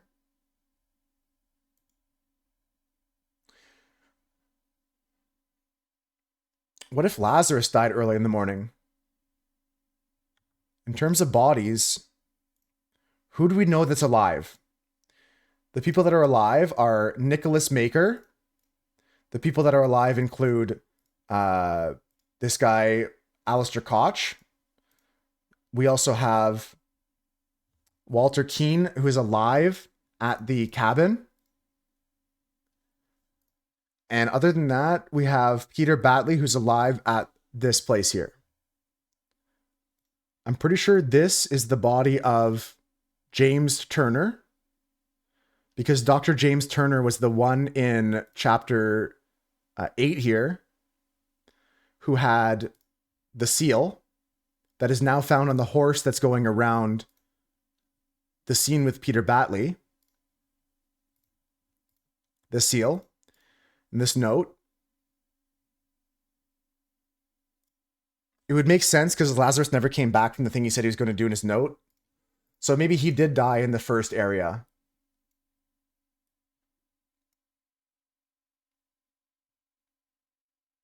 Maybe it's not kill. Maybe it's kidnap. Maybe they wanted to kidnap Mary Batley because somebody wanted to have the perfect wife.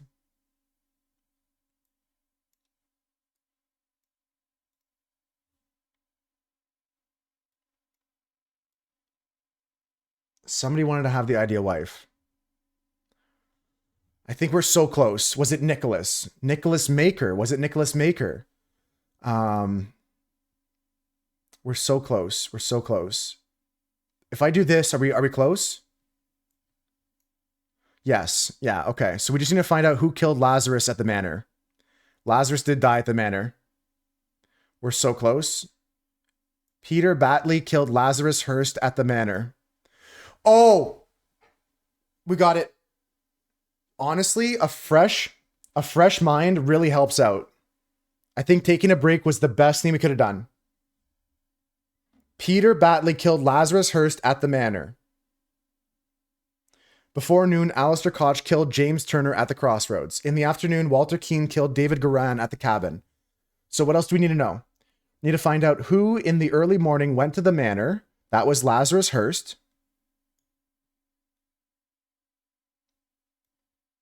Went to the manor to kidnap Mary Batley because Peter Batley wanted to have the ideal wife. Close, close, close, close. We're close here. We're close here. 2 or fewer slots are incorrect. Who wanted to have the ideal wife? Maybe because somebody else wanted the ideal wife as well. Let's go back to the island like Kraken said. Batley thought Lazarus was interested in Mary.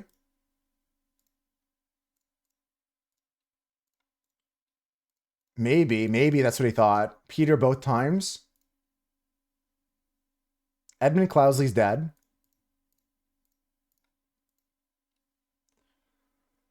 Peter Batley went to the manor. Is that what you're saying here, Krilly? Like Peter Batley went to the manor to kidnap Mary Batley?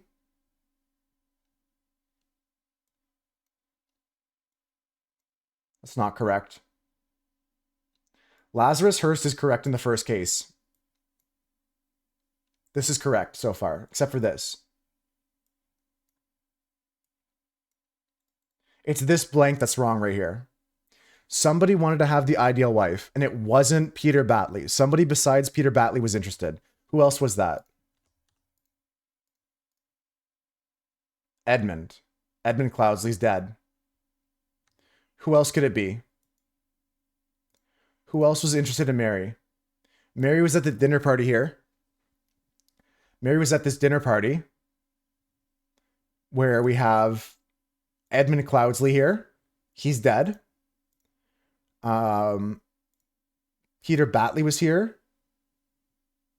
Yeah, Peter Batley we know is already interested. Okay. Not sure, not sure.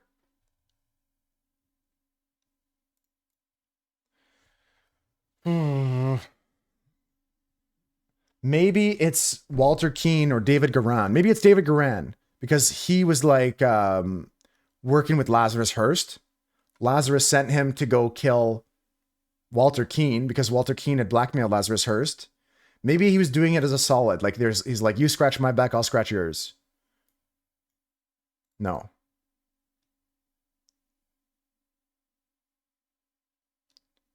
What if Lazarus Hearst wanted the perfect wife? What if this is it? What if it was just jealousy from Lazarus? Yeah, we used some hints today on this one. That was a tough puzzle. Before storming the king's castle with the Order party, Lazarus Hearst led his men to Sebastian Cloudesley's old manor in order to kidnap his long-lost love, Mary Batley, used to be Mary Richards, who was hiding there with her husband, Peter Batley.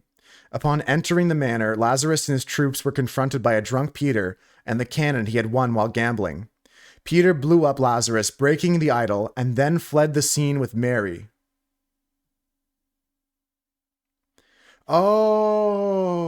Okay. That makes sense. That makes sense. Down with virtues. Drink. And they overthrew the party of order. And the gambling of the cannon was relevant. Hey, weren't you the order party? Oh no, I was never part of that ghastly organization. I can take this gilded brass trinket for scrap metal. You can have 3 sous for it and call yourself lucky. Yeah, the cannon. And that's why the red ticket in the other guy's pocket was interesting too, because he was a known gambler. It was known he liked to bet on horses, so of course he'd go to the bar and gamble on some cards too, and maybe win a cannon. Here we go. That's the end of the main storyline for this game, guys. GG's. Good job. Thank you, Krilly. Thank you, Kraken. Thank you, all the helpers. Thank you, Konop, cheering me on. Thank you, 9-3, for helping too. All the people suggesting things. Thank you, guys. Thank you all. We're not done yet, though. We're going to play a couple more games within this here. Yeah, it's tough to tell what's a red herring and what's not. But we figured it out. We got through it. Now we're going to do the DLCs, and Konop, you got to help us out. If you haven't done the DLCs. Can't believe that guy had the last laugh. Yeah, it was crazy. You're old, I'll court the lady. That was a wild one. That was a wild one. Really great game. Really great game. I love this game. Thank you for making The Case of the Golden Idol. Thank you, Color Gray and Playstack, for publishing. Now, there's an epilogue chapter. Holy. Epilogue time. So we finished all this. Time for an epilogue. Let's see what's in it. The grand vision of a better world. Okay, we have all the clues. We got some guys here. I swear it. Yes, with these powers, I will do whatever it's necessary to build a better world. James Turner, Walter Keane, Chester Davy, Angus McBain, Jeffrey Sinclair, Nicholas Maker, Alistair Koch, Sebastian Cloudsley, deceased, Willard Wright, deceased. Yes, my lord, I swear my loyalty to you, and we will undertake whatever tasks are required of me. David, I want to thank you for dealing with all the challenges relating to my death and keeping an eye on our new ally. I do feel I have impressed him not only with the Golden Idol, but also with my vision of the ideal society. Come to the hideout on November 24th. We are ready for the next step. Witness the power of the idol in my hands and swear loyalty to Lazarus Hearst. We will build the ideal society. The idol is rebuilt. We got 3 things here. The Brotherhood of Masks. Only one thing is worse than imbeciles. Imbeciles with power. The rich and noble have a societal club with mystical rituals and other hogwash and are so stupid they did not realize when they had some truly miraculous technology on their hands. However, they are influential and persistent and have already caused a great deal of harm to me and my goals. Walter Keane has told me more about their organizations and practices. If he tells me the truth and they are devoted to the religious entity of Griffin Reborn, I could gain some powerful allies for my next move. Order Party Manifesto. 1. All citizens are equal. 2. All citizens must serve society to the full extent of their abilities. 3. Citizens must be evaluated according to how virtuous they are. 4. Society with internal contradictions is unsustainable. Therefore, it must be led by the most virtuous citizen. The king should step down. The aristocracy must be abolished. And 5. The more virtuous citizens are better able to serve society. Therefore, virtuous citizens deserve to gain more time on this earth, and bad citizens deserve to lose time. This is unbelievable. My pure Mary is joined in matrimony with that clown Peter Batley. She must have done it out of grief from my own death. Such a hasty decision goes against every principle of virtue. Therefore, I consider the marriage null and void. She will come to me once she learns I still live. But for now, my duties in the service of humanity take precedence. Societies must be built on the principles of virtue. Only thus can it become truly great. Look at Lemurians. Thousands of years ago, they had an empire of the banks of the seven seas. Their ancient technology continues to baffle modern science. But they became inert and decadent and forgot how to build and operate their machines. Their empire crumbled because it was not built on pleasure. It was built on pleasure seeking, not on virtue. It is by the divine providence that I got my hands on a working ancient Lemurian artifact, the Golden Idol. I will use its powers to set humanity on the right path and by building the ideal state. Okay. All right. So we read everything. We have all the clues already. Let's take a look at the thinking page. This looks like it's the full story now. I'm going to hide my camera and we're going to try and figure this all out. Once again, we have access to the previous acts to understand the whole story. So I'm going to hide my camera. Let's try and put this together.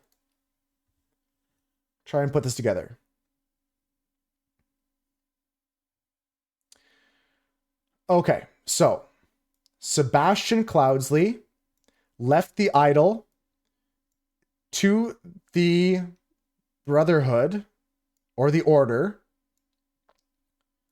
in his will, but then somebody on someone's order stole the idol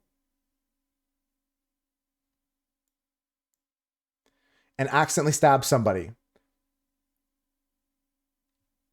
The Brotherhood tasked somebody to punish somebody and recover the idol, but his attempts were fruitless. Oh, it was him the whole time. Oh my God. Oh my God. I just understood what happened. In the very first episode, this guy faked his own death. He left the idol in his will to the cult. But this was actually him. Or something. Like at some point, like this guy here, Lazarus Hearst, is the same guy as Sebastian Cloudsley from the beginning. He's the exact same guy. He just used the idol to look younger and fake his own death. That's crazy. That's crazy. All right, let's get back to it. Let's finish this out. Okay. He used the idol to make himself young. Sebastian... No, is it Sebastian Cloudsley or Edmund Cloudsley? One of the Cloudsleys did, for sure. Someone Cloudsley used his idol to make himself young, infiltrated the order under the identity of Lazarus Hearst, and then he claimed to be the Griffin Reborn and transformed the order into the Order Party. Transformed the Brotherhood into the Order Party.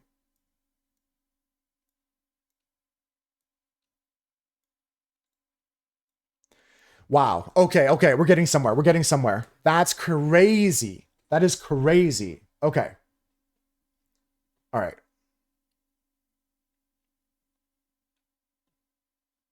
Who is this? Sebastian. Sebastian Cloudsley, Lord of Barkfield, passed away in his bed. Not true. Not true. We go to chapter epilogue. Yeah, epilogue. Okay.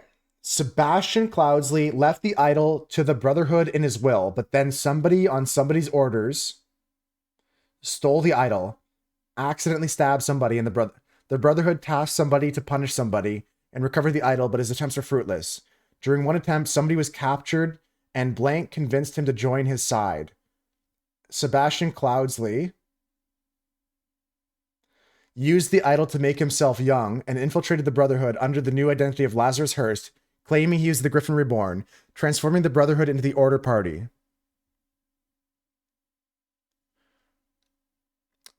Okay. Enforced the rule of virtues by taking youth from the common people and giving it to the Order Party members. Right before the final showdown, with the uncooperative king.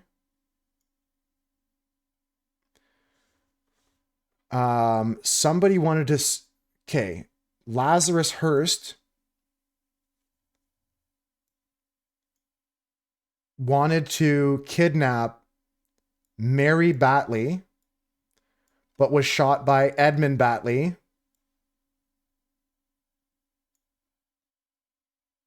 Is that right? And the idol was broken. What do you disagree with so far, Crilly? Do you think everything I have is right? Gonna take a look at chapter 2 here, so we can find out who ordered somebody to steal the idol back. Somebody ordered somebody to steal the idol back. Dear Edmund, it's reached my attention that you are seeking an incapable new servant. David Goran is experienced. Prepare the carriage for tomorrow. Monkey Man. Brush. Gambling slip. Combustion ritual. Stable rotation. Notes on the floor. Peter Batley, we have sent you frequent reminders. You think Lazarus is Edmund? You think Lazarus is Edmund?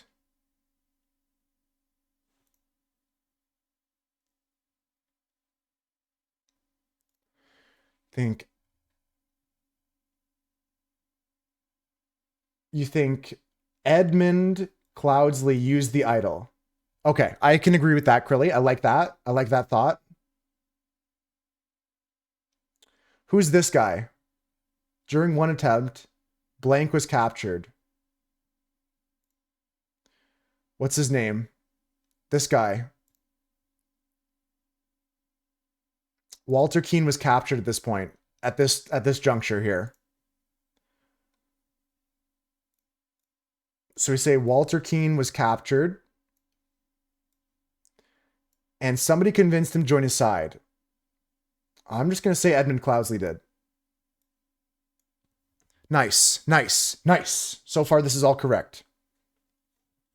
Isn't that information in thinking scrolls from past chapters? Yeah, that's what we got to go look at. The middle is correct. Sebastian Cloudsley left the idol to the Brotherhood, but then on Edmund Cloudsley's orders, somebody tried to steal the idol. Right? Maybe we'll double check that one. Double check that one. Let's go back to chapter 2. We'll come back to see chapter 3's plus after. There's got to be something in here that gives a clue to why this guy's on fire. Who wanted to steal the idol? What other papers are here?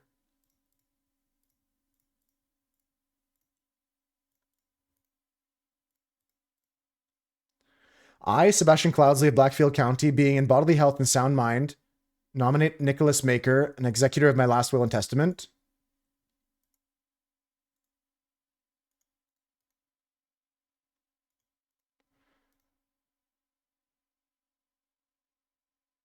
Ah, man, we're missing the clue here.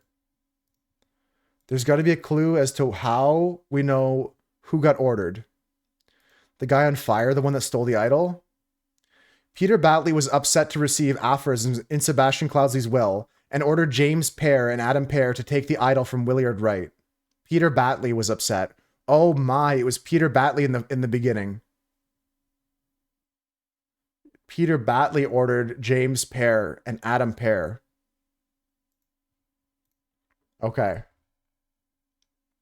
So we can take a look at this and say that Peter Batley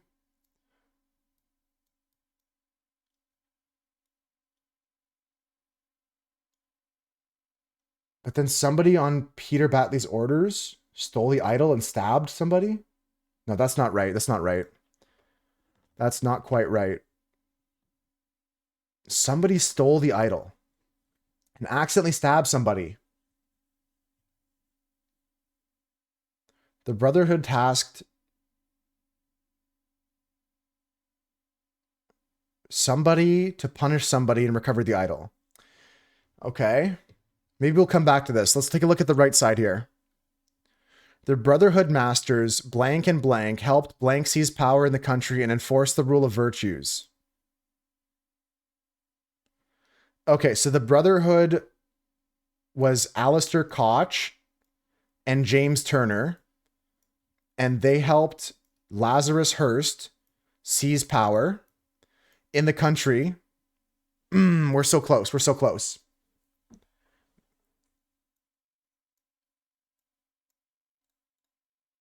Okay.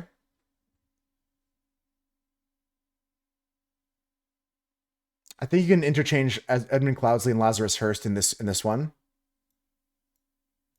To seize power. Embracing the rule of virtues.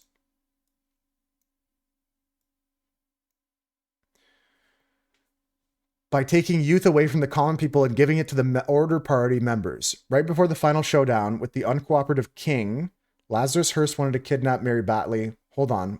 Let's go back here. That's correct, right? Lazarus Hearst wanted to kidnap Mary Batley. Right?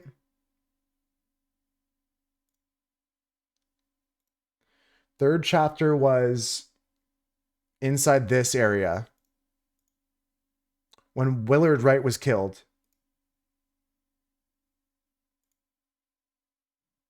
Oh yeah, Willard Wright was stabbed and killed here. Okay. Okay, so accidentally stabbed Willard Wright. The Brotherhood tasks somebody to take revenge. So wait, if we go back to chapter 3 here. Take a look at this. Ash Blair crept into Willard Wright's room through the trapdoor. It's Ash Blair. Is that an option for us here? No. Not an option for us. Somebody went upstairs and killed this guy, Willard Wright. Who stabbed? Yeah.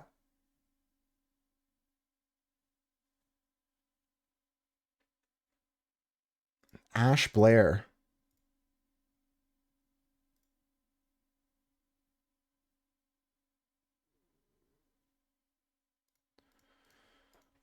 Our names must remain spotless. Willard Wright and Ash Blair. We're missing something here. We're close, but we're missing something.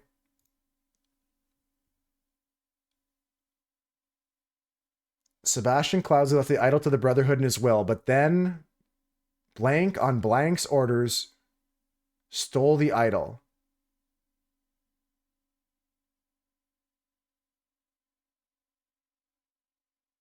On blank's orders. Checking out chapter 4 here. Could be an alias. Checking out chapter 4. Hey, Arnold, welcome in.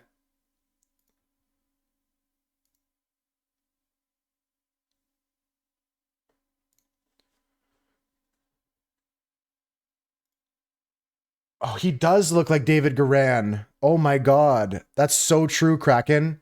He looks exactly like David Garan. Isn't that the guy in the book next to the cage? In the last chapter. In the book next to the cage? In the book next to the cage.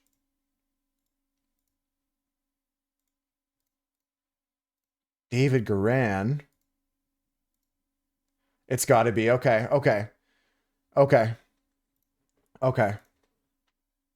How's it going, Arnold? Welcome in. So if we say David Garan on maybe Edmund Cloudsley's orders. Yes.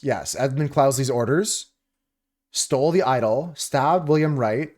The Brotherhood tasked. Okay, now let's check this level here. The Brotherhood tasked somebody to punish somebody. We have some Brotherhood notes and stuff like that here in this level.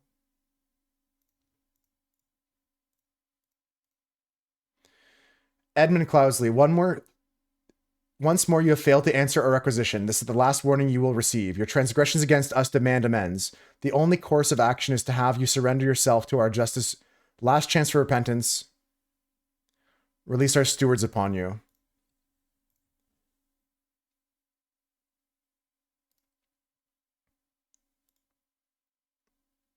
You're saying that David Garan on Peter Batley's orders took the idol?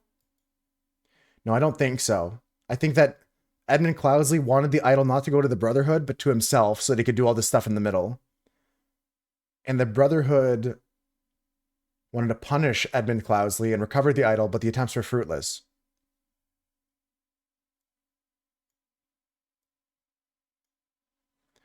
The Brotherhood tasked somebody to punish Edmund Cloudsley. I'm not sure who that is. Not sure who that is.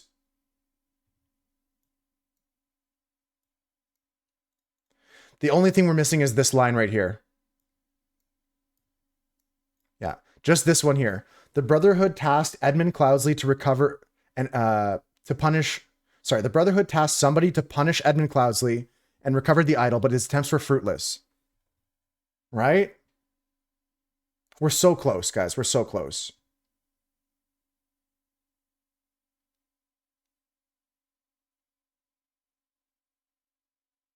We're so close. The Brotherhood tasked somebody to punish Edmund Cloudsley. Walter Keane. Walter Keane. Of course, Walter Keane. There we go. There we go. Of course it's Walter Keane, because in the next part, Walter Keane was captured and Edmund Cloudsley convinced him to join his side.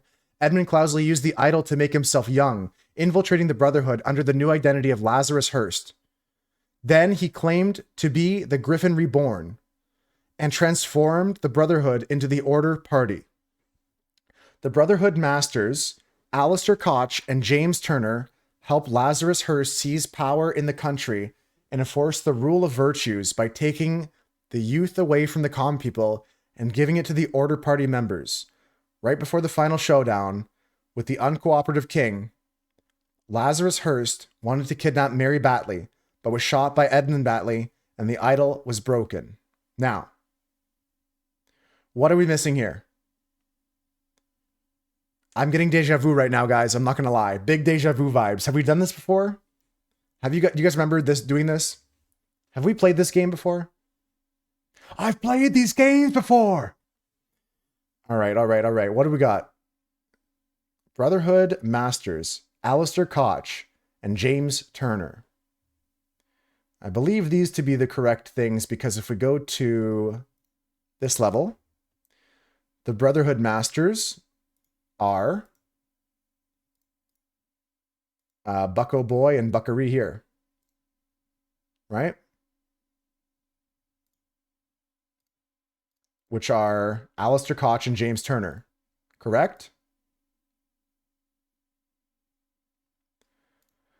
Alistair Koch and James Turner helped Lazarus Hearst seize power.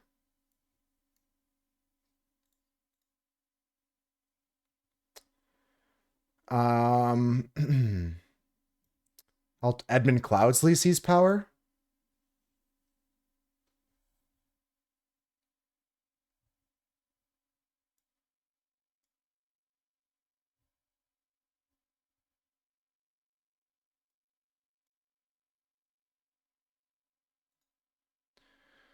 Okay. So this is Edmund Cloudsley. Or, yeah, this is Edmund Cloudsley, or whatever it is, Lazarus Hearst. Enforce the rule of virtues by taking people's youth away from them.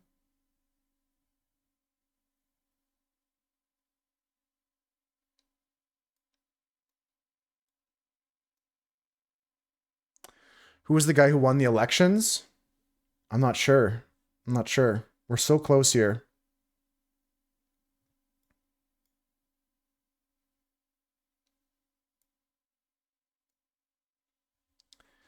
The idol, the idol, the idol. Virtues and youth have to be here. Yeah, these are the right spots for virtues and youth. The order party also I feel is correct. Right before the final showdown with the uncooperative king, Edmund Cloudsley wanted to kidnap Mary Batley and was shot by Edmund Batley.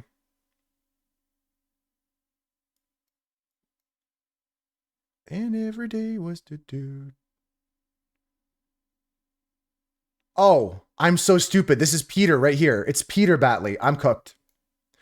GG! There we go. Now we finished the entire story. We know what happened. It was Peter Batley, of course. I got some names mixed up there at the end, but we got it, guys. We did it, guys. That is the full story of the case of the Golden Idol. What a crazy, crazy story. Holy smokerinos. That's a wild one. That's a good puzzle game, but we're not done yet.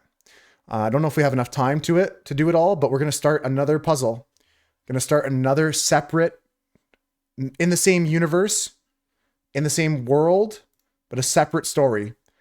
We're going to play The Spider of Lanka. The Spider of Lanka. And now we might not get to the end of this whole journey here of these 3 chapters. I think it's a 3-part adventure, but let's get into it.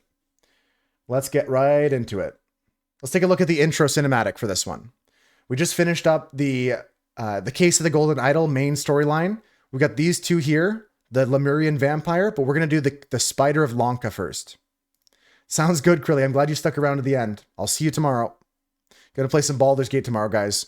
And I gotta go in an hour. So we only have an hour to start this one. Whatever we don't finish for this, we'll continue next week, okay? Next Thursday. Oh, I missed the... one second. Go back to the menu. Let's open this up. You're going to look away. Oh, you have the plan to... All right, we're only going to be going for another hour here coming up, so I'll see you later. I'm going to check out this intro cutscene here. Coming up, have a good one. Krilly, have a good one. But yeah, we're just going to look into this, hang around for another hour or so. But I'm at 5 hours of stream, and I got to get going in an hour. Because I got to get to my friend's house. We're going to be hanging out, and his brother is... coming over. We're going to celebrate his graduation and stuff like that. Play some card games and stuff. So I'm going to try and get there for 4 o'clock. So I got to end stream at 3. That's just in an hour from now. It's 2 o'clock for me. But let's get into this. The Spider of Lanka. Okay.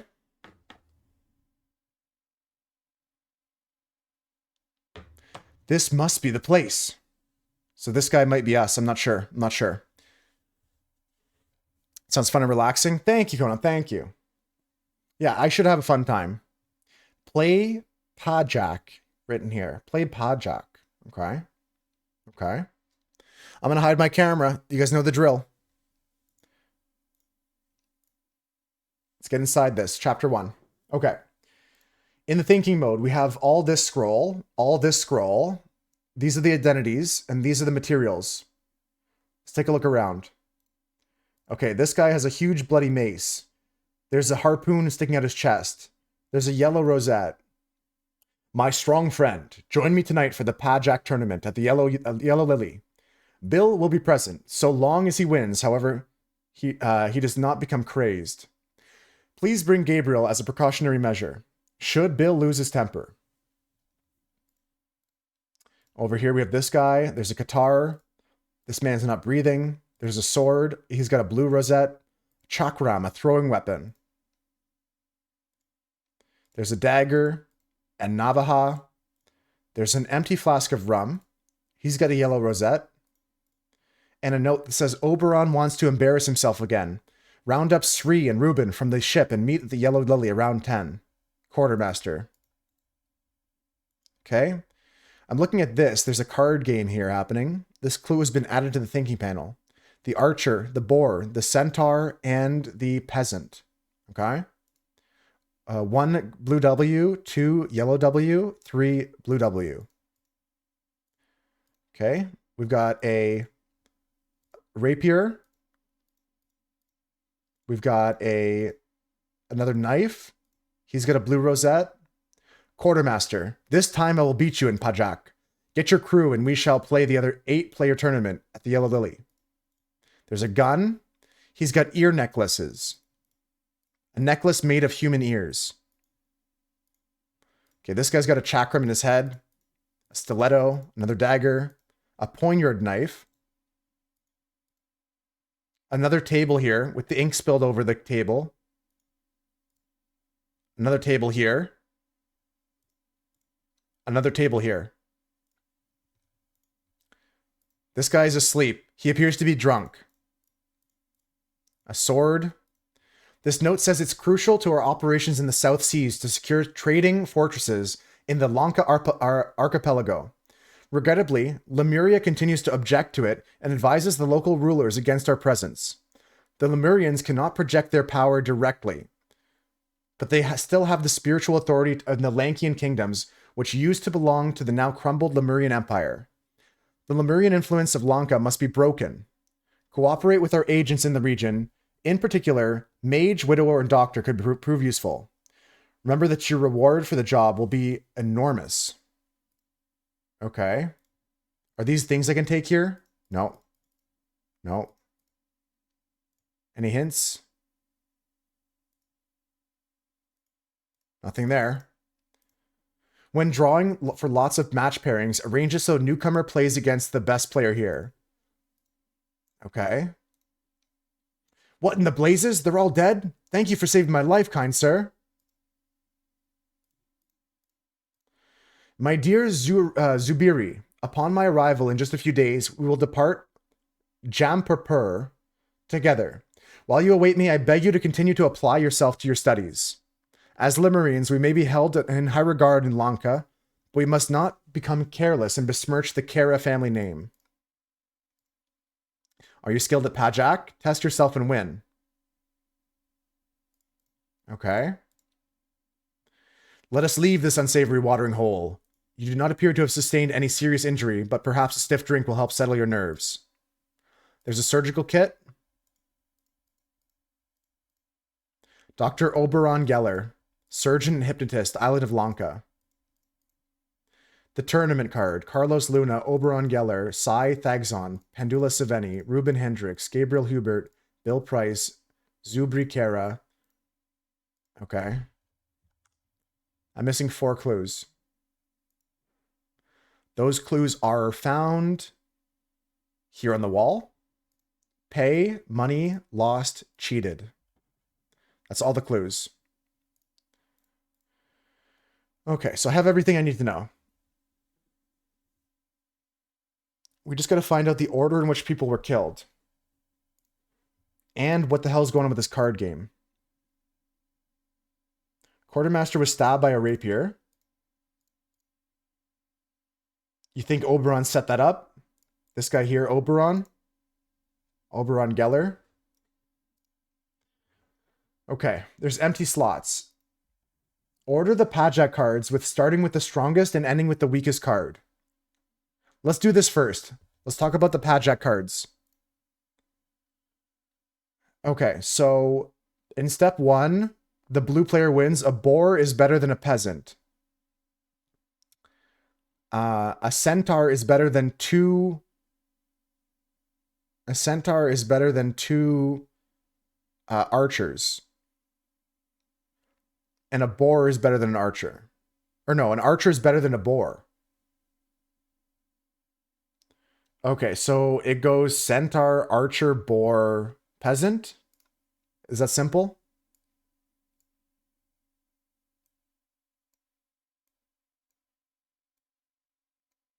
Okay, so that's good. We found out the order in which we play Pajak. Centaur beats archer, boar beats peasant, and so on. We know this guy's name because he says his name is Oberon Geller. Oberon Geller here. Right? Oberon Geller. The boar beats the peasant, 2 archers beats a centaur, and an archer beats a boar. Yeah. Okay. We'll keep that in mind here. This guy's name is Zubiri. So his name is Zubiri Kara. Right? Zubiri Kara.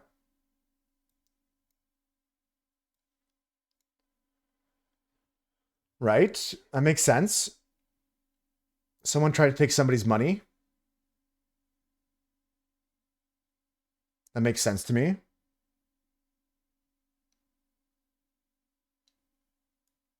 Pajak game.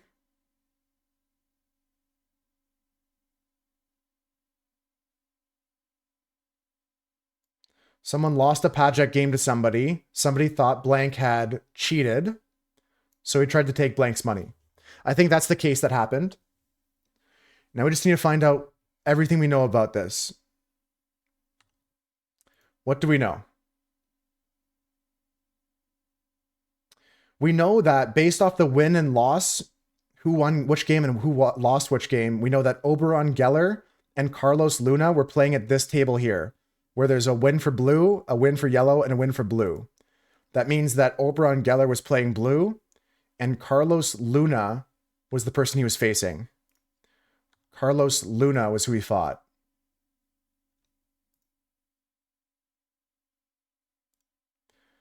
So we're looking for a guy named Carlos Luna. How do we know which one's which? Well, it's going to be a player that's on the yellow team. Wait, is that right? No, somebody on the blue team. Because Oberon Geller lost. I'm confused. I'm sorry. I know I'm talking on my ass, but one win for blue, one win for yellow, one win for blue. So Oberon Geller is blue. He should have a blue rose. That makes sense. He's fighting somebody who is yellow. Carlos Luna.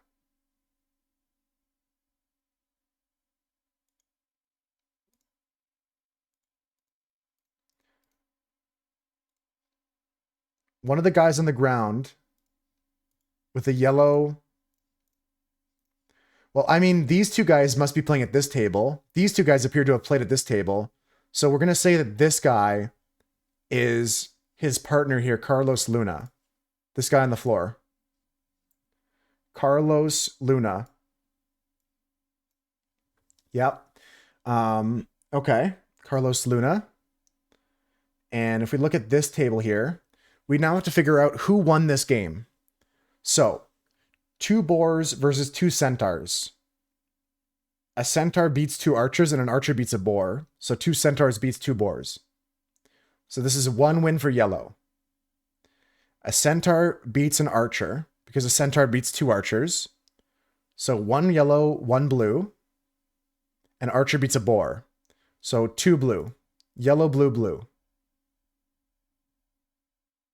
Yellow, blue, blue. Blue 1. And blue is this guy. His name is Sri Thagson. Sri Thagson. Yellow, blue, blue.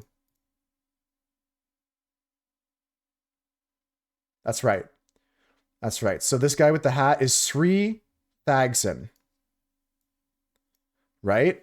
And then up next, we've got the other guy in that game. His name is Pandula Seveni, or Senevi. Pandula Senevi. And then we have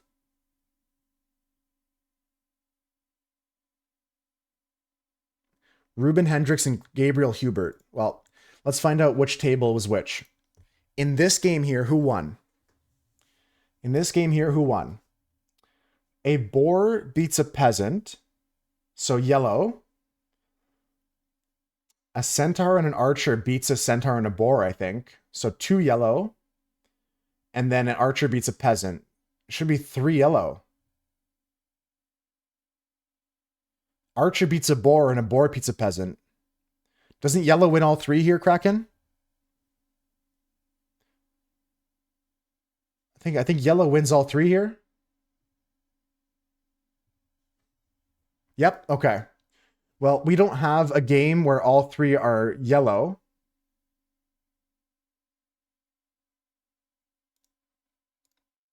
We don't have a game where all 3 are yellow. Okay, let's check the other table first. Here's the other table. Okay, here we have an archer beats a peasant, so yellow wins the first game. 2 archers beat 2 boars because an archer beats a boar. So yellow wins the second one. Then a centaur beats a peasant.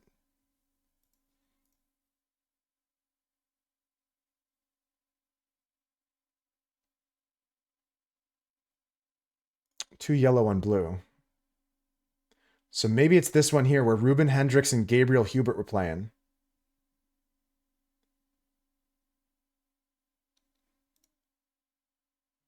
That's awkward. I don't know if I trust this.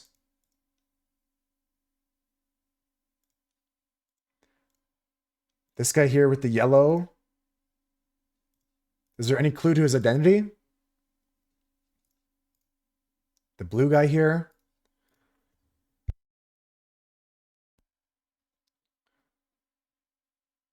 Two yellow, one blue. So the blue guy lost. This guy's yellow.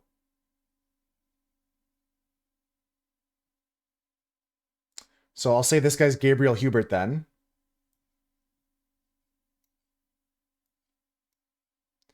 And that means that the other guy sleeping has to be Ruben Hendricks, and the other guy has to be Bill Price.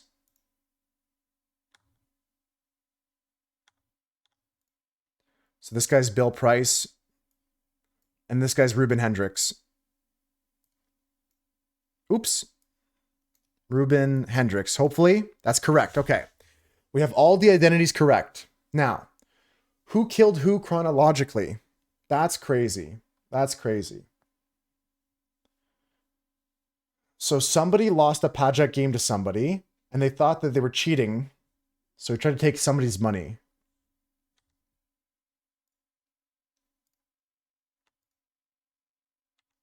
Let me read the rules again here. 1, broke something, pay for it. 2, drunk, get out. Lost your money, game over. Someone cheated, sort it out. 5, the management accepts no liability if you decide to play against Bill. No liability if you decide to play against Bill.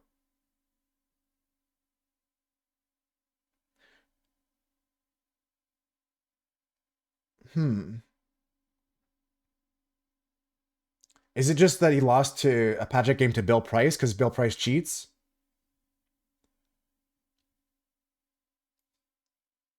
Who was fighting against Bill Price?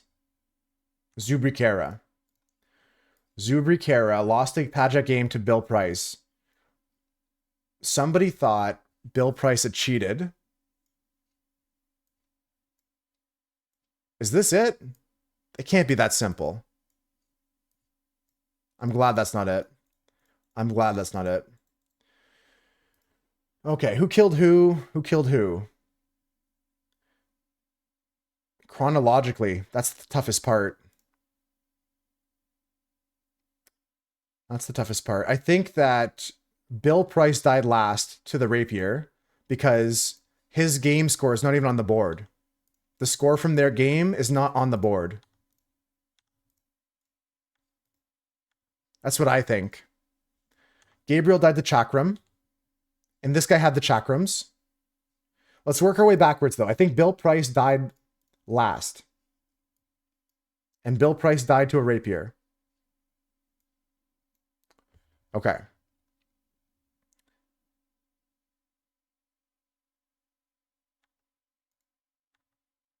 The question is, who had the rapier? This guy died to Chakram, which means that this guy had to be alive still.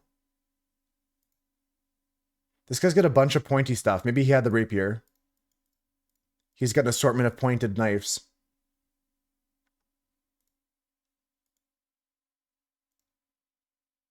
Yeah, maybe it was this guy with the rapier.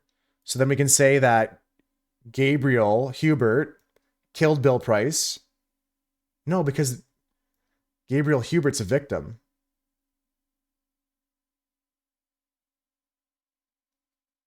He died via Chakram.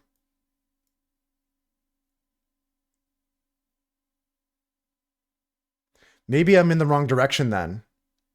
Maybe Bill Price died first to rapier via Gabriel Hubert. And then Gabriel Hubert was killed by Chakram from Srithagsan. And then Srithagsan was killed via a blunt force object by Pandula Saveni, his mace or whatever, because his mace had blood on it. And then this guy had died via harpoon. A harpoon, which was thrown by Carlos Luna. And Carlos Luna died via... What is this hole in his body?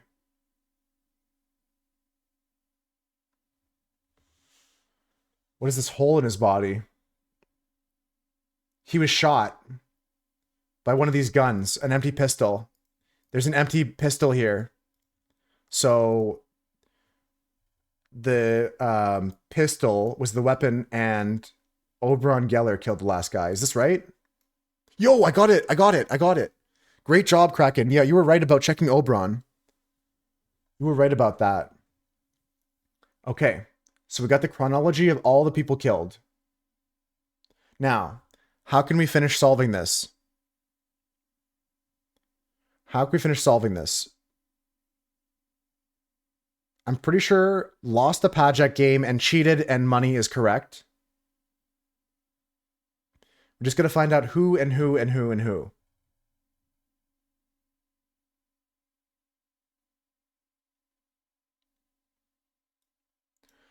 Oberon Geller had thought that... This is the tricky thing. Somebody lost a Pajak game to somebody, and somebody thought that somebody was cheating, so he tried to take Blank's money. That's pretty short.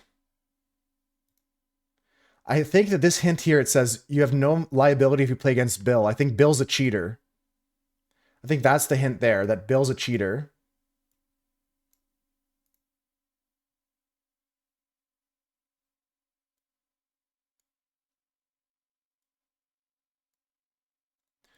But I don't get it.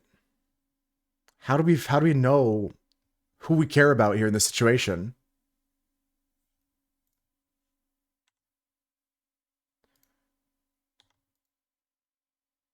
Okay, this was yellow, yellow, yellow, yellow, yellow, yellow.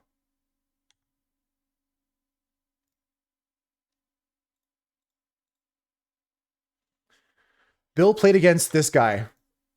This guy here. Bill played against this guy. His name is Zubri Kara. Maybe Bill lost to Zubri Kara. Because Zubri Kara has the yellow flower from this table, I think. Either that or he was sitting at this table here. Fighting against this guy. But that can't be because they're both yellow.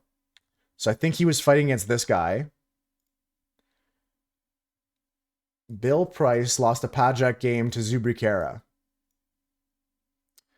Bill Price thought Zubri Kara had cheated.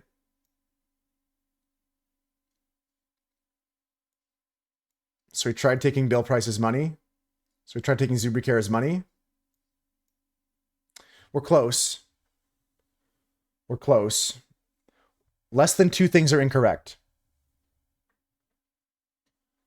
Less than 2 things are incorrect. Bill Price thought Zubri Kara had cheated. So he tried to take Zubri Kara's money.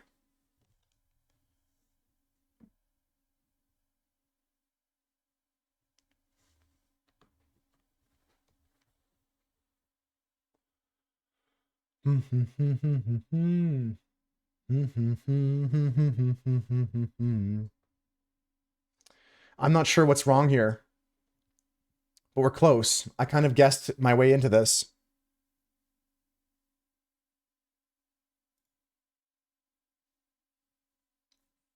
Bill Price lost a Pajak game to Zubri Kara. Bill Price thought that Zubri Kara had cheated, so he tried to take Zubri Kara's money. What if it's Oberon Geller's money? No.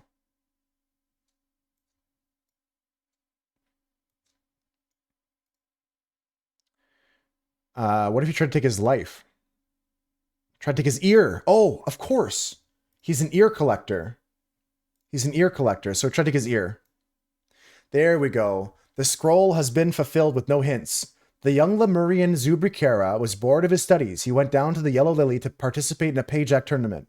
He played against the skilled but hot-headed quartermaster Bill, and won. Bill, incredulous that he could have lost to a newcomer, accused Zubiri of cheating and tried to take off his ear.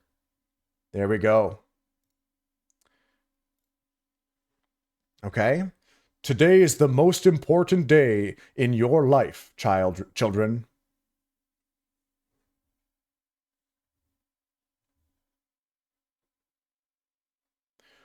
You will meet at Lemurian Saint. You'll meet a Lemurian Saint.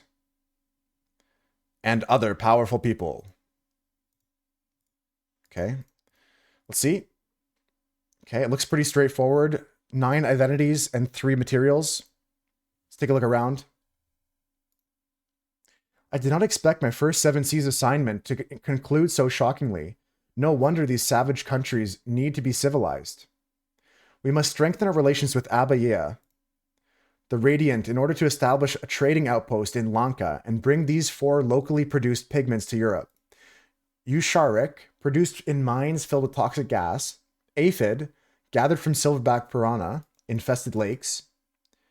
Lakwa, harvested from nesting crickets. Sector, gathered from sector spiders. Our cultural tolerance department has provided a gift, a statue appropriate to these devil-worshipping societies. Find out if they appreciate it. Consider pretending to be a devil worshipper too. Okay. 7 Seas Company Guide, Navigation. North Star. Sure. If you're facing a crescent moon, imagine a line joining the endpoints down. That direction is south, okay? 7 Seas Associate Travel Guide. On the island of Lanka, with many other former colonies, the Lemurian Empire, with lingua franca, is common Lemurian. Okay, lingua franca is common Lemurian. This is an example of common Lemurian script. Note the honorific master is followed by the surname. For the last century, the island of Lanka has been divided into 3 kingdoms, each named by their ruler's family. They are Jaffna, Gamni, and Vijaya. Each kingdom is also ruled by a Raja, who subjugates the peasantry, enabling the cheap production of cloth, pigments, and spices. Okay, there's like a present going into a mouth, tobacco, a pipe. Albert, I will not be able to accompany you on your first 7 Seas mission. A pressing matter requires my attention. Ignore whatever rubbish Central Office suggested. Befriend Putra. He's the Raha's ear. When you arrive, place the gift in the location that was instructed on the wrapping paper. Place the gift as instructed to the location. Okay. So you know this guy's Albert. Next. Keep your mouth shut. Your father committed a murder and cannot be forgiven. Undoubtedly, His Highness will demand your life. Position guards outside the chamber of trials during the test in the morning. Only my children and the priest must be allowed in there. The priest forbids the presence of any Westerners through the ritual. But we do not wish to insult a man of the 7 Seas Company. Entertain Albert Cloudsley Esquire by showing him the gardens during the ceremony. Meanwhile, allow nobody to enter the ritual hall except me, my children, the Lemurian delegation, and our noble blade master. Okay. Cease your threats, Lankan lackey. I am not to blame for my father's deceptions, but perhaps this is the price we pay for stagnating culture. I beg you, cease to request that we meet. You know it's unwise. Venerable Yupik's watchful eyes notice everything. He is your father, and you know his character. He will not tolerate such transgression. I am a mere servant and must know my place. I can never be part of the Kara family. Okay. So this guy's Kara, especially if we look back at the previous level. We learned that this guy was Zubiri Kara. Right? Don't worry, young Lemurian. If it is meant for you to die today, it will be by my hand and swift. I have killed many people, for the right and wrong reasons, such as the Dharma of the warrior. My tiger, have you found anything that might help me earn my rightful title? Then you can be by my side forever. Leave it in the bush by the pyre. That insufferable Putra has his dogs search our things regularly, so we must be careful. Your moonlight and soon your queen. Okay, this dead guy's got a note. Tomorrow is the big day and my heart trembles. If Tissa passes the test, I will not feel I have failed. I will witness his ritual of the blade with joy in my heart. For none is braver and wiser and worthier than him to inherit father's responsibilities. If I happen to be picked, I will bow my head in humble appreciation of this great honor. The people of Albion.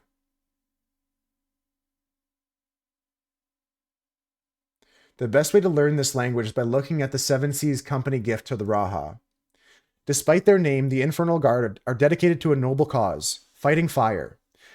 Yelling to clear the way, they hurry to the place of the ordeal to do their unenviable job. The guards do not fear and smirk at things that would be agony to commoners. They bravely step into the infernal limbo and do their duty. Challenges they face are like lava and obstacles that can be ominous. Blah, blah, blah, blah, blah, blah. Okay. The woman has a huge wound across her abdomen beneath an apron, and she is not breathing. The wooden apron and clothing beneath it have been slashed. There's a mixture of blood and red paint. A stiff, ornamented apron made of wood. May you travel from the darkness to light, from death to immortality, dear sister. Death is a mere illusion that appears to those who cannot grasp absolute reality. This is the same note, but it says, I suggest you do your language practice while observing the Seven Seas Company gift to Raha. Tomorrow is the great day. The ritual will be opened and Anula and I will be elevated. May light guide my sister to the test, for she is worthy of the title. If fate judges me to be the one, then I am ready to undergo the journey through the blade to the sun and back again, to claim my birthright. Okay.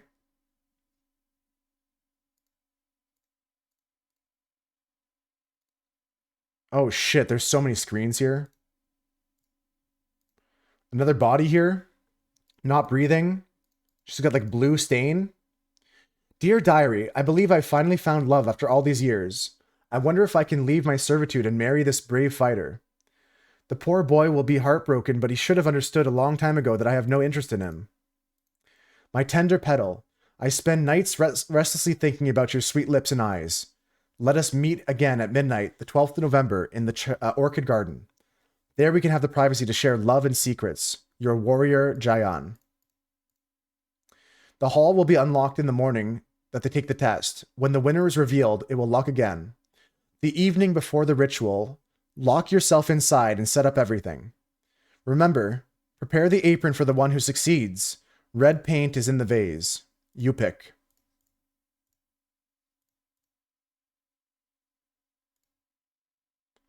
Okay, it's like a compartment there. There's a potion here. Something brow in the eye. Okay. This clue's been added to the thinking panel. Okay. A bottle of pink substance labeled Usharic ink.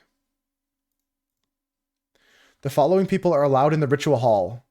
During the testing procedures, the Lemurian priest and the potential heirs, and during the ritual of the blade in the evening, the Lemurian delegation, the royal family, the spy master, and the blade master. This is a bottle of teal substance labeled aphid ink. This is another shape here in the thinking panel. Okay, I think that's everything in here. Oh my god, the ceiling is here too, with some pictures of the ritual. Folks, I don't think I'm going to finish this one today. I'm not going to lie. This looks like a pretty dank adventure. Whatever we don't figure out in the next half an hour, we're just going to continue with on Thursday. So keep notes of everything in your mind. Keep looking for clues here and solve as much as we can. You wanted life for life. Oh, most radiant and magnificent Raha. Has this information satisfied your needs? There's incense box. The Raha. I accept your invitation to facilitate the tests and the initiation. Our delegation will arrive with the necessary equipment at the start of November. Regarding the Westerners, you already know that we strongly advise against trading with them. They do not understand the importance of Lemurian tradition, and their ways are impure. High Priest of the Kara clan. This is a bottle of Laka ink. And Master's son is writing this letter here. Your Magnificence, some encoded correspondence has been exchanged between someone at the palace and somebody else. I do not like it, and my spies are working overtime to discover who is behind this. I still believe it to be safe for your children to undergo the test and for the chosen to go through the rites of rebirth. The Lemurian saint confirms the ritual is the same as when you were sworn in, when you came of age. By day's end, you will have your heir, Your Highness. The Highness says, for sharing this secret, I will allow you, Zubiri, to live, but he must join me on this journey as insurance for your honesty. You are free to leave with your delegation. Okay, so I think this guy's name is Zubiri. Zubiri. Okay. Okay. Checking downstairs now. In this room, there is spider, cricket, centipede, a beetle, and a scorpion. In the desk here, it says the deadliest arthropods of Lanka, the sector spider, feed only twice a week. Calmarian scorpion, a quick and painful death. Plain beetle, the merciful killer, like falling asleep. Legion centipede, after death, the victim's body bloats like a balloon in minutes. Nesting cricket, bite stops heart quickly. Dear Putra, I did my best to seduce that Lemurian servant from the Sukera family, so we could obtain successful results for the young prince in the tests. Surprisingly, she was not charmed by my advances. I do not know what is wrong with her. From Blade Master G. This is a bottle of Sector ink. Wear yellow in the evenings. Do not mourn the black ocelot. Be untamed. Do not forget your worries. Do dream of green wilderness.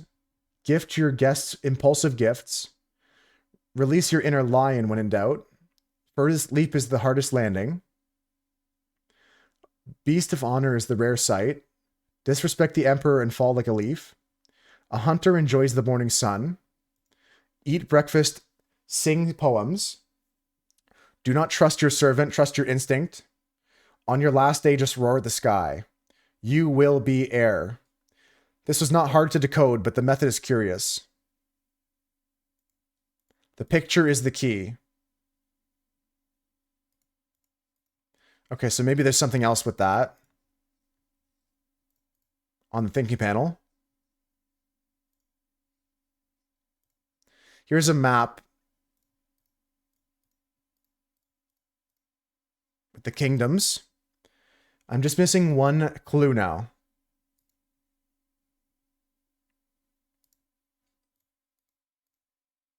Albert. No, that's not it. I'm missing one clue from somewhere.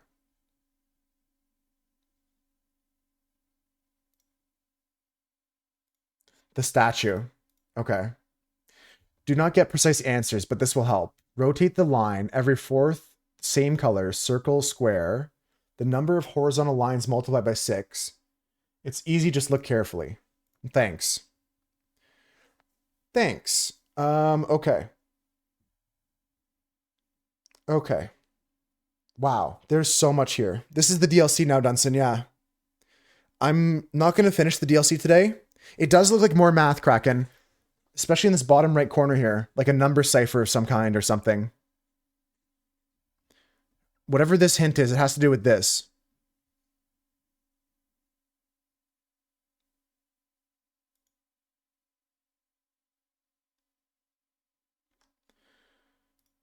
Okay.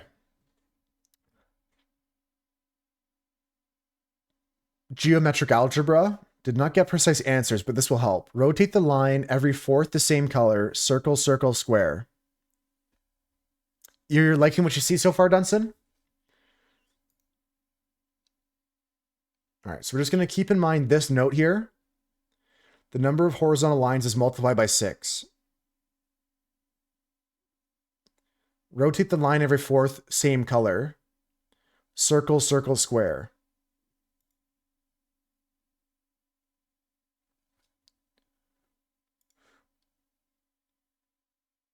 Okay. Rotate the line. Circle, circle, square. Circle, circle, square, circle, circle, square, circle, circle, square, circle.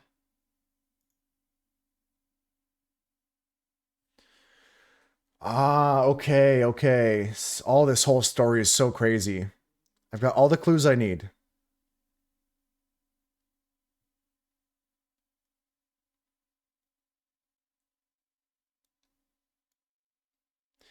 In the mouth of the statue. Using a secret which he found in the mouth of the statue.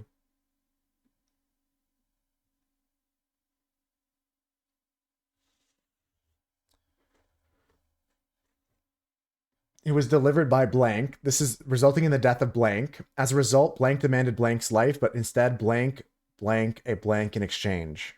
Okay.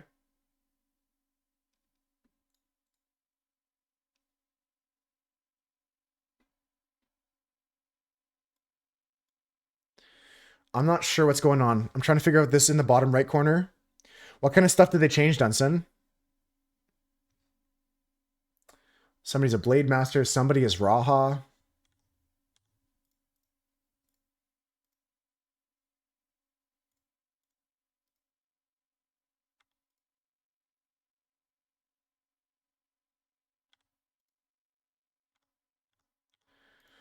Holy guacamole, folks. I think I'm going to be in trouble for this one. If I don't, whatever I don't solve today, we're going to solve in the future. We're going to solve this next week if we don't solve it today. Let's keep looking around. It's about combining the clues now. You keep on telling me.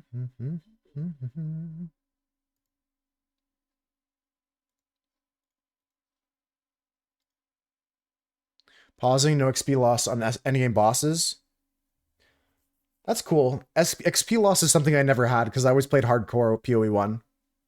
But I like that idea.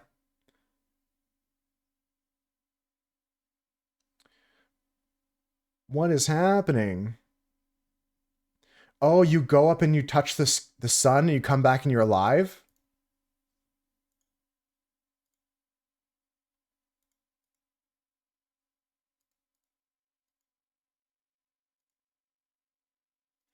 It might be a trick of some kind. Thing is, what do we solve here? Somebody and somebody did something here.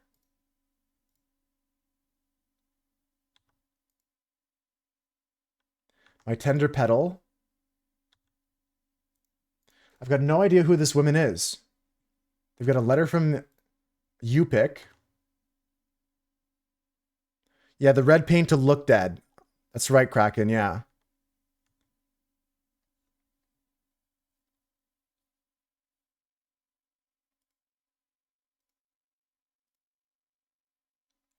May you travel from darkness to light, from death to immortality, dear sister. Tomorrow's the great day. The ritual hall will be opened and Anula and I will be evaluated. If fate judges me to be the one, then I will be ready to undergo the journey through the blade to the sun and back again to claim my birthright.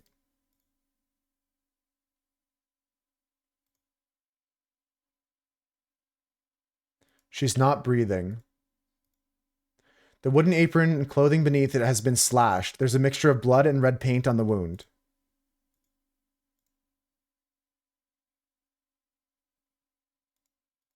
So she's not actually dead? Who's dead here? The girl in here?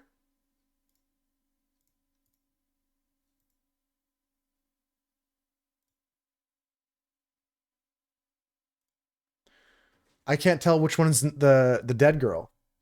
They're both dead, but one of them's fake dead, right? This is so tricky. She got crushed.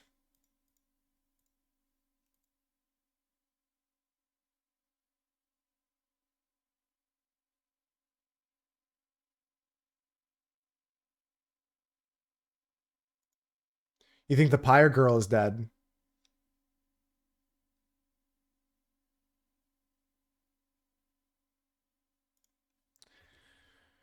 Ah, it's tricky. It's tricky. Maybe that's what they want you to think. Yeah, it's tricky. I hear what you're saying, Kraken. I like your ideas. Lots of death surrounding this totem. Lots of death. Some sacrifice, some rebirth ceremony. Let's start from the beginning. I did not expect my first 7 Seas assignment to conclude so shockingly. No wonder these savage countries need to be civilized.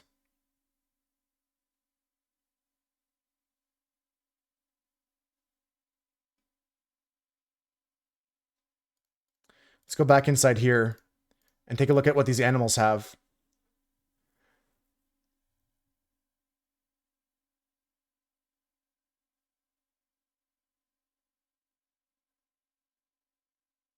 The nesting cricket is a bite that stops the heart quickly. The sector spider. The black ink is sector ink. What's the blue ink? The blue ink is Laqua.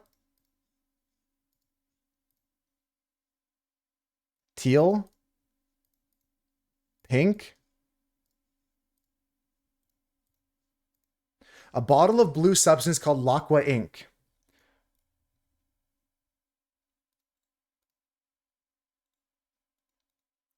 So somehow she has a bit of Laqua in her hands here. This is like the crushed bug from like a from like this over here. The cricket. Laqua comes from what animal? Harvested from the nesting crickets. Nesting cricket. The bite stops the heart. Okay. I think this kind of lines up with what Kraken said. The key is the picture, that one line said. This is the picture here, Dunson. We got to figure out what this means. Somebody filled this in correctly. Somebody failed and somebody succeeded.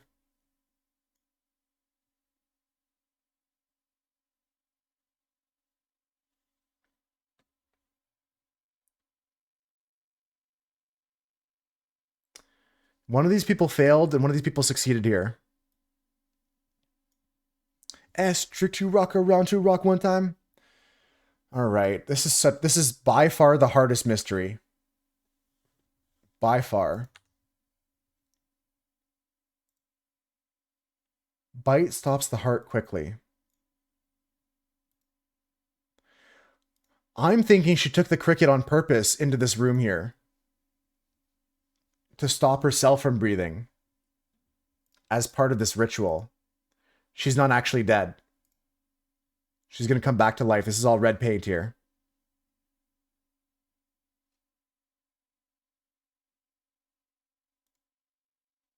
That's my thought, at least. It's my first thought. And there's this vial here of whatever this is. Something in the eye. I'm not sure what that means.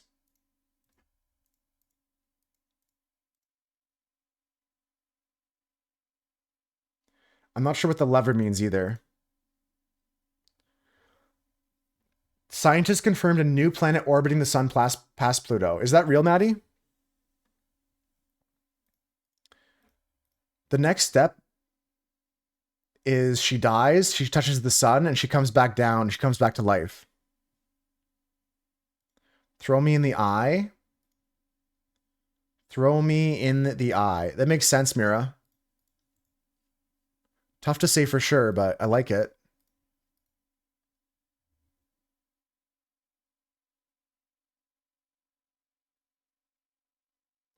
Wasting time.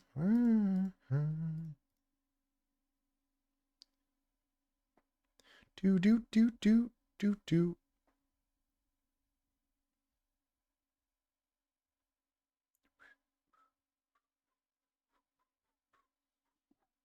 Back from lunch. It's going okay, Husker. I'm winding down the stream. I only got 20 minutes left before I got to go today, so I'm just trying to solve as much as I can of this mystery here.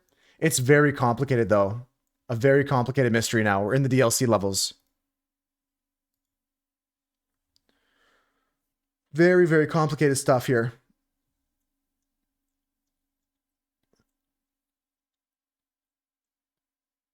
I got to find out some of these things we should know here. Some of these things we should already know. Like last names, people's names. Let's start filling in things we can do. Your Moonlight and your Queen from your Tiger. Albert Cloudsley.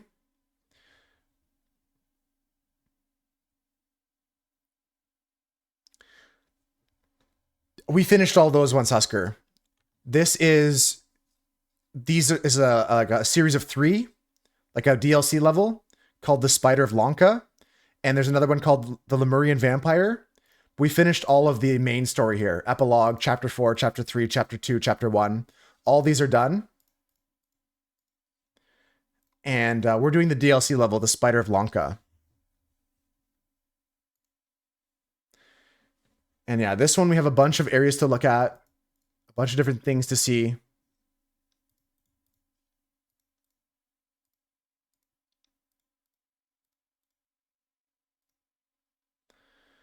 I got your picture, I'm coming with you, dear Maria. Okay, if I'm facing south and I see this tree, that means the map. Where's the map? If I'm facing south and I see this tree, that means I'm in the Clusapur domain. We're in the city of Clusapur. Okay, that's one thing I do know for sure. That's one thing I do know for sure. Let's take a look at the puzzles here. There's 2 papers. One paper has this circled and number 14. And this paper has this circled and number 18. One of them was right and one of them was wrong.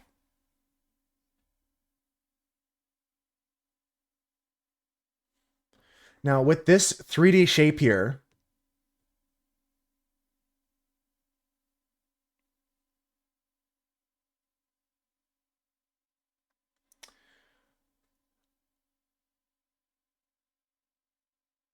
I'm so confused. How is this the correct thing for this? They chose different shapes to be this. They chose different numbers. They chose a different shape here. What does it mean? We have a clue to this puzzle over here. It says, did not get precise answers, but this will help. Rotate the line every 4th same color, circle, circle, square. The number of horizontal lines multiplied by 6. It's easy. Just look carefully.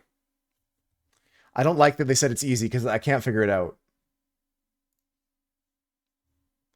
If it was easy, I could figure it out. So they had the same information here, but they came to different... Yeah, it's easy, Smile. It's easy. I'm not quite getting it here.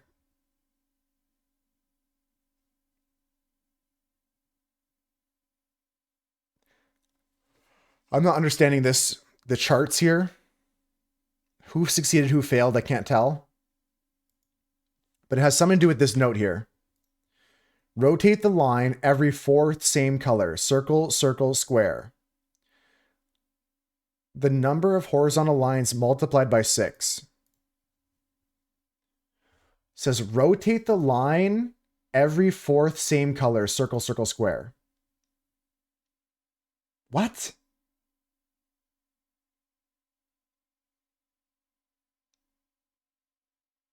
So would I rotate this circle? What does that even mean? Rotate the line every fourth same color.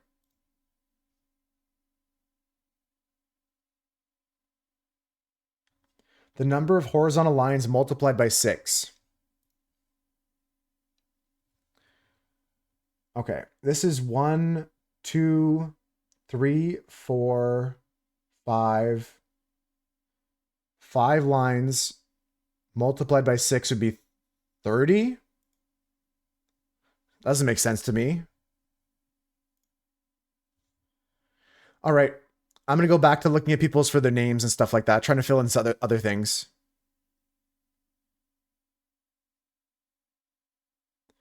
And Zubiri can get away here. Zubiri is part of the delegation. Thanks for sharing the secret. I will allow your Zubiri to live, but he must join the...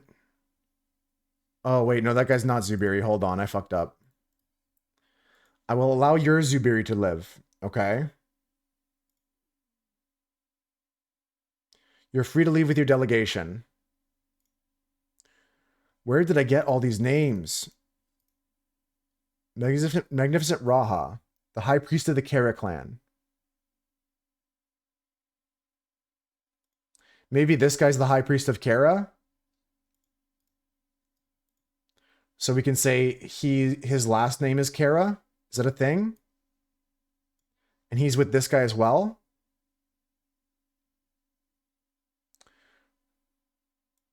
So this guy's Zubiri. This guy's Zubiri. Zubiri, Kara. I guess they're all Karas.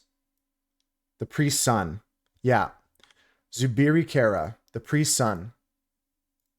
He was the son of a preacher man. This guy.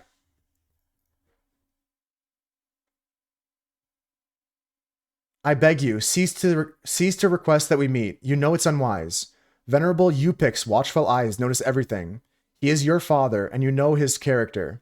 He will not tolerate such transgression. Okay, what was that name? Upik. Upik. This guy's name is Upik Kara. Upik Kara. Okay, we're getting somewhere. We're making progress. This is the DLC here, 9.3, so the artwork is a little bit upgraded from the main game, including some better animations for the peoples.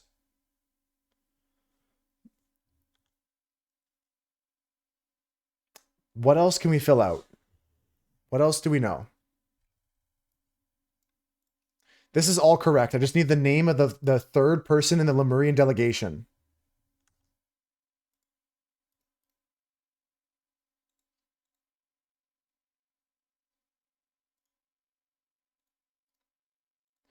These guys don't like this guy.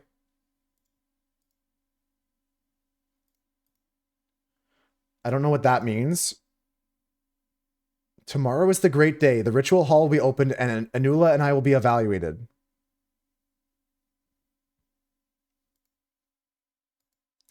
So Anula's one of the two people that's dead here.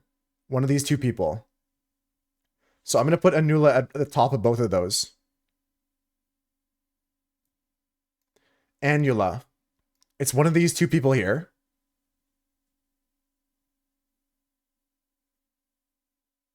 You think Anula's on the pyre? If Tissa passes the test, I will not feel I have failed. I will witness his ritual of blade with joy in my heart.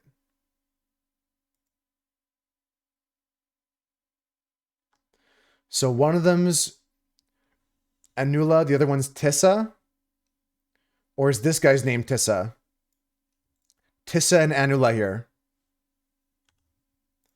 My sister and my brother.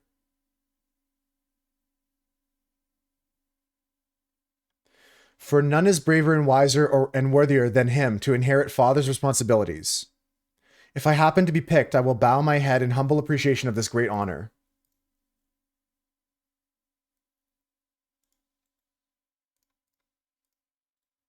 And they have the same note. These guys have the same note. This leaflet, the people of Albion, leaflet 8. They both have that note. Okay. Okay. The Kara Kara. Kama Kama Kama Kama Chameleon. Okay, we're getting something. I want to just get as much information filled out as possible.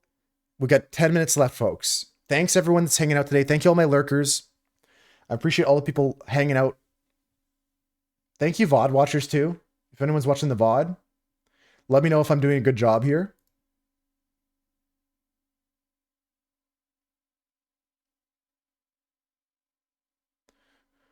Uh-oh. Uh-oh.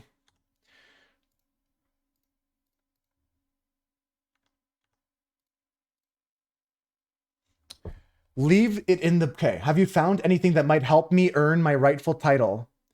Then you can be by my side forever. Leave it in the bush by the pyre. That insufferable Putra has his dog search through our things regularly, so we must be careful. Yeah, so I think this is my tiger, your moonlight, and soon your queen. I think it's this girl that said that letter. The warrior Jayan. I spend my nights restlessly thinking about your sweet lips and eyes. Let us meet again at the midnight of the November 12th in the Orchid Garden. Warrior Jayan. So I think that this guy's the warrior Jayan. Jayan something. Is that a name I have? Jayan. I think his name is Jayan. If anyone disagrees, let me know why. Dear Diary, I believe I finally found love after all these years. I wonder if I can leave my servitude and marry this brave fighter. The poor boy will be heartbroken, but he should have understood a long time ago.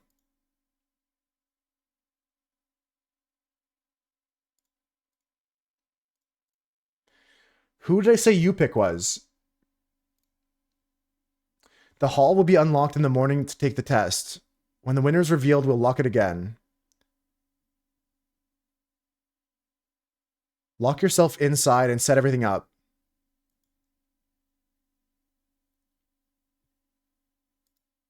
Weird. Weird.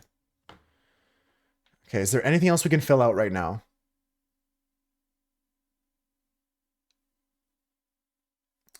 Is there anything else we know right now? I think that Jayan is the Blade Master. So Jayan can go here.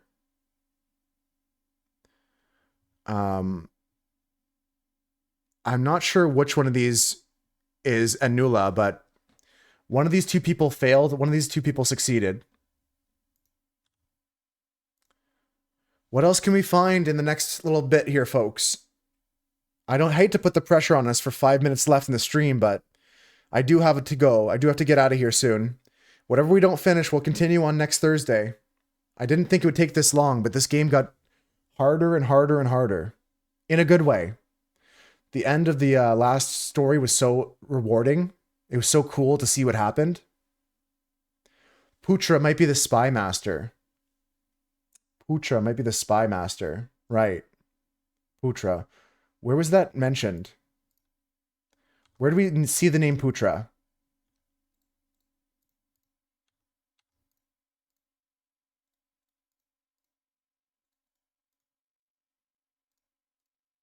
Where was that? We found the word Putra somewhere.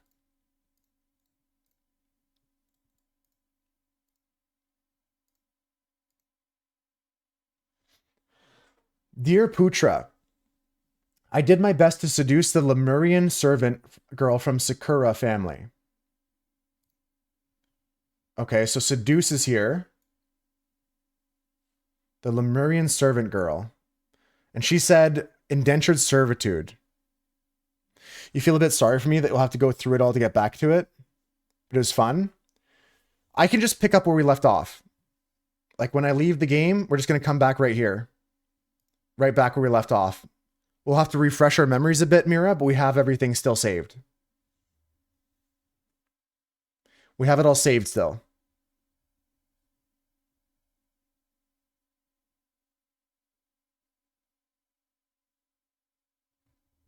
I'm not sure about Mouth of a Statue here. Yeah. In that case, I will have to refresh my memory a bit, but that's why I want to get as much down as possible before we go. So Putra. There's also this note here. The picture is the key. We found this poem and the picture by the Palace Garbage, September 5th.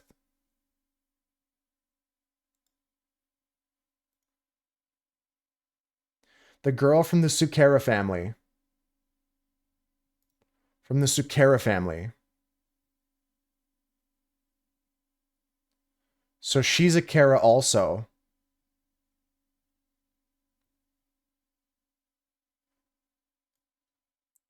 She's the servant girl from the Kara family. We could put her here. I agree with that, Kraken.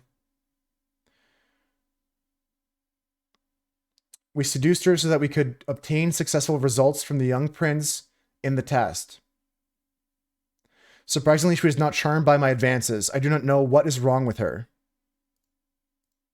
So I think the Blade Master is Jian Ji. Jian Ji. Because this Blade Master says G here. Oh, the amount of teeth here. Maybe that's important. Maybe. Kara and Sukera are two different families? They are. Okay. Sukera I got there. Thank you for pointing that out, Kraken. All right. Is there anything else we can think of before we go?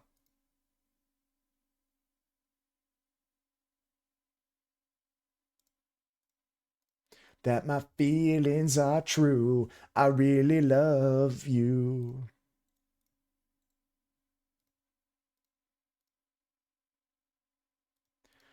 We know this guy's Albert. We must strengthen relations with Abaya, the Radiant, in order to establish a trading outpost.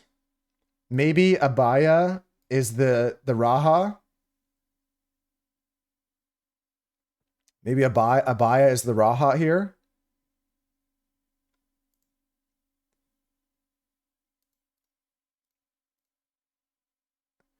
Putra. Who's Putra?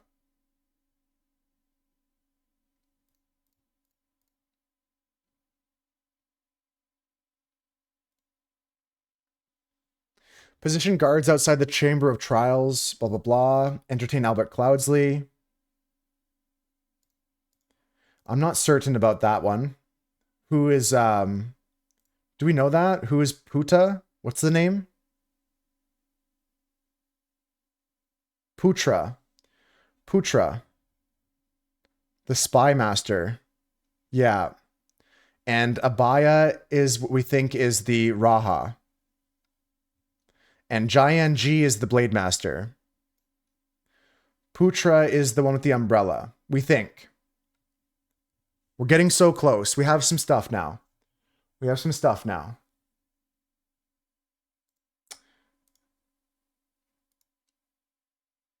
We're looking here. We've got Zubiri Kara, Yupik Kara, and another Kara.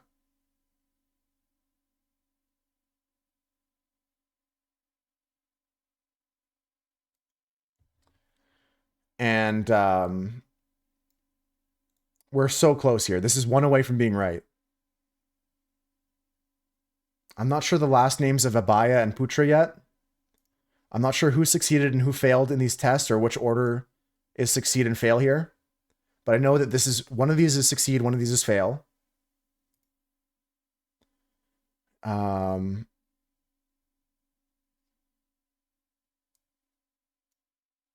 Maybe Abaya Sun, because it says here.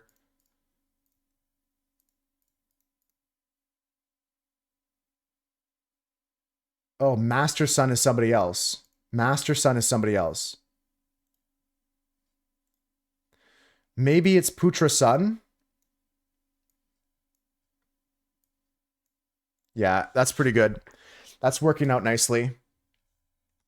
If we read this note here, it says, I accept your invitation to facilitate the test. Our delegation will arrive with the necessary equipment. Regarding the Westerners, we know that we've advised against trading with them. Right, okay. All right.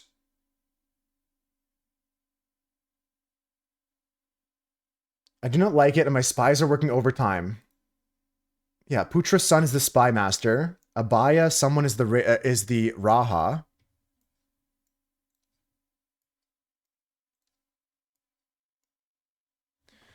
A little bit of guesswork there, but we got it. Abaya Gamini is the Raha.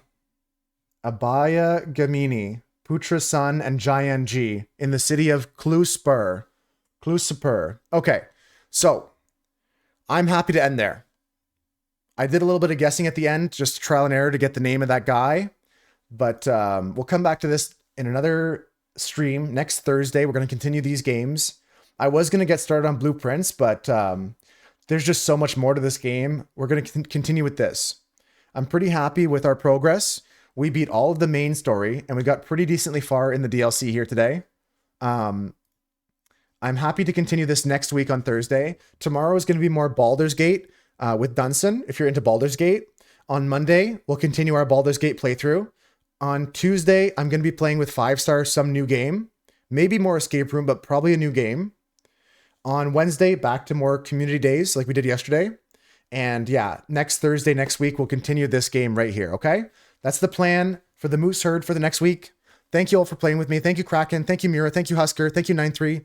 Thank you, Maddie. Thank you, Dunson. Thank you, Swooch. Thank you, Konop. Thank you, Krilly. Who else was here today? We had a lot of cool people. Arnold was in for a bit. Who else was hanging out? Thank you all. Appreciate you guys. Take care. Have a good night. Yeah, if you want to be here for the end of this story, the Spider of Lanka, next Thursday. That's what you got to tune in for, okay, guys? You too, Mira. Take care. I'm going to find someone to raid. We can all go raid together. If you'd do me the favor of coming with me on this raid. Peace out, Dunson. Take care. Thank you, guys. Thank you all for coming today. Thank you for hanging out. Thank you for lurking, folks. Who are we going to go see? We raided a good friend yesterday with shoes. Let us go and raid. Let's go give some love to Metro. Give some love to Metro. Thanks for playing, guys. Thanks for hanging out. Take care, Husker. Take care, Mira. Bye, everybody. Have a good night. Friday is movie night in the Discord. I'm not 100% sure what movie we're watching, but we'll figure out something. I think we talked about something, but I don't know what it was. And I think after I beat the game, we had Krilly and Konop both leave because Konop didn't want spoilers for this. So if we see Konop, do not tell them what happens in this game. Okay, guys? We're not talking about this game or any spoilers for the Golden Idol outside of streams where we're playing the Golden Idol. Okay, guys? Thank you, TK. Thank you for the taxes. Great job. As long as that's clear, we're good to go. No spoilers, no discussion of the case of the Golden Idol outside of the stream for the case of the Golden Idol, okay? Thank you. Thanks for understanding. Take care, guys. I love you all. Have a good night. Bye-bye. Thank you, TK. Copy and paste that raid message, whichever one you have the emotes for. My emotes are with the mooses there. If you don't have my emotes, get the one with the dino dances. I'll see you guys over in Metro stream. They're doing a timed puzzle. They're at the 4-hour, 30-minute mark in a big 2,000-piece puzzle. Take care, guys. See ya.